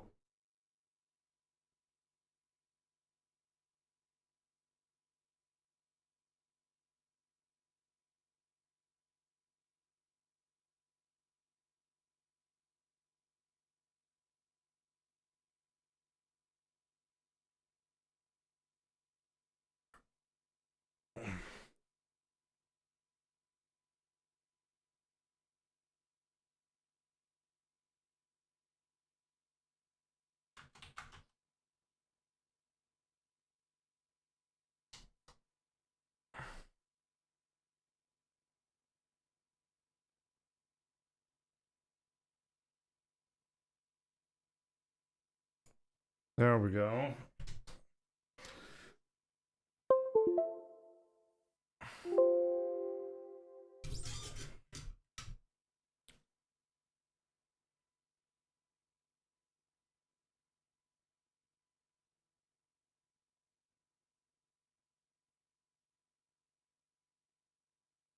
Yo, Jäger.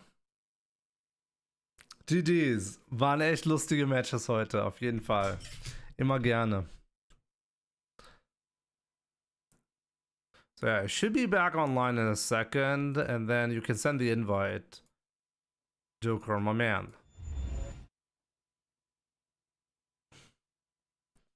One game for 40 euros. I'm so late on today's stream. 6. Können wir machen, aber nicht mehr heute. Also übermorgens spiele ich das nächste Mal. Wenn du im Chat bist, sag einfach Bescheid und dann spielen wir ein Set, okay?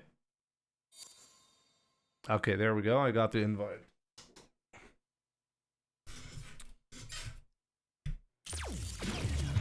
Fighting ground. I lost all the viewers because of that move, by the way. Custom room. Oh man.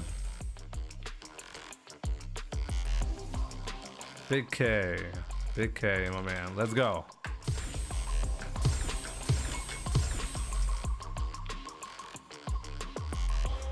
Bonus match, yep.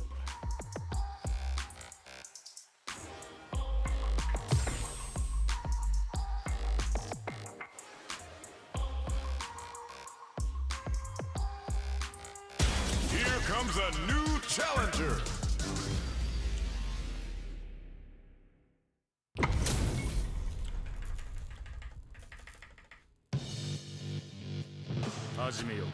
Round 1. The hand wave baited everyone. Oh, okay.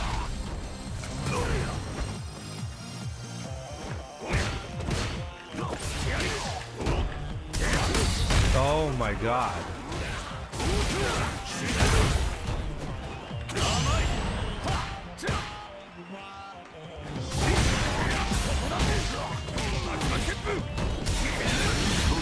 That was good.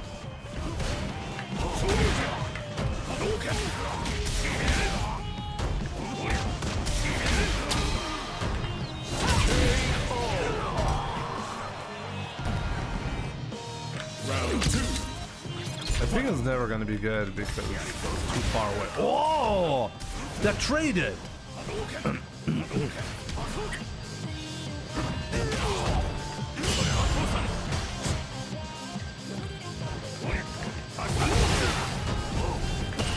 It's actually really much more difficult now.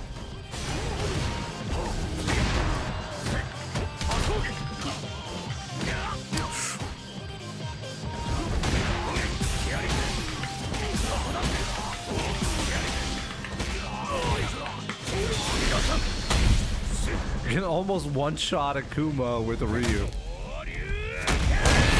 Wow, that's ridiculous. Take a look at the damage. No, I almost did a jab there. Round 3. Fight.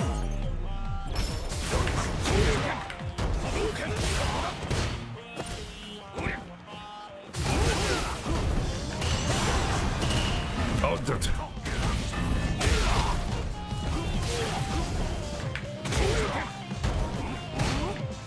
if you spend a little bit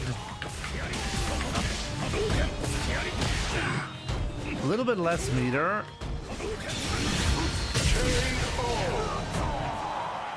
so his meter usage is a little bit too high, but he's actually making improvements.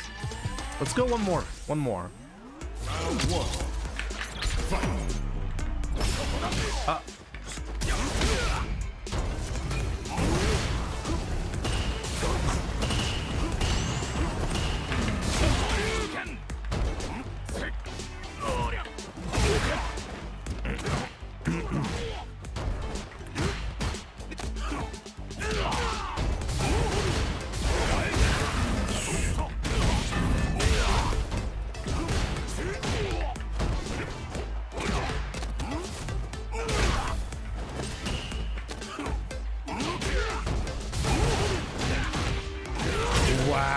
couldn't jump out of there.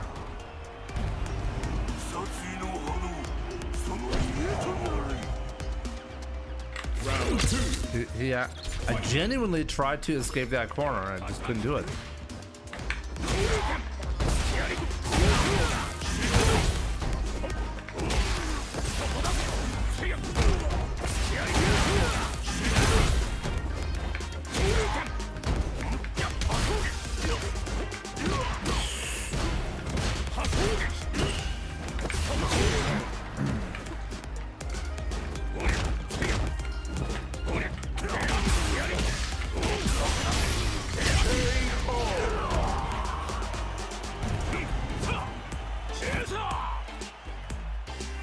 Round 3.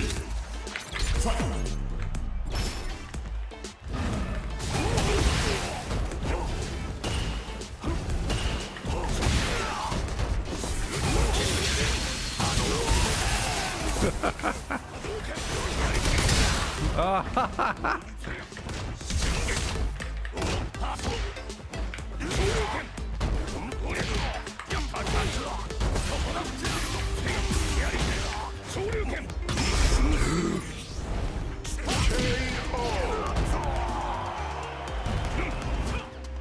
Round 4.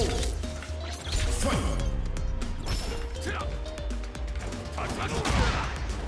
Oh, you had a combo. Oh.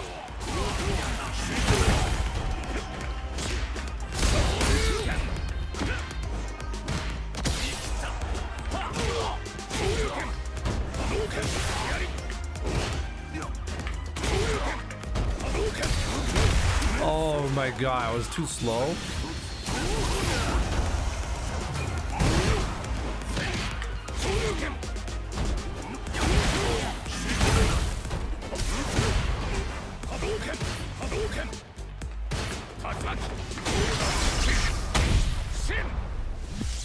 That was so close. But I like it. Like, he's genuinely been mixing it up better. It's more difficult for me to actually judge what he's going to do next. And that's what actually makes it easier for him to do the damage. One more. Round 1. Fight. But this right here, this is what he really needs to work on.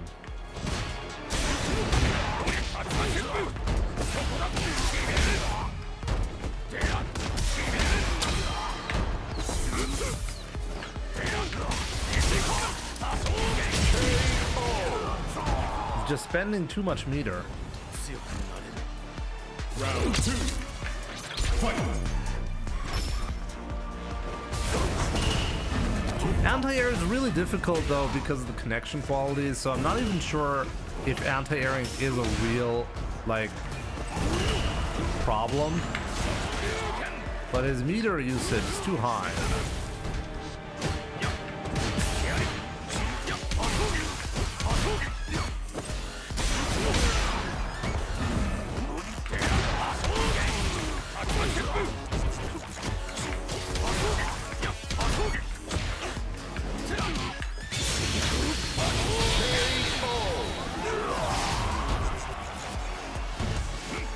Round 3.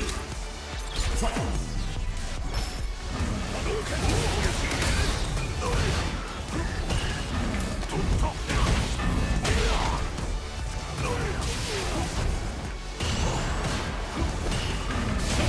This is too much.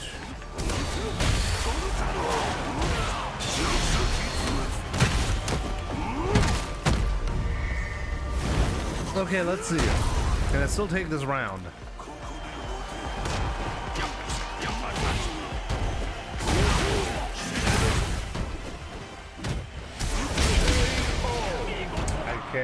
I can't.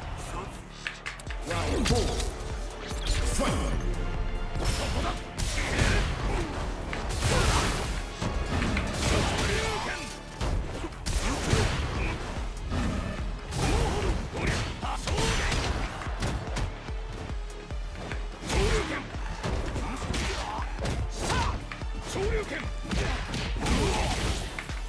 I thought for sure he's gonna press something.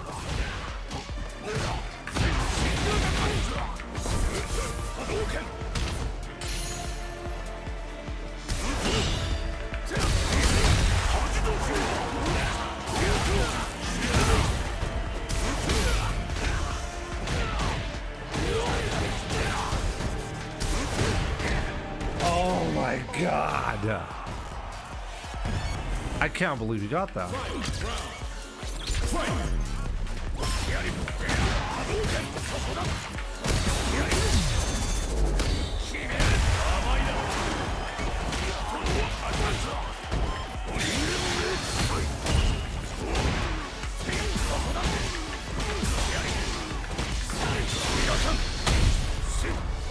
There we go. I think this is the first set where he actually got 2 rounds off of me. I really tried to cover the wake up DP and the eye at the end, but I just didn't manage to do it. He had the right reads there often. It's good. But yeah, I think I have to agree with IT Goat. I think really, like, if the anti-air game is a little bit better, a little bit less better combos without spending meter, and in general spending less meter and finding other ways to do damage without being in burnout all the time, I think that's gonna help a lot. That was really impressive though. Like, I can really see the progress. Joker, you're making good progress.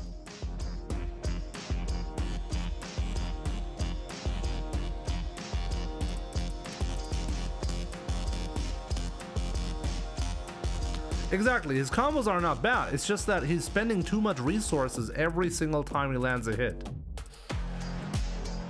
This is something Joker really needs to learn, you know? He's putting himself too often in burnout. It's a real issue. Yeah, clap to him making the effort for sure. Good job. It's the ping. It's part. It's this is what I said earlier as well. IT Goat said like anti-airing needs to be improved, and I said, well, it's not obvious that this is the problem because anti-airing with this ping is just impossible or very difficult. But the rest, the OD conversions and everything, that needs to be improved. How much is it for a match with you, Jimmy? 40 euros. It's not really 40 euros. It's just Joker is a good man. He's taking care of me. Thank you so much, Joker. I really appreciate all the support. I really, really do. But yeah, Joker, this is the first time you get 2 rounds in the in this. I think it's the first time you get 2 rounds, right?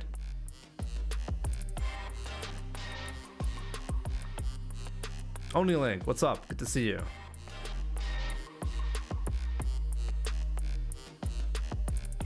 Respect all around, yeah, for sure.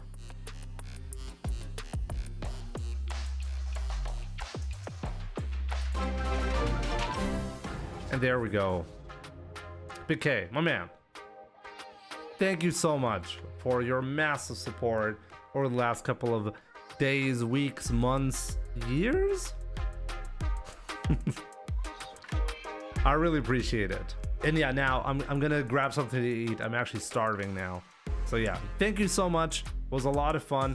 I really hope you took something away from that set as well. And go, go, go. Next stop, Platinum 4, right? And then Diamond, and then Master. Honestly, if you make it to Diamond, you're like a tiny step away from Master. So keep it up. Keep it up, my man.